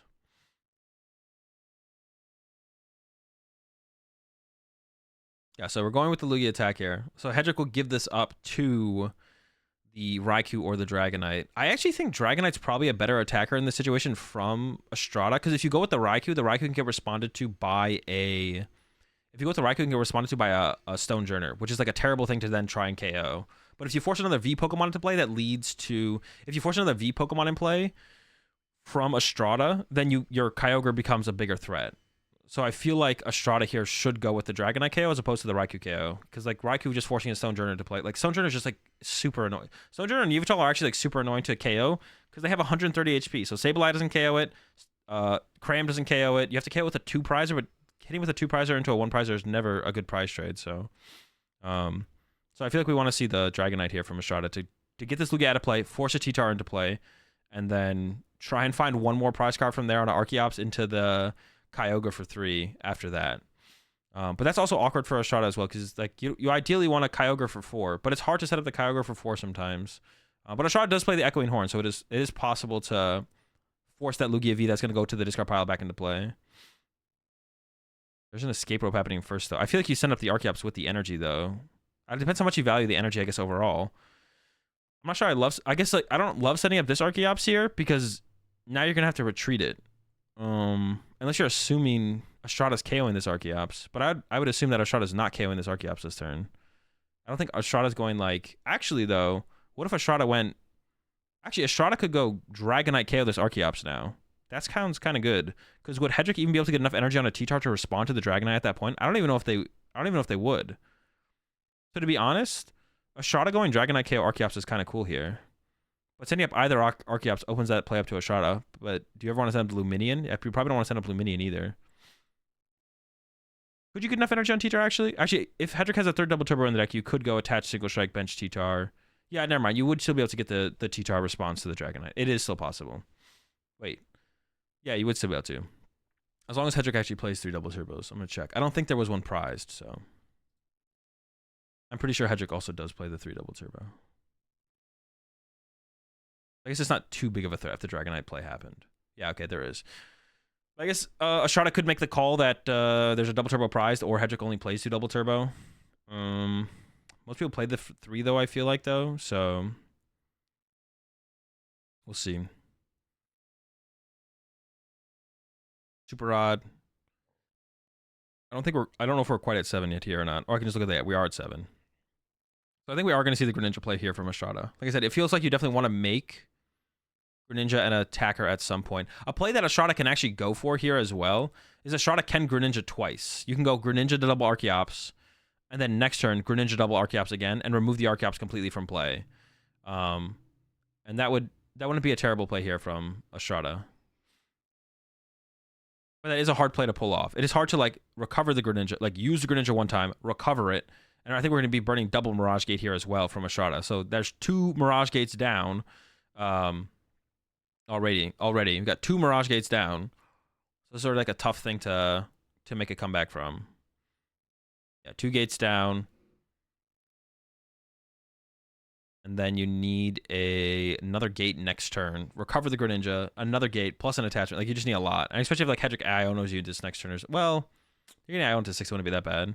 Commit another energy to the active, just have the pivot set up for the Comfy. The lightning going to the discard pile is probably correct. And here we go, 90-90. Where's it going to be, though? I assume the Archeops, but maybe not. Oh, it goes after the Luminion and the Lugia, actually. Okay, so just going after the 2 prize Pokemon. I guess maybe this does make more sense, because then Estrada can follow up with Sableye, KO Luminion, Sableye, KO Lugia, and then Kyogre closes out the game from there. Is it ever possible for Hedrick to just not bench any more Pokemon, though, and then the Kyogre has no targets? But I guess you do have the Echoing Horn as Estrada. So actually, no, I kind of like this a little bit better, actually. This makes more sense. The Serena is probably going to come into play here from Hedrick this turn, and it will start to clean up some of this damage. The real fear here from Estrada is whether or not Hedrick can find the Collapse Stadium. That's what you're really scared of here. Because Collapse Stadium, getting rid of either, like, I guess, like, theoretically, the Lugia. Getting rid of the Lugia is, like, a really bad for Estrada. Hedrick could even go as far as, this turn could go as far as using another Luminion, I guess. You could grab the Serena off this, because I think it was a Tails. Bench Serena, Ultra Ball for Luminion. Oh, no, it was a Heads. Ultra Ball for Luminion, play Luminion. Luminion grabs, I don't know, Research. I don't know how many cards are in Estrada's hands. So I don't know if you want Iono or not. I think it's like 4 or 5. I think that is what we're going to see from Hedrick here. And then Hedrick is digging for that Collapse Stadium to get rid of the Lugia or the Luminion. And then you probably also want to get the Serena as well to start healing something here. Because also, like, you want to put the pressure on Estrada to have the Sableye next turn. Because then if Estrada doesn't have Sableye next turn, then you start to heal up that much more with the Serena. So you want to put the pressure on Estrada as soon as possible to be like, okay, now you have to have Sableye, otherwise I'm just going to get rid of all this damage in play. It did just go Ultra Ball for Serena. So it's not getting the other Luminion. No draw supporter. I honestly don't think Hedrick has anything in hand to work with. So Hedrick has no options in hand. So this is actually looking pretty good. I think Hedrick literally has nothing. So I feel like this is looking pretty good for Estrada, because we got, what, 180 here, 100 here, 20 here, heal 20, knock out this, and then Kyogre, draw 2 more prize cards off the bench, win the game.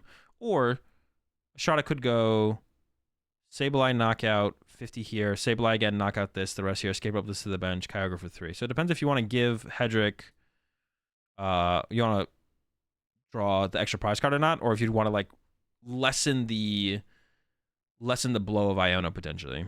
Yeah, appreciate the 17 months there, Johnny. But I'm pretty sure Hedrick has no cards in hand here. So like I said, I didn't hate the idea of Hedrick going for second Luminion, putting that in play and drawing cards, trying to find the Collapse eventually. I don't know, the Sableyes are getting pretty scary here, because I'm pretty sure Hedrick's hand is dead. So if Hedrick doesn't find anything anytime soon, then Estrada can just pick apart his board with Sableye.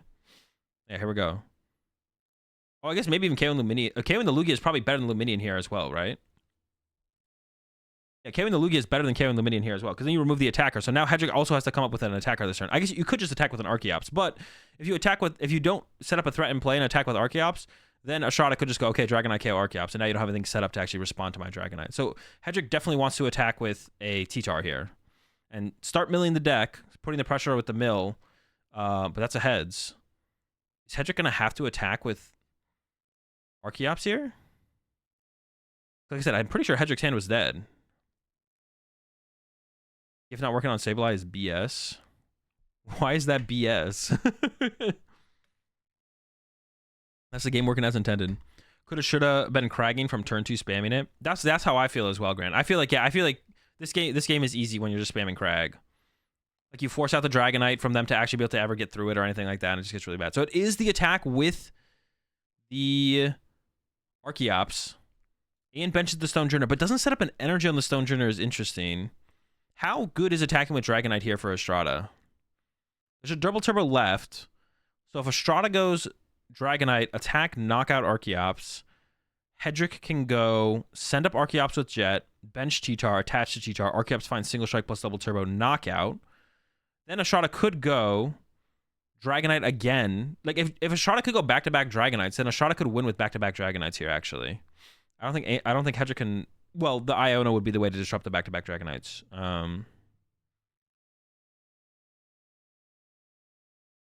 So I think Estrada here is probably just going to go for Sableye, KO Luminion, and then try and Kyogre on the following turn to win the game.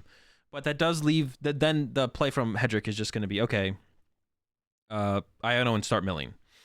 Iono and start milling is going to be the play from Hedrick. But if Estrada knows. No, you can't really KO the active because it has the gift now. Because once the gift triggers, your Hedrick will probably draw into a T-Tar. So you probably don't want to do that. And even if Hedrick drew into like the energies that you would need to get on the T-Tar, there's a good chance that Hedrick would also have access to an Iono, and then the Iono would lead to. There's a Sableye in the energy. You probably want to get Greninja back into play as well for draw power. But Estrada might be heavily playing towards. Yeah, a little bit more heavily playing towards getting the Sableye set up. There was the water in hand. I was thinking maybe getting a water back for the Kyogre as well. I don't know. Getting Greninja back there seems pretty good. But I'm not sure what Estrada's hand is. Depending on what you can actually access from your deck, the Greninja might not be worth putting back into play. But the Greninja's, yeah, the Greninja's still pretty good here. I kind of would like to have seen the Greninja happen. I don't know. There's a Sableye in the energy, though, and the Echoing Horn. So Estrada could go for like a bench lock. Ooh, wait, did I really? No. Estrada could go for like a bench lock play here where you put the Lugia on the bench and then you attack with Sableye. I don't think it ever leads to anything though. You probably just want to KO the Luminion. Once again, use the switch card instead of energy. For anyone wondering why Estrada's not retreating this energy off of Comfey and not going like send up this Comfey, use this Comfey, switch card into this Comfey, retreat this Comfey, is because you want to keep a pivot around. Estrada's like actively playing around Iono here by keeping an extra pivot around. So that way, if Hedrick plays Iono next turn, Estrada can have already a Pokemon with effective free retreat in play, so more to work with after getting Iono'd. You always want to be as set up as possible. That's why I was saying like Estrada's board sucks because it was like triple Comfey Hawlucha, and it's like that's not giving you very much to work with on your board if you get Iono'd. Now a bench space has been opened up because Greninja got KO'd, but now you don't have Greninja in play to work with if you get Iono'd. So yeah, Estrada's board is not very good at recovering from getting Iono'd at this late in the game. I'm curious to see where Estrada actually puts his damage here. Could you ever do something? I guess you can't. You have to KO Luminion, right? Yeah. Luminion has to get KO'd. 20 onto the Arcaps. The 20 Arcaps doesn't matter because it'll just get healed from Serena, and there it is. The hand for Hedrick. There is the research. 4, 5, 6, 7. Yeah, also another thing with like going the T-Tar route as Hedrick is you're aggressively milling your opponent, which means your opponent has to like play with the threat of just losing the game to getting milled. So they have to more aggressively answer the T-Tar. If you more aggressively answer the T-Tar of Hedrick, then you draw prize cards faster. If you draw prize cards faster, then the Ionos hit harder sooner. So it's like another reason that like attacking with T-Tar in this matchup is so good. There's a Collapse Stadium for Hedrick, but it's not going to matter. But did find the T-Tar. The T-Tar should be is what Hedrick needs here. But Hedrick didn't have an Iono this turn. So if Hedrick if Estrada is the composition of Estrada's deck is good enough, Estrada can just win next turn with Kyogre. I heard about this game. I think this is the game where Hedrick hits the second energy recycler of Estrada and wins the game because of the mill here. I guess we'll find out here in just a second with the Cragalanche, but I'm pretty sure this is that game. We'll see. There actually is a collapsed. Does he ever use that collapsed stadium? I don't think so. Do you ever collapse here to bench lock Estrada? What are you bench locking Estrada out of if you put collapse in play here? You also stop Echoing Horn, I guess, as well. But then you lock yourself out of Luminion. Don't spoil it. Oh, my bad. I guess I assumed everyone else knew, but I guess I was maybe the only one who knew. My bad. All right, and there's a concede from Estrada. So there it is. Yeah, the recycler mill and this game. Spoilers, bro. Sorry, I was just thinking I should have waited. It's not lucky. Very true. It's not lucky. Hedrick just had the fortunate side of the variance in the situation. That's it. Yeah, a double. Honestly, I don't know if Estrada. It was possible for Estrada because Estrada was down so many Mirage Gates at this point, so it might not have been possible. Back to back. I'm pretty sure back to back Dragonites would have actually won Estrada that game. At that point of like a turn ago, like back to back. Dragonites would have won the game. I don't know if Estrada could have pulled that off, but I'm pretty sure it just wins Estrada the game. All right. Prize cards for game 2. Raikou being prized sucks. It's kind of your aggressive. Like it sometimes makes a difference to have 3 energy or 2 energy as the attacker. So Raikou being prized sucks, but actually I'm not even sure. I'm pretty sure Estrada plays heavy ball. I'm just gonna check that real fast. Let me see. I would bet on there being a heavy ball in here. There's a heavy ball, so it is findable. 2 battle VIP pass might make the start a little bit tough. 2 Archeops being prized for Hedrick is also kind of not like a huge deal, but it depends how Hedrick gets the Archeops into the loss zone. The Collapse Stadium being prized, that's a very important card in this matchup. Just having Archeops in your deck in general to make it easier to get them to the discard pile is also a big deal. So the prize cards are like, I don't know, I'd probably call them below average for both players. Double Battle VIP Pass and the Raikou prize. There's already the heavy ball to find the Raikou, so double VIP Pass might make the start a little bit slower here for Estrada. And of course, Estrada choosing to go first because they did lose game 1. The Luminion start is terrible for Hedrick. And this, like, the Luminion start opens up a interesting situation for Estrada, where Estrada can just, like, be super aggressive and just be like, if the Luminion sticks in the active for a turn, then Estrada can be like, okay, Raikou knock out Luminion, and just go into a really like a really aggressive, just like 2-prizer for 2-prizer trade-off. Which honestly, in this matchup, I don't mind doing, because yeah, the matchup stuff. I don't know, the matchup stuff. Okay, so it has a battle VIP pass as well. So the double battle VIP pass to be in the prize cards doesn't seem to be hurting them here. 1 is enough. You can't get greedy and ask for 2.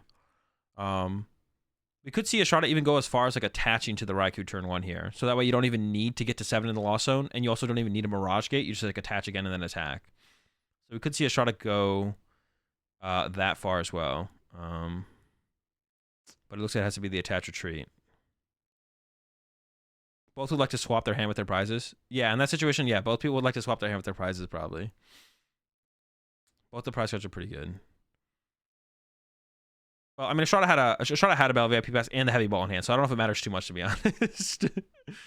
Switch card here. Was the switch card grabbed off of the Comfy there? There was a Chorus there, I think I saw. Gives up the vacuum, but I think it was a trade for a Chorus. That's a pretty good trade. You appreciate the Prime sub there. Dizzy Gear. Welcome to the Rat Pack. We're all out of automobiles. We got plenty of garlic. Hand is not bad here, though, for Hedrick. Has an out to a Lugia V. Has a T-Tar that can be benched. And then has a Aroma as well. And if you got Tails on Aroma here, I guess you just go ahead and grab. If you get Heads, honestly, that kind of sucks. You don't want to take any of the things you'd get off Heads. But if you get Tails, you could probably just grab. If you get Tails, you could probably just grab Serena and put that in play. I don't know. I don't think rushing Serena in play in this matchup really matters too much. I think it's probably fine to just rush your Serena into play. I don't think you're ever getting punished for putting Serena in play too early in this matchup. I could be wrong on that, but my instincts are telling me that you don't get punished for rushing Serena into play. I'm curious to see if Hedrick leaves the Luminion in the active or retreats it, because Hedrick could do either here. Like I said, honestly, like giving up the Luminion here doesn't seem terrible, because like once again, your Ion will start to hit harder faster, which isn't a bad thing, but yeah, I don't know. We'll see if Hedrick like retreats it to the T-Tar, but you don't really want to run to T-Tar unless the T-Tar has a V-Guard either. Because then the T-Tar could just get one-hit KO'd by... The T-Tar could just get one-hit KO'd by a Dragonite at that point. So... You could also not attach any energy, because then if you... Yeah, so we're going to give up the Luminion here from Hedrick. Estrada could have benched the Raikou there, but if the Luminion got retreated into like a Stone Journey or something, that wouldn't feel great to have a Raikou just chilling on your board at that point. So I think it's probably correct for Estrada to have not benched the Raikou. Even though with how this game developed, it would have been pretty good to have him play. But Hedrick might have played it differently had there been a Raikou on the bench. So you appreciate the 7 months there, Osser. Appreciate it. There's the Mezagoza use as well. So this game, unlike last game, Hedrick is being a little bit more aggressive with the Mezagoza, because Hedrick wants to try and get the 2 uses out of the Mezagoza. Whereas like last game, Hedrick had the turn 1 Mezagoza and just chose not to put it in play because they didn't want to give the value of the Mezagoza over to Estrada potentially.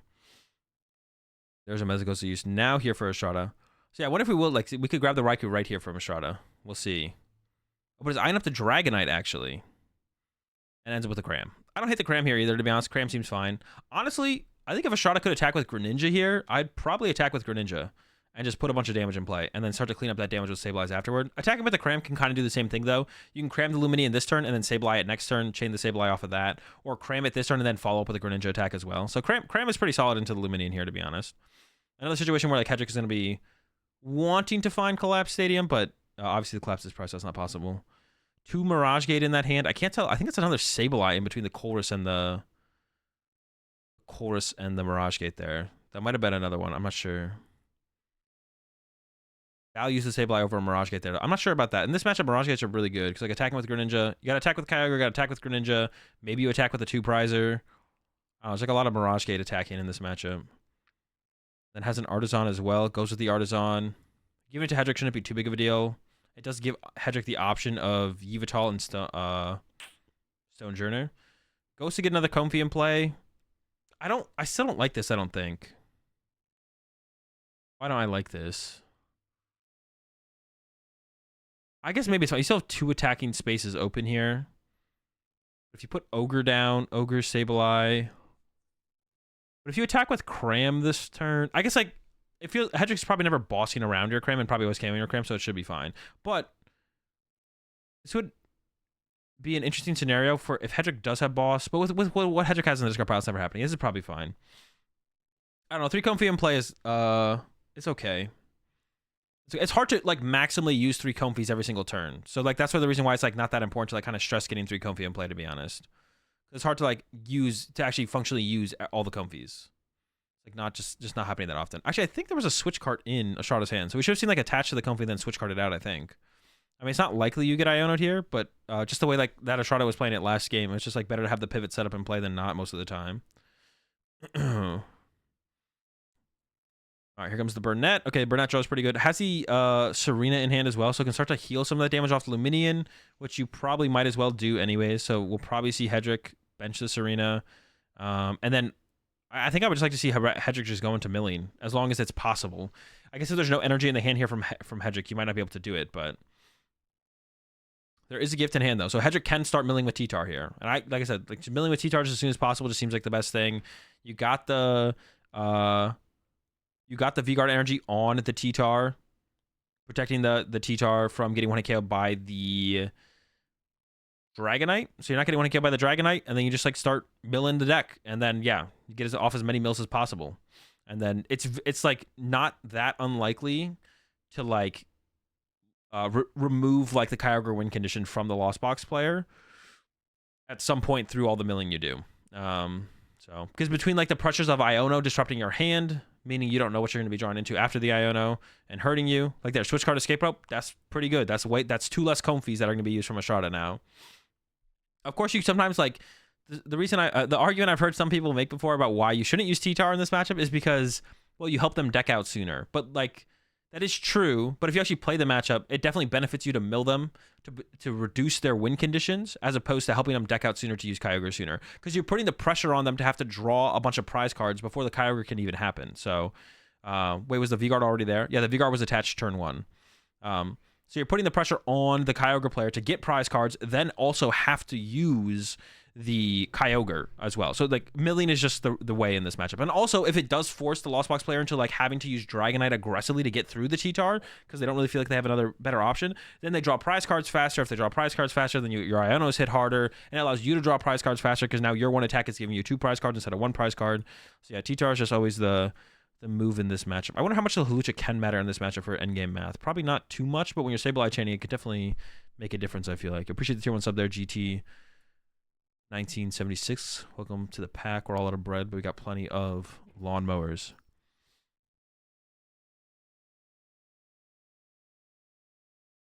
All right, so we do see the Greninja play coming here from Ashrada. I mentioned that. You can clean up the Luminion and, I don't know, punch something. You can punch something. So one of the things Hedrick's going to be looking out for here is to keep... Hedrick is going to want to keep their bench full of 1-prizers. So on this next turn from Hedrick, maybe not next turn. You might not have to worry about it immediately. But the Echoing Horn from Ashrada. Ashrada is going to draw 2 prize cards with Greninja. And theoretically, Ashrada can win the game from here by going Kyogre for 4 prize cards. But if you only have 2 V Pokemon in play as Ashrada, if you only have 2 V Pokemon in play as Hedrick, no matter how many escape ropes you play, you can just keep sending up the V Pokemon over and over and just loop them. And then there's never 2 V Pokemon on the bench for the Kyogre to draw 4 prize cards on. So it'll force the Kyogre player to have to draw more prize cards than just 2 before they can use the Kyogre play. So you see the Greninja play here. Like I said, probably KO and Luminion. It would be interesting to see something else happen here from Ashrada. And then the other 90, I feel like should probably go on the Serena, and then maybe you just Sableye chain KO Serena into KO Archeops. But goes with the 90 on the Lugia, actually, it looked like. Which does, like... So this does set it up to then go Echoing Horn to Luminion, and then Kyogre, KO, Lugia, and T-Tar, or Luminion. But now if Hedrick just benches Yveltal, or if Hedrick benches Yveltal or Stonejourner, then there's not 2 V Pokemon. There's no possibility for 2 V Pokemon on the bench. So I like the damage on the Archeops a little bit better from Ashrada, because now Ashrada can chain Sableyes, go down to 2 prize cards, and then go for the Kyogre for 2 prize cards, or maybe even like somehow get some kind of... But I wonder if it should be on the Archeops or be on the Serena here and KO the Serena and remove that from play from the healing. I just don't know if the healing actually factors in. I'm not going to do the math off the top of my head right now. So even when I used to play when I was playing so much Kyogre last season, I didn't actually do that math. I did the math in the moment, but I don't remember what the math was. Like if it makes sense to go after the Archeops here or to KO the Serena first and then go after the Archeops. So I'm not going to do the math right now. You removing the Archeops from play does remove the possibility of them like getting the energy in play, obviously. And there's the 4th single strike energy, which means the mill attack will also KO the Greninja now. But also removing the healing could make a difference in the long run as well. But don't want to do the math. So, like I said, Hedrick probably just wants to fill up their bench. Hedrick also knows that their Collapse Stadium is prize, so you don't want to like bet to try and get the Collapse Stadium off the prize cards here. But actually goes with the Luminion. So I wonder if we're going to see the Luminion be used here from Hedrick instead of benching down a one prize Pokemon. There is no draw supporter on the hand here from Hedrick, so maybe Favors trying to go get a Research or an Iono instead. Nope, there's the Sunjourner, like I was saying. Just fill up your bench with one prize. Wait, but then why did we grab the Luminion off the... Am I trolling? I think Hedrick just misplayed here, right? Plays the Capturing Aroma, gets Tails, grabs Luminion, and then's like, Luminion's cool, but what if I got heads off Mezagoza and then benched the Stonejourner? But but Hedrick could have just got the could still put Mezagoza in play, but still could have got Stonejourner first. I think Hedrick is making like a realization after already getting the Luminion, because like I think getting the Stonejourner here is more important, especially because Hedrick should know that the Collapse is prized, and knowing the Collapse is prized means you don't want to get Echoing Horned next turn. And you don't know where the Collapsed is, so if it's in the last two prize cards, when Hedrick draws a prize card going down to one prize card, could be the turn that Estrada wins the game by having Echoing Horn to Luminion into play. So if Hedrick doesn't get heads there on the Mezagoza and Estrada had actually found Echoing Horn there, that would have been bad. Because then Estrada can go Echoing Horn Luminion, use Sableye this turn, put damage on the Lugia and the T-Tar, and then next turn win with Kyogre. That could have been Estrada's play, but Hedrick, thankfully, Stonejourner makes its way to the bench. No Echoing Horn possibility. So now, once again, there's only two V Pokemon in play. Estrada does not play Boss. So even if there's a V Pokemon in the active and Estrada plays an Escape Rope, the T-Tar goes to the bench, the Lugia comes to the active, and then there's not two Vs on the bench, which means the Kyogre can't win. The Kyogre can't win the game on 4 prize cards. So now Estrada has to draw more prize cards. So now Estrada's game plan is going to be KO the Archeops this turn. You have to KO the Archeops this turn, and then you have to draw 3 prize cards after that. But yeah, you have to go through at least one more prize card here first, which shouldn't be a huge deal to go through, but it means you can't just like tunnel vision. But there's a Dragonite grab from Estrada. I don't know if Estrada's actually going to bench this. Maybe just grabbed it off the Mezagoza. But I think from here, what I'd like to see from Estrada is just Sableye, KO Archeops, put the rest of the damage on Lugia. Next turn, Kyogre for 3. But we'll see what Estrada goes for here. You could punch the active here with Dragonite. I don't hate that. Then Hedrick goes down to 2 prize cards. Then Estrada goes Sableye, KO the T-Tar. This would be down at 5. Sableye, KO T-Tar, KO this, Sableye again, win. Would that actually work? That might actually work. I'm actually not sure. I'm not going to do that. Well, hey, let me do the math real fast. 220 active, heal down 250. Sableye, KO. KO. 3 prize cards, 1 prize card left. But then you can't Sableye again to win, so maybe not. There's no way to Kyogre for 3 by putting damage on Lugia, right? Well, no, you go KO Archeops for... Wait, maybe I trolled the math. You KO the Archeops for 3, 4, 5. Wait. KO the Archeops for 8. And then you have 4 left. 4 on Lugia. Heal 2. Oh, no, you're right. So it would have to be an Escape Rope push T-Tar to the bench. Actually, no, you're right. Oh! But if... Okay, so the KO in this arena actually matters here then. Now that we've done the math, if Estrada had put this 7 damage counters on the Serena. If you put the 7 damage counters on the Serena, oh, but it has to be 5. No, it has to be 3 on the Lugia. Yeah, on the Serena, 7 on the Serena. Then next turn, 7 on Serena, 5 on the Lugia. Then all of a sudden, the Lugia is in range. And the Lugia and T-Tar are in range from the Kyogre. So the damage on the Serena here was better from Estrada. So that's actually a mistake from Estrada, because then you could have Sableye this turn, KO Serena, damage on Lugia, and then the Kyogre goes KO T-Tar or Lugia plus a 1 prizer to win the game. But because actually the Serena's in play, now if Estrada goes KO Archeops, put the damage on the Lugia, the Serena heals the Lugia out of range, and then you need an Escape Rope to push the T-Tar to the bench. Whereas before, you wouldn't need the Escape Rope to push the T-Tar on the bench, and no matter what, there would be an effective 250 HP V on the bench no matter what. So yeah, we should have seen Estrada go after the Serena there. But it's also, actually, to be honest, Estrada could also just... Another thing Estrada could have done, though, is if Estrada also had gone after Serena as well, then it means that Estrada could have actually just gone into Sableye Chain to win this game. Because now Hedrick has filled up their bench with schmucks. So if this 7 was on the Serena, then Estrada could go 7 more. Well, how actually would you get? You have 7 more, 5 left to work with, 5 here. You have 5 on this thing, Sableye this, go down to, what do you need to do? 8 here, 4 here. 11 here, 1 here. No, you'd be off by 1 damage counter at the end of it all. That chain actually wouldn't work. If it kept the Lucha, the chain would work, right? No, we'd still be off by a little bit. So that actually doesn't work. You couldn't Sableye the whole squad. But you could have gone Sableye, Chaos Arena, put damage here, Greninja again into Sableye, win the game. So what Estrada could have done is, if this 7 was on the Serena, this turn you go Sableye, Chaos Arena, put some damage somewhere else, then Greninja, 90-90, and then go Sableye, and the game is over. And you always win the prize trade that way. The Kyogre works as well, of course. So the Kyogre is still like a fine route to go down, but... That's another escape rope. How many escape ropes does Estrada have left? You need that escape rope at the end of the game. He also could have put 3 on Lugia and 2 on T-Tar to make them both in D-Knight range. Well, you'd have to do more than that, though, because of the Serena. But you don't want to attack with Dragonite here as Estrada. Because if you Dragonite and draw 2 prize cards, and you have 2 prize cards left, it means you get Iono to 2. And it's so hard to start recovering from Iono to 2 when you're also getting 2 cards milled off the top of your deck. Like, you have such limit, you're seeing such a limited amount of resources each turn while your resources are getting milled. Yeah, I think there was a couple different routes that Estrada. This 7 damage on the Archeops should just always be on the Serena. It should just never be on the Archeops. It's always a mistake for Estrada to put this damage on the Archeops. It should just always be on the Serena. No matter what route you look for from this point on, getting cragged every turn. Yeah, that's also true, Grant. But it's also hard to get. It's also hard to Kyogre getting cragged every turn. It's just hard. It's just hard. Getting cragged every turn is just annoying. Yeah, no matter what, the damage should have never been on the Archeops. It should have always been on the Serena. It should always be on the Serena, and then from there you try and piece it together. But yeah, getting cragged. Maybe that does increase the value of attacking with Dragonite. If you're attacking with Dragonite, they can't crag you. So there's a little bit of value in actually using Dragonite. But that's why this matchup is just tough. If they don't have the Serena, the matchup gets a lot easier, to be honest, though. Without the Serena, the matchup actually... I don't want to say it's like 50-50. I would still say you're probably slightly unfavored as Kyogre, but it might be 50-50 if they don't have Serena, to be honest. Not sure. Am I doing Dude this week? No, not this week. And not next week either. Actually, no, I will be doing it next week on Wednesday. Dude returns Wednesday. Why no Dude? It's not working out for the schedule. We got too much other stuff going on.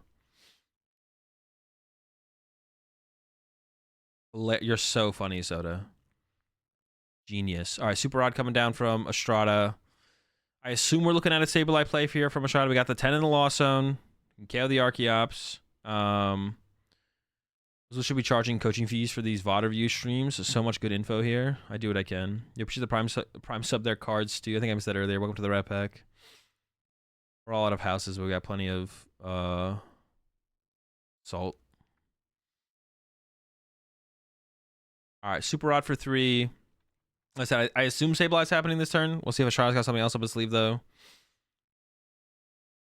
I was thinking about Greninja. Dude, I don't know. Greninja's so good. Not as an attacker, but as like a support Pokemon to have him play. But I guess if you can't find it this turn, there's a chance it just gets milled by Cragalanche anyway. So maybe it's fine for Estrada to kind of just let it go. We'll see. Yeah, we got Barcelona this weekend as well. It's got a lot of VOD reviewing going down.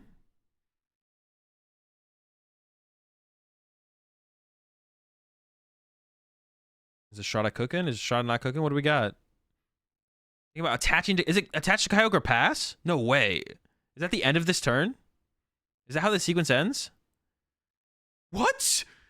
What? There's no way that's the end. Do we not attack with Sableye here? What is Estrada trying to... What is Estrada...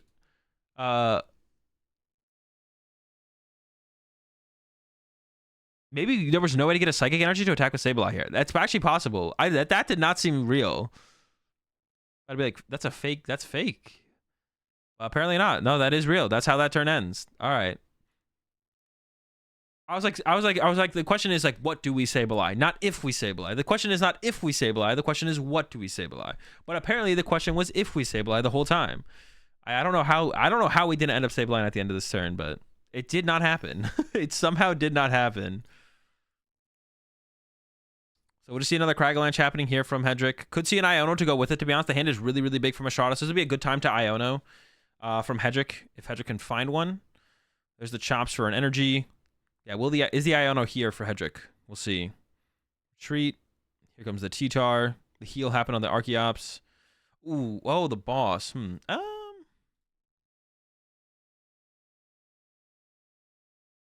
I guess one question here is how many Super Rod is Estrada down? Because if Estrada's down 3 Super Rod, this is pretty good.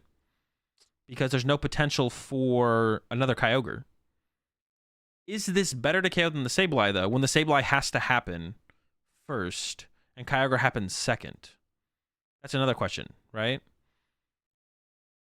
I mean, Andrew or Estrada does play 2 Sableye, so you could just have another Sableye, of course. Actually, there might be a Sableye in the Lost Zone, to be honest. If there is a Sableye in the Lost Zone, the Sableye has to happen first here from Estrada.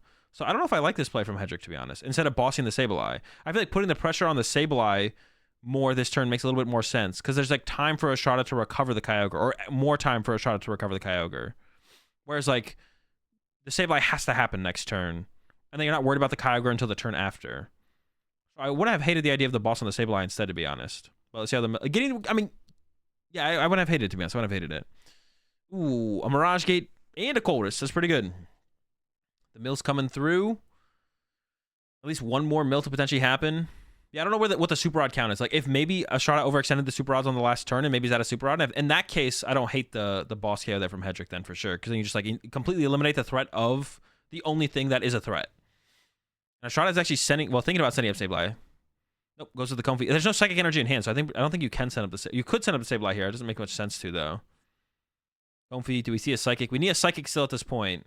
That Archeops is actually about to get, and this is what I was talking about getting the Serena in play to heal the damage as soon as possible.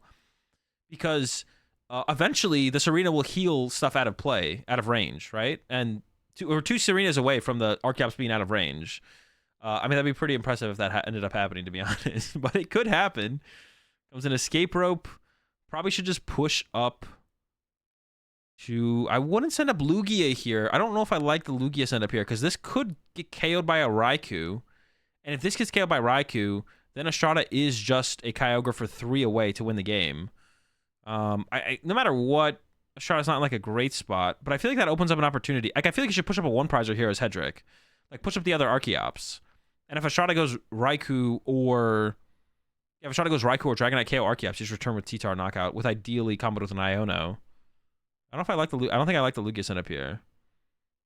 Raikou's in Lost Zone? Oh, okay. If the Raikou's in Lost Zone, then that's fine. Bro, I can't see the Lost Zone. I don't remember that long ago. Lugia's fine then if the Raikou's in the Lost Zone. That's fine. I'll allow it. So yeah, we still need to see the Sableye attack here from Estrada, but Estrada also only has 3 cards left in the deck. So we need... no, they're not quite out of range. Actually, Estrada might be out of escape ropes, to be honest. If Estrada's out of escape ropes, I'm pretty sure the game is over. Now we see a Dragonite coming down, but the Dragonite also loses Estrada the game here, because Estrada can't draw 4 prize cards in a turn. The Dragonite's not doing anything here for Estrada. There's the mill. Yeah, this game is over. This game is over. Because if Estrada goes punch the Lugia, all Hedrick has to do is retreat Lugia, knock out with T-Tar. And then there's no way for Estrada to draw 4 prize cards, and there's plenty of ways for Hedrick to draw 1 prize card. So this game's over at this point. The only win condition here from... Yeah, okay, there's a concede, yeah. There was no win condition at that point at all. On the scoop from Estrada.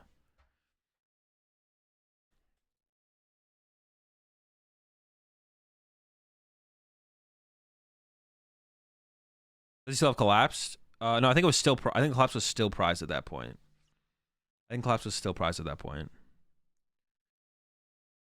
Didn't he heavy ball the Raikou first turn? Actually, yeah, he did heavy ball the Raikou, but I think it got shuffled back in the deck. Well, you guys are saying it was in the Lost Zone, so I'm just trusting what chat is saying. Maybe that's on me, to be honest. Maybe that's on me, to be honest, because I was trusting chat at this point, so that actually might be my fault, to be honest. It's not your guys' fault, it's my fault.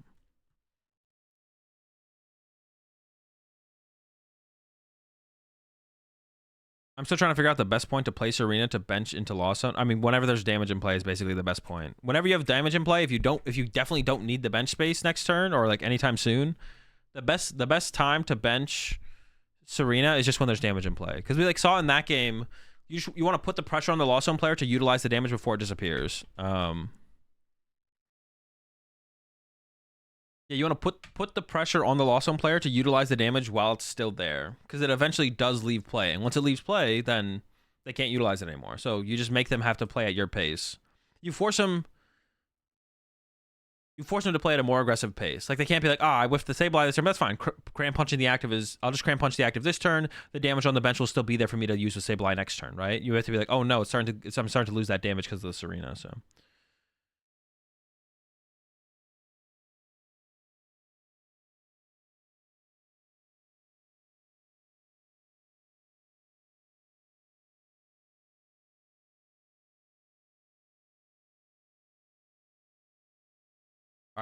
Got Tina versus the Lugia. I think this matchup's pretty close.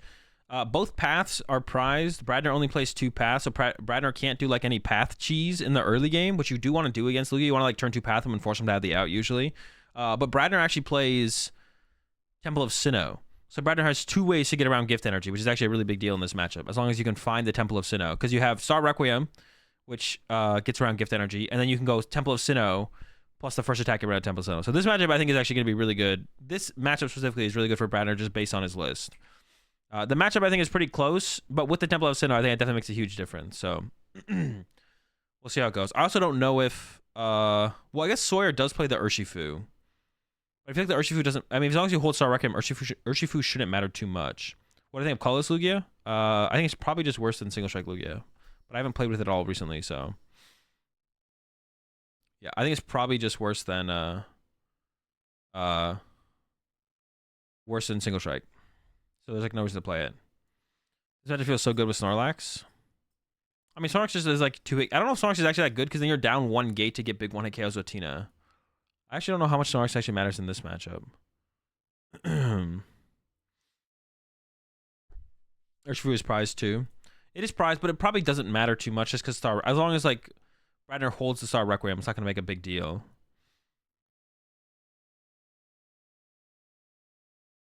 It goes hard with Mew when 151 comes out, but right now feels bad. Yeah, it might be better when 151 comes out. I mean, the Mew's just really, really good.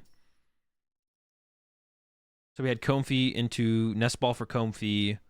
And actually, to be honest, I don't even think, like, you want to get turn 2 Tina attack in this matchup, probably. But if Bradner doesn't find even any Tinas this turn, I don't think it's the end of the world, to be honest. Like, if you just Comfey, and then pass with nothing else on your bench, I think it's probably fine. To give up a Roxanne there, which is something you're trying to combo with the Temple of Sinnoh and your Star Requiem. So you don't really, like, if you don't think you're going to be able to attack turn 2 with Tina, well, I mean, evolving your Tinas is nice to get them out of range of getting boss KO'd by a Lugia, but as long as you can bench double Tina on a future turn at some point, it's really not that big of a deal. You don't have to get a Tina out turn 1 if you go first in this matchup. If you go second, you generally want to get a Tina out, but you have more opportunity to get the Tinas out because you have more opportunities to get the Tinas out because you do have the because you have Colress, so you're gonna probably see more cards. It does end up going with the Tina here over something like another Comfey or the Greninja. But I guess there's no energy in hand to combo with the Greninja. It has the evolution in hand as well. Like I said, you do want to evolve them. I don't think it's like terrible to have not grabbed a Tina here though, but it's actually I don't know if I do like the Tina grab here. I don't know, because you're like developing your board a little bit less by not going for a third Comfey here. And even if you do evolve this Tina next turn, it's still like a boss T-Tar away from just getting KO'd. And now you have like a less developed board overall. I guess it does kind of depend a little bit on what the rest of the hand is. And there is still a possibility for Bradner to actually pull off of a turn 2 attack. Like I said, like the turn 2 attack, I don't think is like, I think your win condition in this matchup is more so just bricking them on like Roxanne plus Requiem or Roxanne plus Sinnoh KO. I kind of like the idea of the third Comfey with the Greninja here, to be honest. Well, the Greninja couldn't be used because there was no energy in hand. So Greninja's not a possibility, but third Comfey was possible with the other thing. But the other problem here, I guess, as well, I see the problem with that as well is you start to run out of ways to find your Tinas, to be honest. So maybe it is better to grab Tina here because, to be honest, the deck only plays like 3 Nest Ball usually, I feel like. And Bradner's already used 2 Nest Ball. So, and you can't use Battle VIP Pass next turn. So maybe it is better for Bradner to grab the Tina now, because otherwise you run into a situation where the Tina is just literally, you might just not be able to find Tina anymore, which is possible at a certain point. So Ultra Ball away double chops for Noah, and then Gift Active, Research. So we'll see a Read the Wind here. Has a Collapse Stadium in hand, has some stadiums in hand. So has the outs to the paths that don't exist because Bradner did prize both paths. Nest Ball for T-Tar seems really good here. I think you might as well, because if you do get KO'd here from by Bradner, you'd want to set something up that can return knockout a Tina. So if Bradner does have the turn 2 KO, you want to be able to respond to that immediately.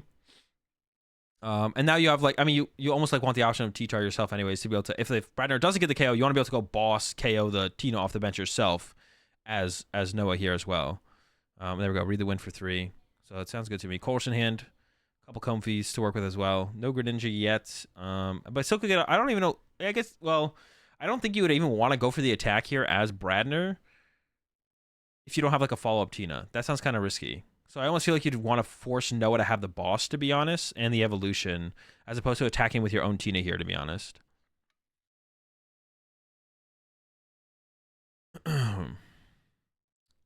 was a cram in that hand there from Bradner, but you don't really need to attack with cram in this matchup, to be honest. But actually is taking the cram over a gate. I don't know, cram into Lugia doesn't do that much here, I feel like. I guess it does hit it, so then you don't have to worry about down the Iono as well. So down a Roxanne in an Iono here. It does hit the Lugia, so that way you don't have to worry about using Requiem to get through a V-Guard energy, possibly, if you can't find the Temple of Sinnoh. So it does set up that for you.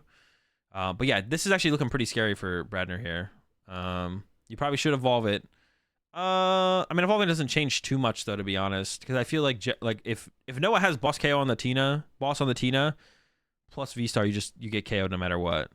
Like, the extra, I guess the extra HP means it forces it into the T-Tar from Noah, so you do melee yourself. I guess it is probably better to evolve there, to be honest. My problem with evolving here, though, is now you have to, like, recover the V-Star and then find the V-Star again, whereas otherwise you could just, like, find your Vs and then you have the V-Star still to work with, and you don't have to recover the V-Star. So I don't hate the idea of not evolving here, because, like, basically if Noah has evolved plus boss, you're dead anyways.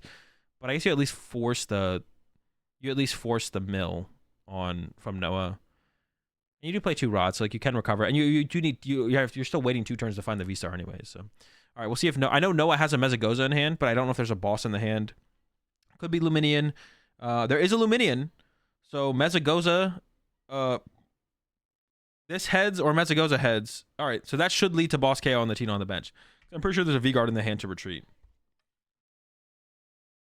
So it should be just KO on Tina here from Noah, and that should put Noah super far ahead to begin this game. But there is still the comeback potential of the Star Requiem or Sinnoh plus KO plus hand disruption to get around Gift. So the comeback potential is still there for Bradner. But to be honest, I don't actually like the V-Guard grab. The V-Guard on the T-Tar doesn't do anything. I don't know if we can avoid it. Well, actually it's probably fine. Why not evolve the full HP one? Because you don't want this one to die to Sableye or just getting boss cram KO'd. You definitely want to evolve that one. You want to evolve both at some point, but yeah, Luminion for boss. Like if Bradner scooped here, I wouldn't hate it. I don't think it would be terrible for Bradner to scoop here. Should you stick it out? Maybe. I don't know. Maybe stick it out here. I don't hate the idea of conceding, to be honest. from Bradner. Attach, retreat, double Archeops coming down. Load it up. You do need to go for 4 non-double turbo energy. 2 of them have to be single strike energy. You get to go for 2 of the colorless ones. You should. The V-Guard you kind of want. You want the possibility of this. It depends how many V-Guard Noah plays. I have no clue. But you want the possibility of a V-Guard on a second Lugia V-Star at some point to potentially make it harder for Bradner to KO. Like if Bradner has to start Requiem at a different point, then all of a sudden you can't start Requiem the Lugia with the V-Guard. Bradner does play the Temple of Sinnoh, which gets around the V-Guard for the 280, but like still, I'm just not sure how many V-Guard Noah plays. But if there's another V-Guard in here, then I like holding the gifts, because you also want to constantly have the gifts be a threat of like draw power on your side as well. So also I think we should see there's 2 stadiums in hand here for Noah. So I think Noah should put Collapse in play, discard Luminion, so that way next turn Noah could go Mezagoza, Luminion again, boss KO another T-Tar. So I think we should see Noah play the Collapse right now to get rid of this Luminion. It removes the liability of Luminion, which isn't as big of a liability in this matchup as it is in other matchups, but it allows you to open up your bench to put another Luminion in play to get another boss to just keep bossing the Tinas. Because if Bradner only puts down a 1 Tina on the next turn as well, that puts you in a pretty good spot. So we'll see if Noah does that or not. And also, like, now that you're set up like this at this point from Noah, you're way less scared of Path to the Peak. I don't know if Noah knows about Bradner's Temple of Sinnoh. Most Tinas do not play Temple of Sinnoh. Bradner does, but most people don't, so I'm curious to know about that. And then, I mean, I assume we're still going to see the boss here. And like I said, I want to see the Collapse to get rid of the Luminion here.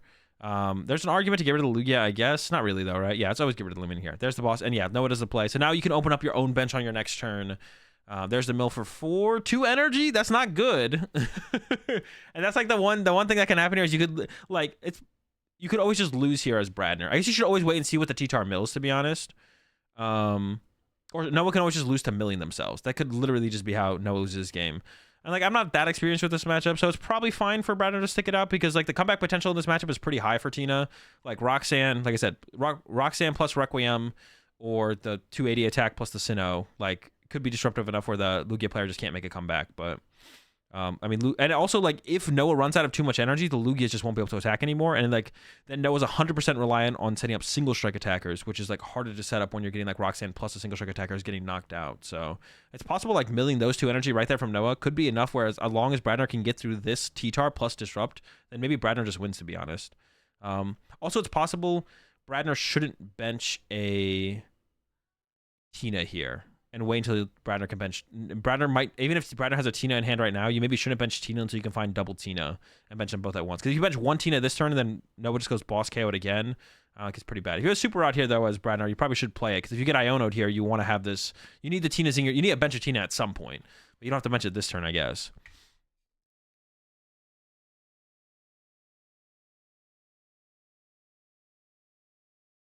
The chat and the actual stream are some of the most brain dead takes I've ever seen.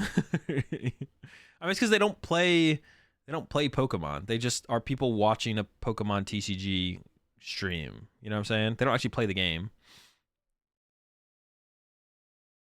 Yeah, so no Tina this turn, but I think that's fine from Bradner to not have a Tina here. I think from Noah, all you want to really do is just focus. Actually, to be honest, I kind of want to see the Serena come down and start to heal some of this damage, because then that plays around Sableye next turn, KOing your T-Tar, which I think you want to. I think you may as well do that. I would bench Serena here, because now you can get Sableye. Now that T-Tar can get Sableye, that doesn't sound cool. I don't like the idea of that. Yeah, I don't like the idea of letting my T-Tar get. I think the Serena should have come down here, to be honest. I owned it a 4. Did find a double turbo, which is a big deal here for Noah. Also, I think Noah, well, unless you want to shuffle the deck, I guess, but you're definitely mill KOing this Cram here.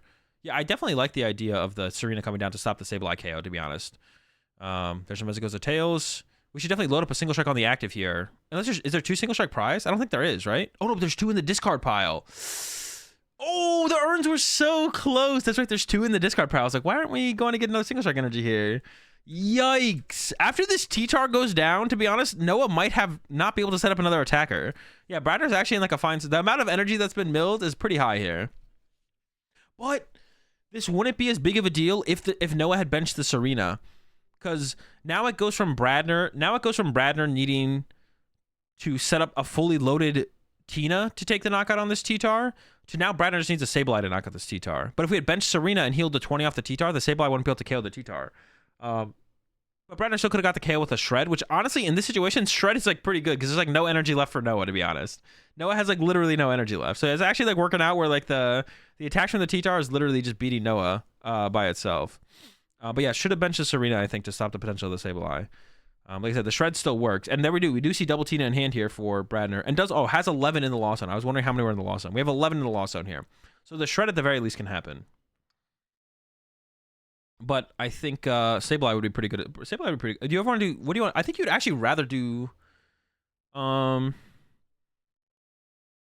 be honest, I think Shred maybe just wins the game here. If Bradner attacks with Shred, I don't think Noah can actually KO a Tina V, to be honest. I think just making sure that Bradner has the correct amount of cards. And yeah, Bradner's going pretty heavily into the Tina already. Plenty of Grass and Psychic left. I think the Shred is on the way. I think there's another gate in hand as well. So I think Bradner like has it guaranteed Shred knockout. And we're seeing second gate here, I assume, come down now to get a Grass and a Psychic to the bench. Or not yet. Just throws a Psychic on the Comfy first. I assume we're going to... Oh, are we not using Comfy? Alright, I'm just confused, to be honest. Are we using Abyss Seeking? Wait, then why wouldn't we Comfy? Okay, the Comfy... I thought Bradner was about to retreat the Comfy. I was so confused. Why didn't we just use... But you have to use another Mirage Gate anyways. Why wouldn't we just use the Mirage Gate first? Why wouldn't you just use the Mirage Gate first to thin out the deck as well? I think you should just use the Mirage Gate again there, right? Unless Bradner's really trying to keep around the... Maybe there wasn't a Mirage Gate in the hand there. I think Bradner... Well, I don't even know if it's correct to actually Sableye over Tina here. I almost like Tina over Sableye here, personally, to be honest. I almost like the idea of just attacking with Tina. You force more out of Noah to respond to it. If you attack with Sableye... Then Noah, it's a little bit easier for Noah to respond to a Sableye and then just needs to KO a Tina to win the game. So I almost like the idea of attacking with the Shred more than I like attacking with the Sableye. It feels like it puts more on Noah to have this turn. And then the next turn, they need Boss's Orders. But maybe you don't want to play into them needing Boss's Orders to win. You'd rather attack with Sableye this turn and then have back-to-back Tinas. You give him the Sableye and then you evolve both Tinas. You need him to get through a full HP Tina instead. But I don't know. Is that maybe easier for a T-Tar to do? I don't know. Noah has like no energy left, so maybe it's just not possible, to be honest. Also, it's possible Bradner might just not attack this turn, which I guess is also possible. I do see the Sableye in hand. I guess Bradner could not attack this turn. That's a little too risky then, though, right? Because you lose the boss. You have to. You should KO the T-Tar this turn for sure. You should definitely KO the T-Tar this turn, I feel like. But see, if we had benched the Serena on Noah's side, you would have forced the shred play out of Bradner, which would require Bradner to have more. Oh no, it is just the pass. Let's see.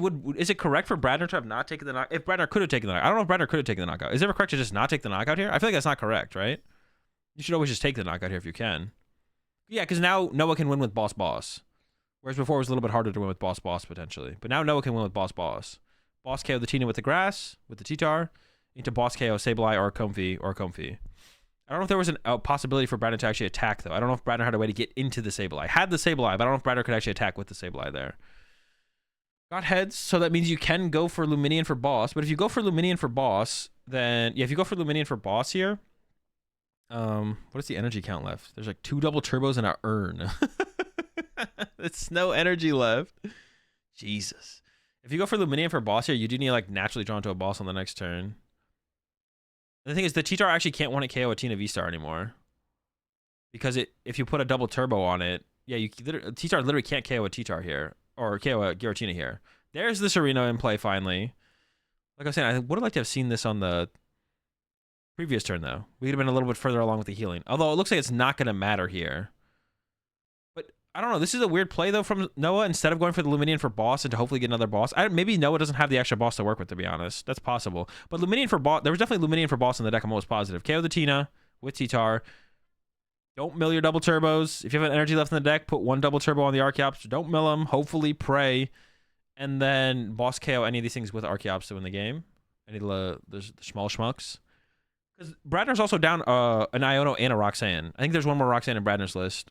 Noah doesn't know that for sure, but a lot of people play double Roxanne, so it's a pretty easy guess, I guess. I think a boss's prize. That's almost even better that there's a boss prize then. Because then Noah can go boss, KO, draw 2 prize cards, and then hopefully pull... hopefully pull the boss off the prize cards and you just have boss for game. And you force Bradner to have the Roxanne. And you have to also not mill your energy, I guess, as well. But... Serena's Death definitely should have been in play last turn. Yeah, I'm curious if Bradner could have attacked with Sableye, if Bradner would have attacked with Sableye. I feel like you would attack with Sableye as Bradner if you could have last turn. Now the Sableye attack from Bradner doesn't do anything. So you can't use Sableye this turn as Bradner. So you have to go Tina knockout and then clean up from there. But to be honest, if you get the Tina knockout here, the game might literally just be over. Could have KO'd. I have no idea why I didn't. Bradner did have the KO with the Sableye. Yeah, I don't know why Bradner wouldn't KO this T-Tar here then. So Bradner had the switch card in hand or whatever to attack with Sableye there. Yeah, I don't know why Bradner wouldn't have taken the KO there. Because that's like the last threat in play. Because there is a possibility for Noah to win by going boss KO Tina into boss KO 1 prizer. I'm pretty sure Noah has 2 boss left. I could be wrong with that. And if Noah doesn't have 2 boss left, then maybe Bradner knew that and knew the Comfy had to be KO'd in the active here. So that's possible as well. I don't actually know how many boss are left. But that would be a fair play then. It's honestly still looking good for Bradner though, because I don't think Noah can respond with a 1 KO on the active here. I think Noah has 1 attack left, and it's never enough to KO a Tina V or a Tina V star. So I think Noah just loses here, to be honest. Man, if you the bench is thin out the deck, in case you get Iono'd. There's Star Requiem for the knockout. Yeah, and I'm pretty sure I think Bradner is going to win this one. There's just no energy left here for Noah. 2 prize cards left. If there's another energy prize, you could go boss with Archeops into boss with Archeops, but it sends up the Lugia. There's a boss. Hey, we did have a boss.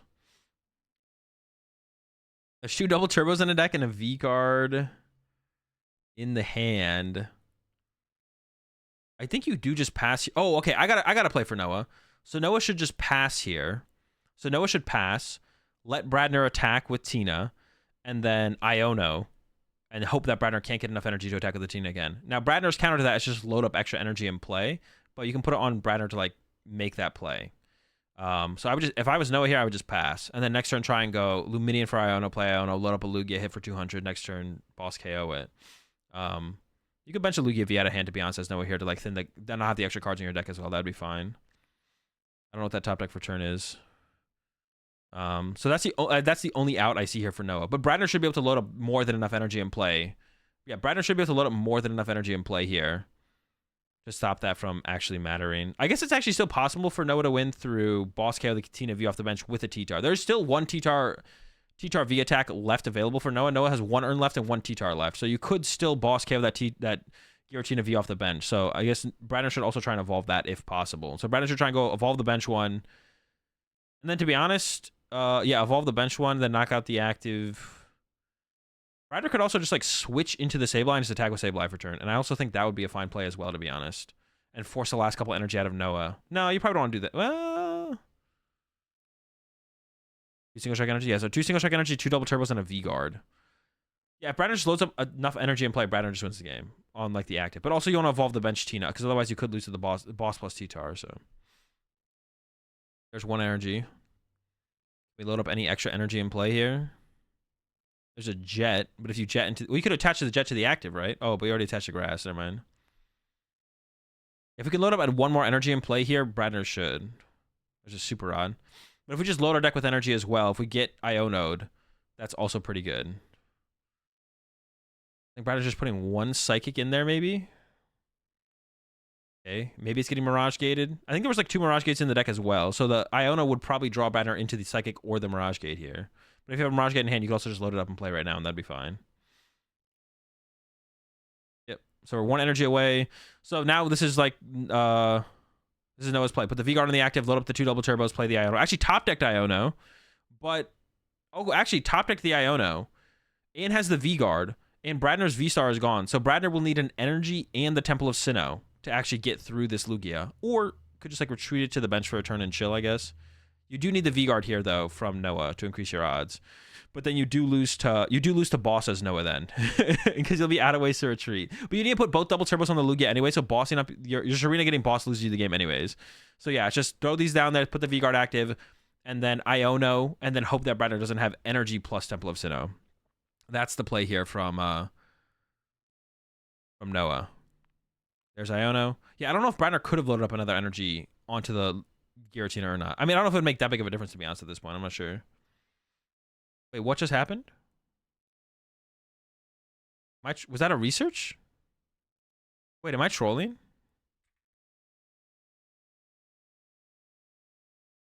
Wait, why did we not Iono? Wait, wasn't there an Iono in the hand, or am I trolling? Did I just not see an Iono the whole time? I swear there was a top deck Iono, but am I trolling? I might have been trolling, to be honest. Oh, there was no Iono. Dude, I swear I saw an Iono. Did we attempt Mezagoza here from Noah? And I'm curious if Noah even attempted the Mezagoza. Oh, yeah, there was the Mezagoza attempt, Tails. Okay, I was a research top deck, not an Iono top deck. I was like, all right, we're locked. Okay, so then I'm assuming Bradner just wins, because the Temple of Sinnoh was in the deck. There's like a 2-card deck left for Bradner, so Bradner needs an energy and a... There's Jet, there's Boss. Okay, that works as well. Jet plus Boss also works there. I guess you just shouldn't have... Noah benching the T-Tar there was definitely a mistake as well. Shouldn't have benched the T-Tar, but I think Bradner probably had the Temple of Sinnoh play, so I don't think the Temple of Sinnoh hit the Lost Zone, so you're literally always trolling. Bro, I thought it was... I swear it was an Iono. I swear I saw Iono. Okay, so yeah, Bradner with the comeback there. It definitely seems possible in this matchup for sure as well, so it's not that big of a surprise that we saw. I was even questioning, like, should Bradner just concede here with that Boss KO? But no, if they can't chain the Boss KOs, and... the single strike crush literally mills all of your energy. You can definitely make a comeback here as Bradner, which is literally what happened. Noah milled all of their energy. Milled all their energy. Yeah. All right. 2 Chops prize, not great. T-Tar prize, not great. So 3 bad prize cards here for Noah. The other 2 don't really matter too much. But prizing Archeops is just not great because it's just less likely to have them in your hand, which would you like to let's discard them. A lot of Pokemon Search prize for Bradner, though. If Bradner doesn't find any early Battle VIP passes, Bradner might struggle to actually set up as the game progresses. We do have the Urshifu start here from Noah, which, to be honest, probably isn't great because then then Bradner can get like a free cram hit onto the Urshifu to get it in range of the 280. So actually, opening Urshifu actually is probably pretty bad in this matchup, to be honest. And also Ultra Balls away the Burnett. I'm curious to know what Noah's hand is that we Ultra Ball away Burnett. But I guess if you don't have an out to the... I guess if Noah does not have an out to a V-Star, then you need to get a... If you don't have an out to a V-Star, then you need to get your... If you don't have an out to a V-Star, then you need like player research anyways, I guess. I'm curious to know what the rest of the hand is then. I can't tell though. It's double turbo and something. Here's another Burnett in hand. Oh, okay. I guess that works then. All right, over to Bradner, top deck to Nest Ball. So I think that's all Nest Ball is exhausted at this point. There's a Battle VIP pass in the hand as well. Might even be 2 Battle VIP passes. So plenty of stuff to work with here for Bradner. So the prized Pokemon search is not the end of the world here. Checking the prize cards real fast. Yeah, I think it might even be 2 Battle VIP best in the hand.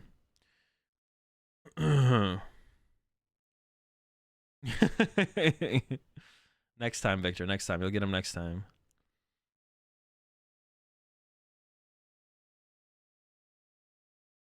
Price checking. And I'm curious to see, I guess like the only thing you'd want to stress this turn for sure. Like we saw like getting Tina's in play isn't that big of a deal for Bradner. We saw how it played out, like getting the Tina's in play early isn't that big of a deal. How much does Bradner value trying to get like that turn 1 cram attack would be something I'm curious about for sure. Another Battle VIP pass. I assume we'll see the cram here now. But if you go for cram here, you can't really go for Greninja because you can't just only have 1 Tina in play. You have to be able to put 2 Tinas in play. You got to see 2 Tinas come into play here. Ignoring the Greninja right now as well. So the question would be, you could go Greninja plus double Tina, or yeah, Greninja plus double Tina or Cram plus double Tina, and goes for the double Tina. Well, you have to go double Tina. You're always going double Tina here. The question is, do you go with Cram or do you go with Greninja? And so far, Bradner has not put too much emphasis on the Cram. Or not the Cram, the Greninja, like at all. And Bradner doesn't play a way to actually attack with it, so it makes a little bit more sense. That's less of a threat. I guess in this matchup, you're never attacking with Greninja anyways. Yeah, you never attack with... Well, it could happen. It's unlikely. It would be you'd use it to, like, break V-Guard energy, basically. But Sableye also does that, so it's, like, not something to stress about. But we'll see a triple comfy turn 1 here from Bradner for sure. And then maybe use... I mean, look for a Colress, I guess. And then maybe attack with Cram. Or maybe get Greninja in play and use that. But yeah, the Cram hit on the Urshifu seems pretty valuable, to be honest. Because then you get it down to that... You don't have to start Requiem it to KO it. So it'd be pretty good if you can get there, I think, here from Bradner. Bradner has single water, no ninja attack. Yeah, I know, that's what I meant. There's no threat of the attack, so it's like theoretically less important, but it's also just like never important in this matchup. There's the nest ball, so we can go with the Cram. Like I said, it seems like it's decent to attack. As long as you can get the attack into the actual Urshifu, hitting the Lugia with the Cram is definitely less valuable, but it does kind of break the potential for the V-Guard on the Lugia, so it gets either of them in range for 280 later. Has a Path in hand? Yeah, Path could definitely be big here. I mean, this is the time to use Path in this matchup. Use it turn 2, or use it the turn they're about to use V-Star, and then also use it later to stop Luminian. Yeah, Brandon probably did. I mean, he wasn't lying, though. He had the water. There we go. Path pass. Has done everything else. Over to Noah. There is a collapsed. Comfy or Cram here, biting the dust. It is the Cram. Here comes an Ultra Ball. Lugia V-Star. And there's a Burnett. But this is leaving Noah with literally a dead hand. So Noah has nothing. So I guess we're probably just attacking with Urshifu here. But you kind of want to save the Urshifu to respond to a Giratina. So you don't really want to attack with Urshifu here. I don't understand the draw to play Urshifu over Stone right now. I don't think you're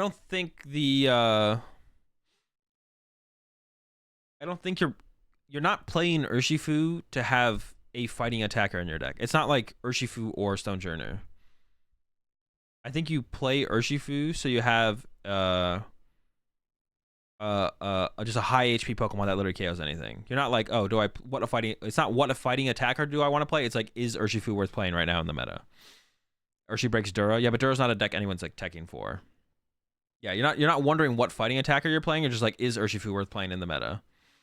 Because you could definitely be playing Urshifu, and like Urshifu doesn't fill the same role as what Stonejourner does, and Stonejourner definitely does not fill the same role as what Urshifu does. Like, if you're trying to beat Miraidon, you always play Stonejourner, because Urshifu actually doesn't help your Pride Trade at all in the Miraidon matchup. Or it can just be a really high HP Pokemon that they can't KO. But yeah, it's not like you're not picking a fighting Pokemon, you're just picking whether or not Urshifu is worth playing. What is the matchup where Urshifu is good against? I was just on the top of my head, but now I forgot what it was. Oh, Charizard. It's for the Charizard matchup. You play the Urshifu right now. The only reason to play Urshifu right now is literally the Charizard matchup. That's it. And you also can, like, it's better against Goodra. But yeah, you're not picking a fighting Pokemon. You're just deciding whether or not Urshifu is worth it. Urshifu is good against Charizard, and that's about it. And I guess if you hit a Dura, if you hit a Rogue Dura, the Rogue Duras are out there. You can, one-hit KO a Dura. You hit a Rogue Goodra. Like, it helps you beat cheesy stuff, but, like, I wouldn't play the Urshifu personally. But I would definitely play Stonejourner for sure. The Urshifu is better than nothing against Miraidon because it just has such high HP that if you attack turn 2 with Urshifu VMAX, it's possible the Miraidon player doesn't have the boss or can't one-hit KO it with the Raichu on that turn. So it does have like some viability in the matchup against Miraidon. But Sojourner is definitely the better of the two for sure. Definitely, because it's like less to set up. It's not an evolution, whatever it might be, for sure. So Bradner definitely at least wants to hit.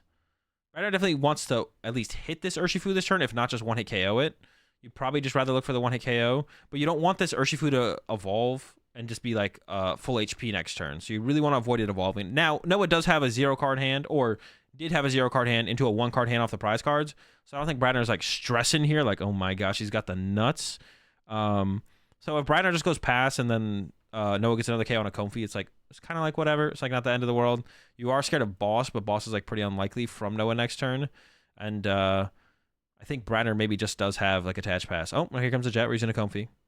We're up at 8th the Lost Zone. We're going up to 9 in the Lost Zone. So an attack this turn is like not unheard of here from Bradner. And it would be even better if Bradner has like Sinnoh KO. That would be a pretty good play. But yeah, it is just the pass here. So, but I don't think Noah drew very well off that. So Noah's still in danger of needing Gift to bail them out, and then Bradner can just play around the Gift with Star Requiem. And you don't want to Star Requiem here though as Bradner, because you want to save that to KO the Urshifu. So ideally Bradner wants to get Temple of Sinnoh and then 280 KO the Lugia.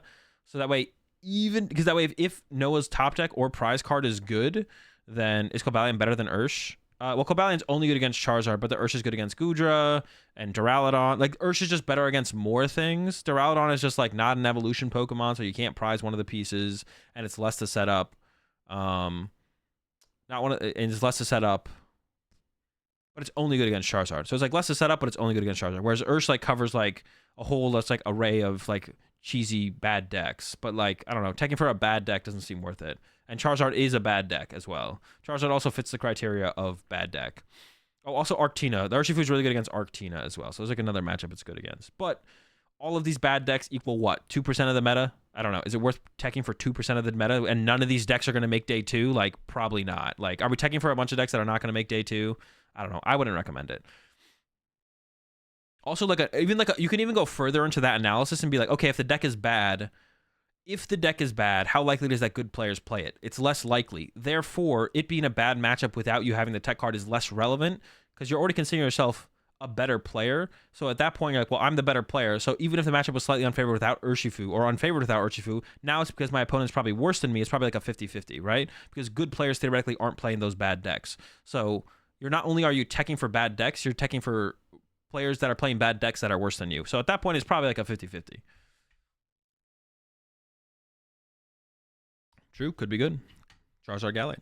All right, I think we're looking for an attack here from Bradner, finally. And like I said, you want to combo with Temple of Sinnoh. You can either combo with Temple of Sinnoh here from Bradner, or you can take the risk on the Star Requiem KO on the Lugia and then hoping that Noah's top deck and prize card are bad. I think here, no matter what from Bradner, we're probably taking the knockout. Ideally with Temple of Sinnoh, though. Ideally, you want to go 280 Temple of Sinnoh, so that way the gift doesn't trigger.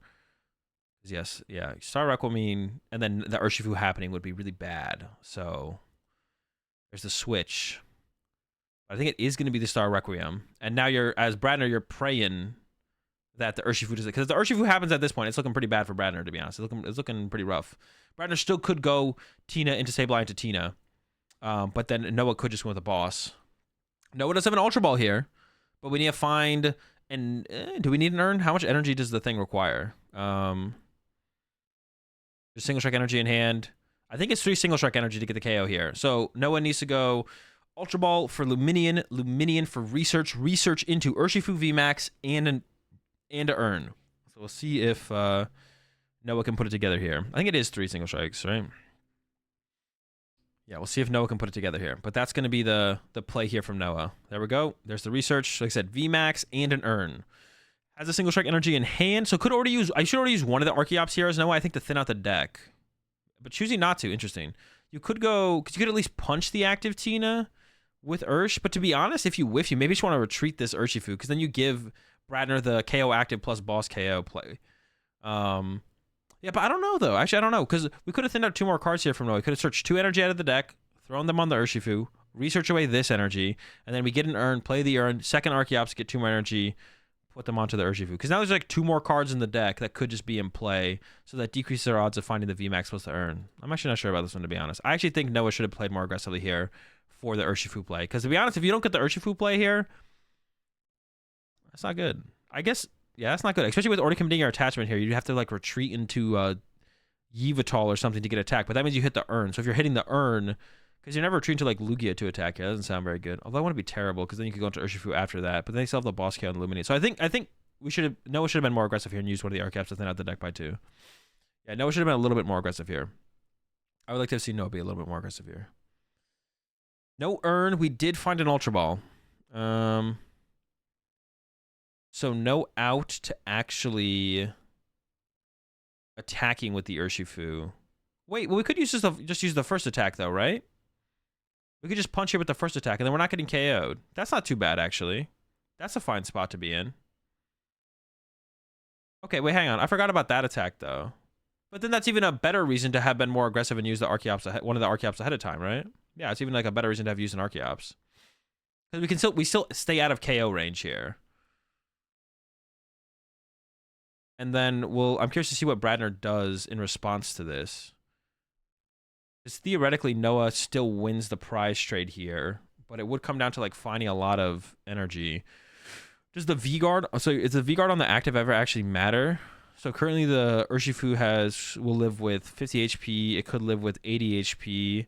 Sableye goes 80 HP. Then you use 80 HP, and then you use the Serena. You have 100 HP left. Sableye KOs you, puts 20 here as opposed to 40. Yeah, I think the V-Guard actually does make a difference here, because now the Sableye can clean this up, put energy on the Luminion, and then you can KO the Luminion with back-to-back Sableyes after you, like, rock. You could go, like, so Bradner goes, like, punch for 280, Noah goes, okay, knockout next turn, and then Bradner goes Sableye KO, put a bunch of damage on Luminion, bench second Sableye, Roxanne, Sinnoh, and then the Sableye cleans up the Luminion for the last... Oh, no, but actually, no, Bradner would have 1 prize card left, so you could, like, double KO the Archive. So maybe the V-Guard doesn't matter. Maybe it matters more than actually. Let me do the math again. So V-Guard on the active, we're hitting for 250, so we have 80 HP left. Heal 20 with Serena. 100 HP left. Sableye goes hit 20, heal that 20. So I think the V-Guard actually does matter on the Urshifu here. I don't know if there was one in the deck to actually find off the Archeops, though, actually. There's 2 V-Guards in hand, but we already attached return, so we can't do that. So I think the V-Guard on the active is actually relevant, so that way Bradner can't Sableye chain here. So we should have, if there was a V-Guard left in the deck here for Noah sort of should have searched that out and put it on the active. But I actually don't know if there was. There's 2 in hand. I don't know how many Noah plays. Is there one in the discard pile as well? Maybe. Oh, there is one in the discard pile. So it was unfortunate for Noah to draw into double V-Guard energy. Yeah, it was unfortunate for Noah to draw into double V-Guard energy. But hold up, wait. It's not unfortunate. It's a misplay, because Noah could have used one of the Archeops.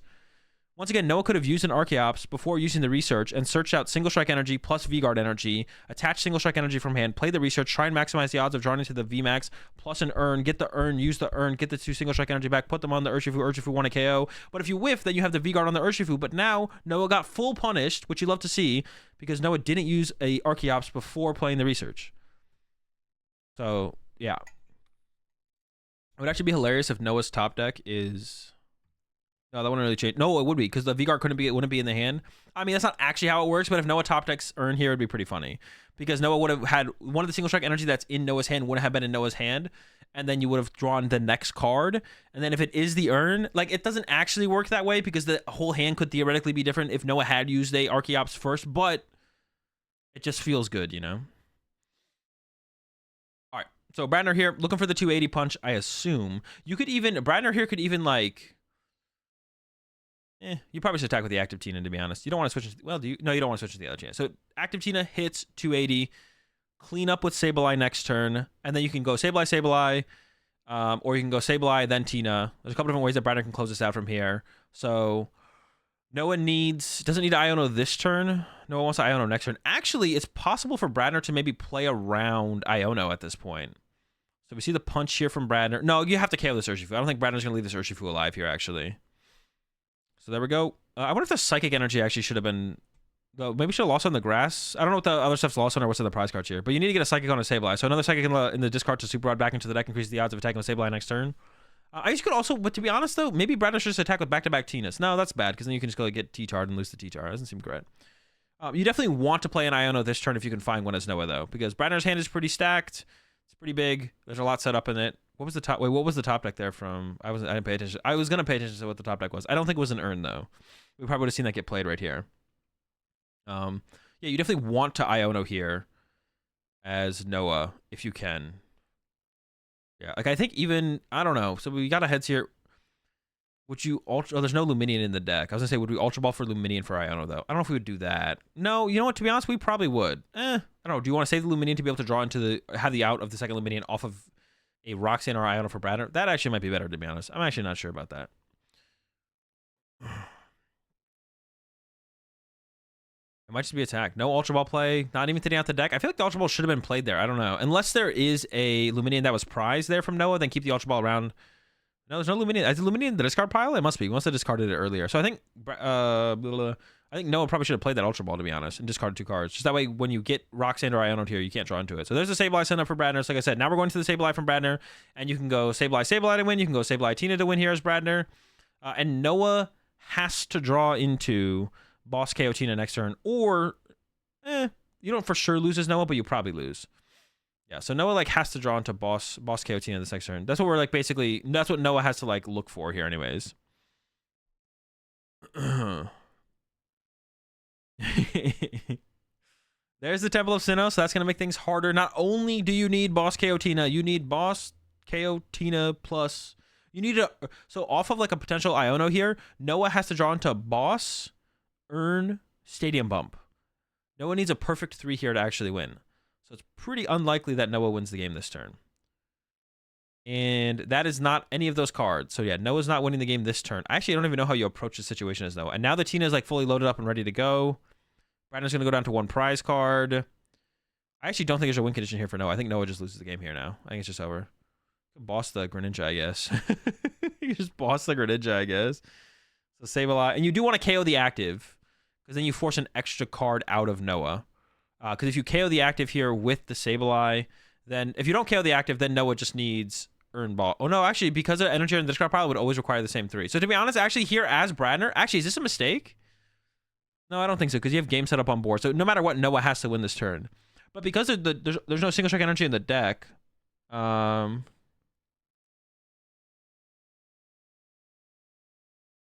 I don't know, to be honest. I don't think it actually makes a difference. Because Noah would still need Urn Stadium Bump Boss. Noah currently needs Urn Stadium Bump Boss. There's the Boss top deck, but there's no Urn Stadium Bump. We have a Research in the hand here for Noah, so I assume we're going to... Well, how many boss are left, though? I think there is 1 boss left in the deck, maybe. Yeah, I saw the second Luminion in the discard pile there. So we can go Archeops KO the active. And then you're hoping... Yeah, Archeops... Wait, what? Well, we had to send up the other Archeops here, right? If we're going Archeops KO active, we should have sent up the other... Because Bradner has 1 prize card left. Wait, does Noah realize Bradner has 1 prize card left? Why do we ever send up Archeops here? Does that ever make any sense?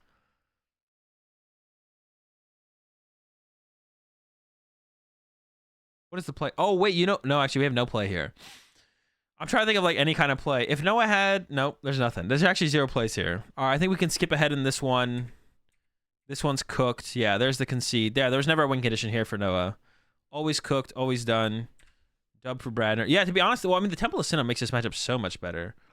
I think the matchup's pretty close without Temple of Sinnoh, but Temple of Sinnoh definitely pushes this matchup to favored for sure. Mawile Boss. Hope they don't have a Jet or a Switch card. I mean, that's like a... That's something. All right, I gotta go pee, chat. I'm gonna go pee, and then we'll get into another match. I think it's the last Switch round? Last Swiss round? 15? Yeah, last Swiss round. Lost Box versus Miraidon. Oh, this might be a fast one. This is a pretty favorable matchup for Lost Box. I will be right back, chat. I gotta pee.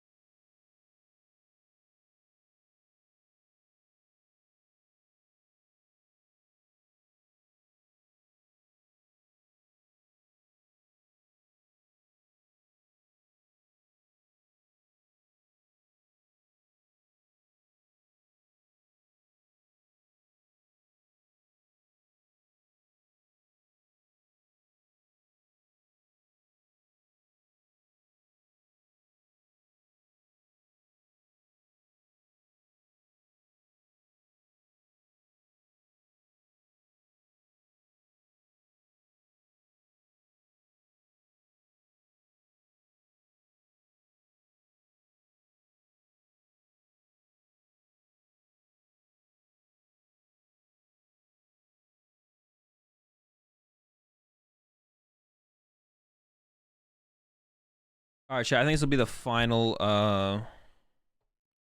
Yeah, last game was Bradner's 4th tie, right? Yeah, Bradner won that one, so not possible. But I think it'll be the last round for today, chat, and we'll finish. We'll do the top cut tomorrow, and then work on some Mew Charizard. That'll be the game plan for what is today? Thursday? Today's got to be Thursday, right? It feels like a Thursday. It is Thursday. Okay, cool. Cool.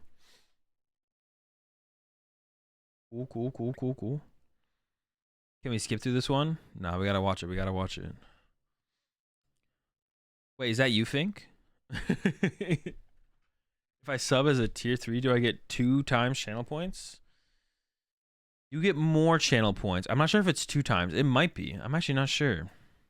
It should say on the thing. When you go to like sub as like a tier 3 sub, it should tell you how many more channel points you get. It might be 2 times. It might be. I'm actually not sure. 1.5. I think it's 1.5 for tier 2 and then 2 times for tier 3.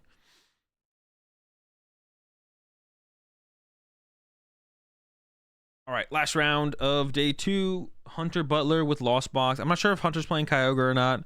And then we got Brian McDaniel with the Miraidon. And this matchup is definitely favored for Lost Box. It's definitely Lost Box, or it's definitely favored for Lost Box. But like the Bravery Charms plus Switch Cards can make things a little bit funky. A little bit more disruption through Judge and Iono is also potentially a big deal in this matchup as well. I got the Miraidon start here for Brian. Was one of the Raiku's prize there? One Raikou is prized, and that's usually most likely your first attacker just because it takes less energy to attack with. Also, a Switch Card and a Bravery Charmer prize. Prizing a Raikou is not that big of a deal, but prizing a Switch Card, to be honest, and the Bravery Charm is pretty annoying. So we'll see what kind of build Hunter has here. There was the Pokestop prized.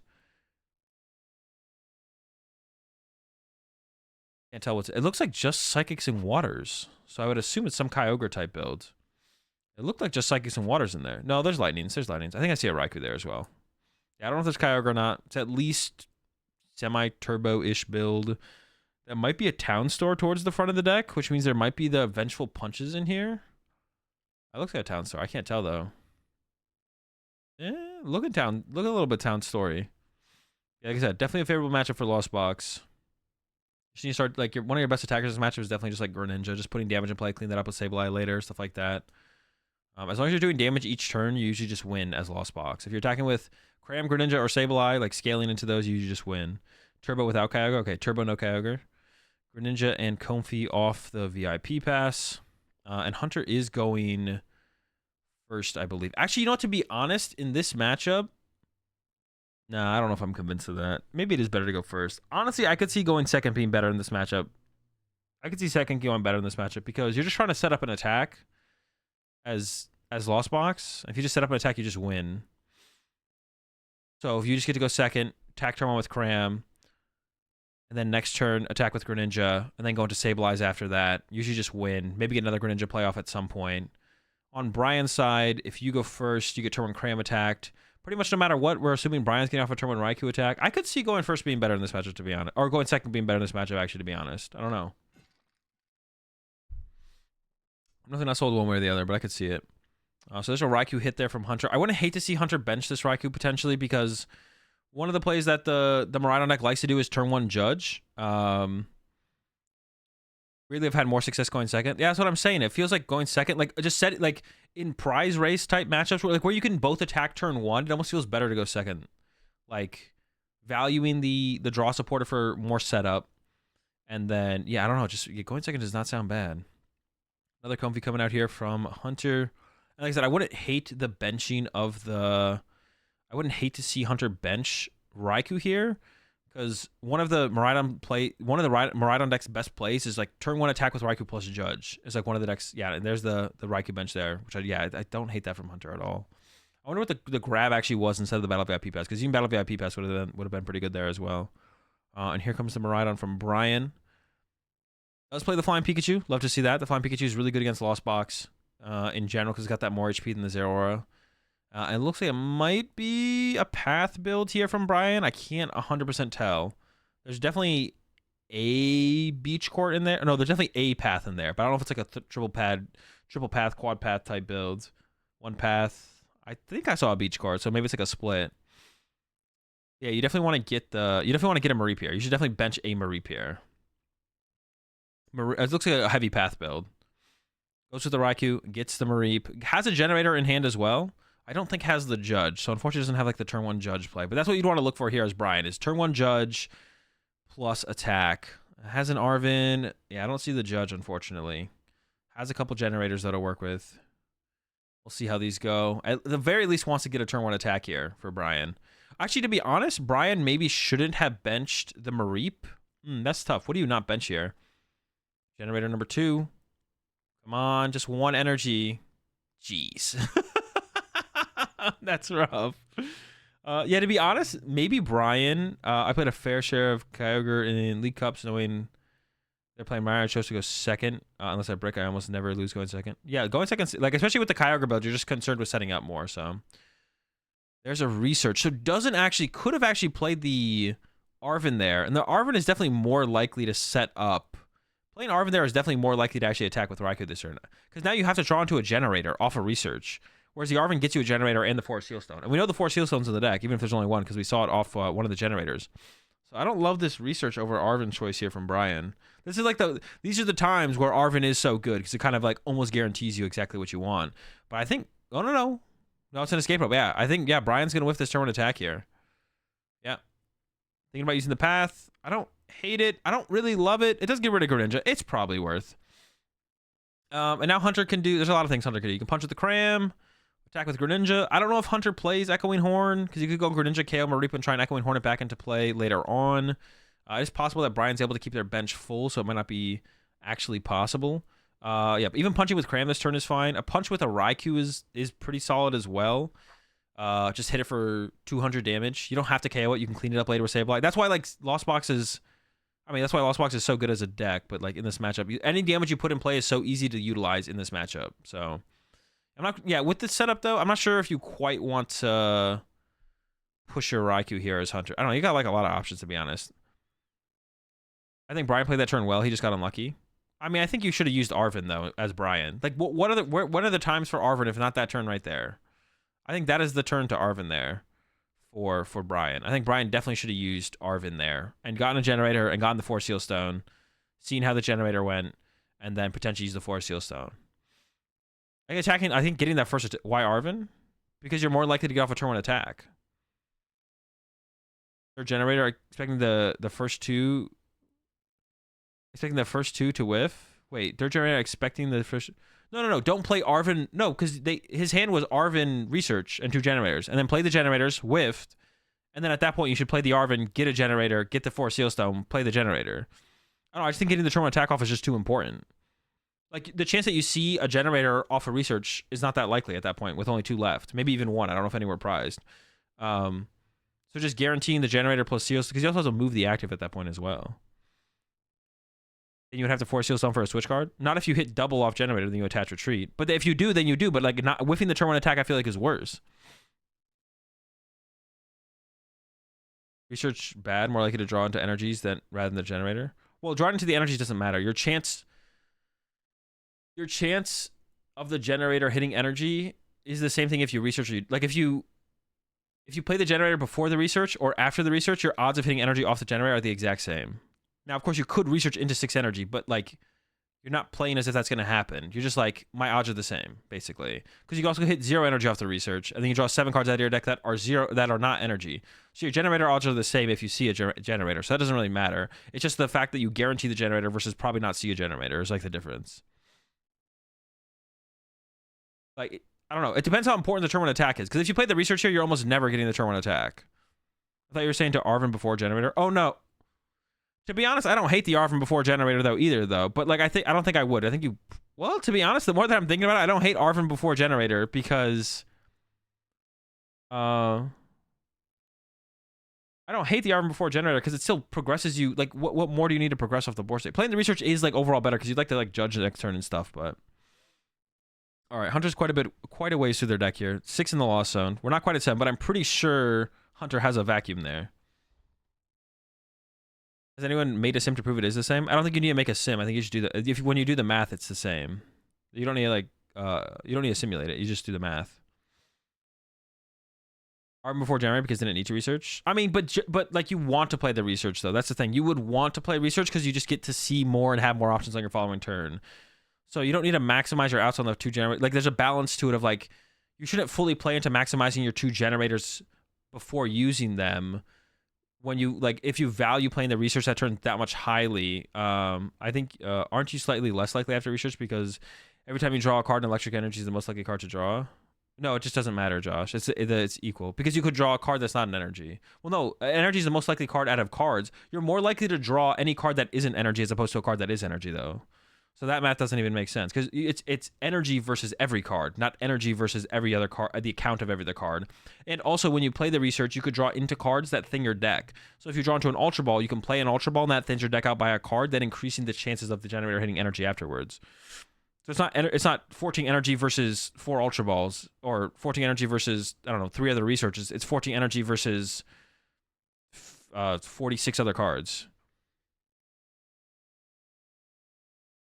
I would have to do the math again, but I remember the last time I did the math with someone, it worked out where it just doesn't matter. It doesn't matter.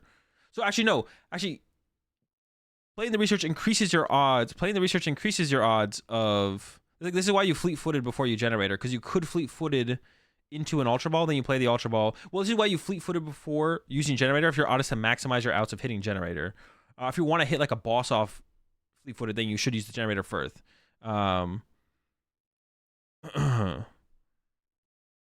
Now I'm lost. Yeah. I did the math with someone one time and we figured that using it doesn't change your odds.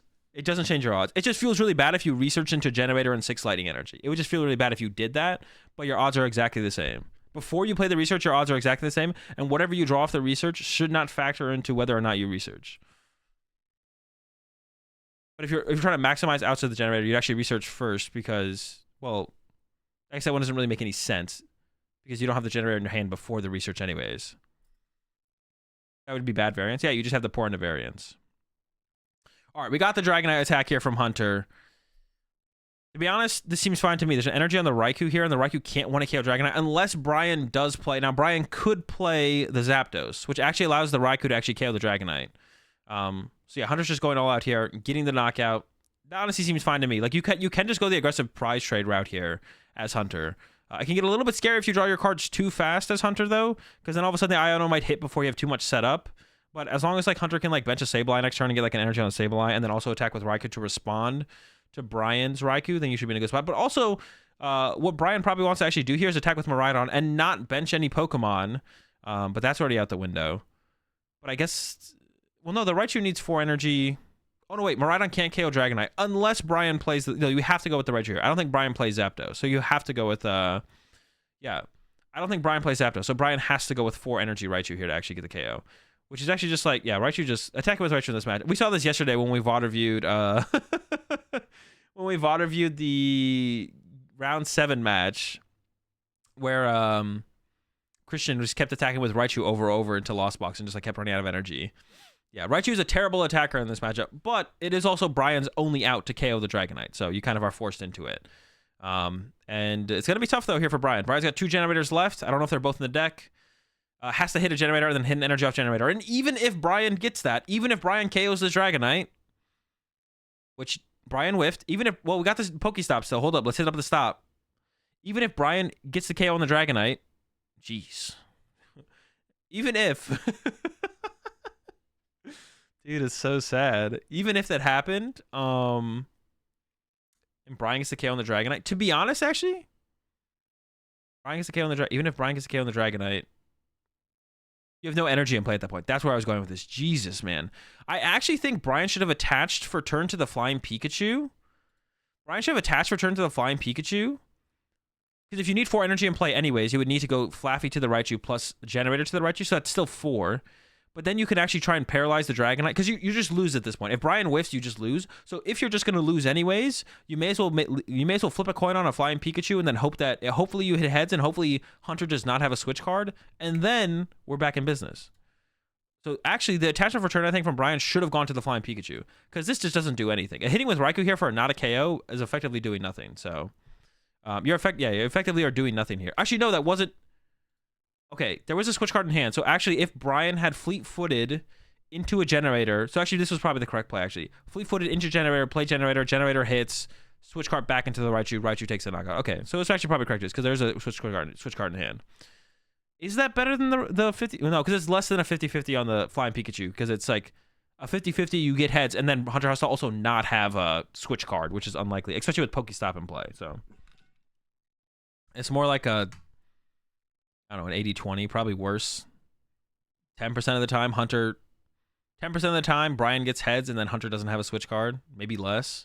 But yeah, basically this game, actually, you know, to be honest, I don't want to for sure say this game is over, because Iono is about to hit really hard here.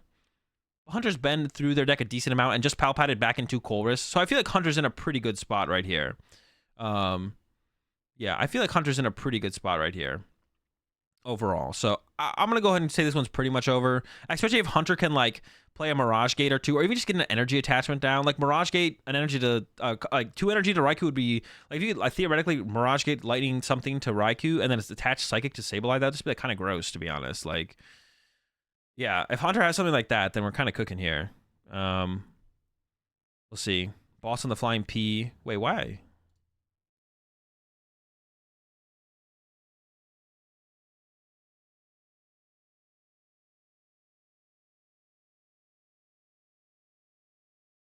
Also Choice Bell. What the heck? Why? Is this correct? Wait, why do we want Choice Bell for? I guess it lets Dragonite. It just lets Dragonite hit the numbers, right? But there's no Arceus X anymore. I don't know if the Choice Bell is actually worth it. It doesn't seem that good. I guess Lost Tina. You get to 1 KO a Tina. Why not just KO the Raikou though? I'm a little bit lost on this boss KO, to be honest. This is not making much sense to me at all, to be honest. I don't know why. Afraid of the VMAX? I guess maybe. Yeah. No one plays the VMAX. No one ever plays the VMAX. But I guess like maybe it's the only way you lose here as Hunter is like a potential VMAX. Even then you probably don't lose though, but I guess it could be like a way to lose. Yeah, I don't know. I guess it's okay. All right, some energy coming back to the deck with a Super Rod. Also, Brian needs to find an Iono. I don't know though. I don't like that. I just KO the Raikou. The Raikou is like actually like a big part of Brian's draw power as well. I think you just KO the Raikou there. You remove 2 energy from play. You remove the draw power from play. And the Raikou, like when you knock out the Flying Pikachu, you effectively remove the pivot. But because you didn't remove 2 energy from play, the Raikou effectively becomes the pivot at this point as well. So yeah. There's a hit. No extra energy setup in play. So there is a possibility for an Iono to make a comeback here for... Oh, it was the next card! No way! The generator was the next card. All right. Yeah, I don't see an Iono in hand here for Brian. So I probably should have used Miraidon first there from Brian as well. I don't know if there's any Pokemon that Brian wants to search. Also doesn't want to fill up the bench too much though as well, to be honest, because of the Raikou. Actually, you don't want to bench any other Pokemon. So good call on Brian for not to bench another Pokemon, to be honest. What do we got? 100, 120... Oh, wait, the Raikou actually still KOs this other Raikou here. So you have to attack with Miraidon here as Brian. Because Raikou's doing 120, 150, 210. Yeah, so you have to attack with Miraidon here as Brian. I don't think Brian has an Iono, so I think this game is pretty much cooked. If there's no Iono here, I don't see how Hunter probably doesn't have game in hand, but it's possible. Here's the Fleet-Footed. Another generator. Triple hit. I wonder how much better, I guess, generator would be if it could take more than 2 energy. It's just like a little bit better, I guess, right? One of those energy, honestly, well, Hunter did just play the boss's orders. One of them probably should have gone to the Flaffy, though. There's no reason to ever have this many energy on the Raichu, because if you attack with Raichu, you could just discard the energy off the Flaffy if you want to keep more on the Raichu. So this never makes any sense, to be honest. It's a little bit nitpicky at this point, but this 3rd energy should go to the Flaffy. Also, we shouldn't bench. Should we bench? 120, 200. I guess the extra 20 HP of the Miraidon keeps that at range, so it's probably fine to bench the Raichu, to be honest. But then we should have used Miraidon to actually search a card out of the deck instead if there was anything left in the deck. I don't know if there was anything left in the deck. The switch card, I don't know if it's better to keep the switch card in the hand versus playing it, to be honest. There's the first knockout finally for Brian. It should be a little bit too late, but we'll see if Hunter has the win condition. Also, like, Hunter playing the boss there means now Hunter doesn't have the win condition of boss this turn as well. So that's like another thing, I guess. See, I don't know. I don't know. Just came in the Raikou there from Hunter just felt like it was better. I don't know. Flying Pikachu, I guess, is like the VMAX, I guess, is like a theoretical threat, but I don't think it's like real. I don't think it's real. Why bench Raichu? I don't think there's a reason, to be honest. I think probably not benching it is correct. Not benching it is probably correct. Ooh, got rid of the... Might have just game... Hunter might just have game here, though. Recovering all the stuff for the Dragonite, so I've assumed the Dragonite is just winning the game here for Hunter. Yeah, water attached plus Mirage Gate. Okay. Yeah, I was like, we maybe want that Pokestep to bump the path so we can actually use Greninja, but... You think Marina is better with or without path? Depends on what's popular. Yeah, depends on what's popular. Probably better if depends how popular Guardy is. I would have to also test Miraidon without path against Lugia. I have no idea how that matchup feels without path. With path, it's like fine. With path, I think it's like 50-50. Without path, if you don't have path in Miraidon, if you're unfavored against Lugia, then I think the path build is the better build right now. But if not, then it comes down to how popular Gardevoir is for path versus no path, because path is definitely better against Gardevoir. And then past that, if like Lost Box is popular enough, you just shouldn't play Miraidon. So, yeah, it just kind of depends on. I would just have to play the Lugia matchup first of all to be like, okay, without path, how does this matchup feel without path? For sure. Because if it feels terrible without path, then I would just say you got to play the path build. So, how is Miraidon unfavored against Lugia? They just win the prize trade with Stone Journey. If Lugia draws perfectly, they always win the prize trade, basically.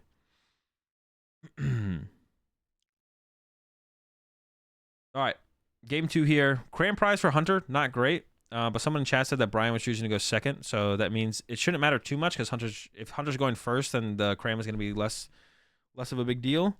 But then I believe Brian drew for turn as if they're going first, and they are not going first. Also, Brian benched a bunch of Pokemon, which you shouldn't do that. Don't do that. So let's skip ahead here, see what happens. If it is a DPL, I think we're just going to skip to the head of the... Yeah, it is a DPL, so Hunter only needs... So Hunter's going first. That kind of sucks. Oh, man. I don't know. Do we want to watch the rest of this? I'm sure this is just like a slaughter from Hunter to win the game with the DPL. I don't understand. Like, this matchup is already bad enough. Yeah, it's just a slaughter. That's it. We're not going to watch this. That's too hard to watch. We're not watching that one. Yeah, I don't think that's worth watching, to be honest. I don't think that's worth watching.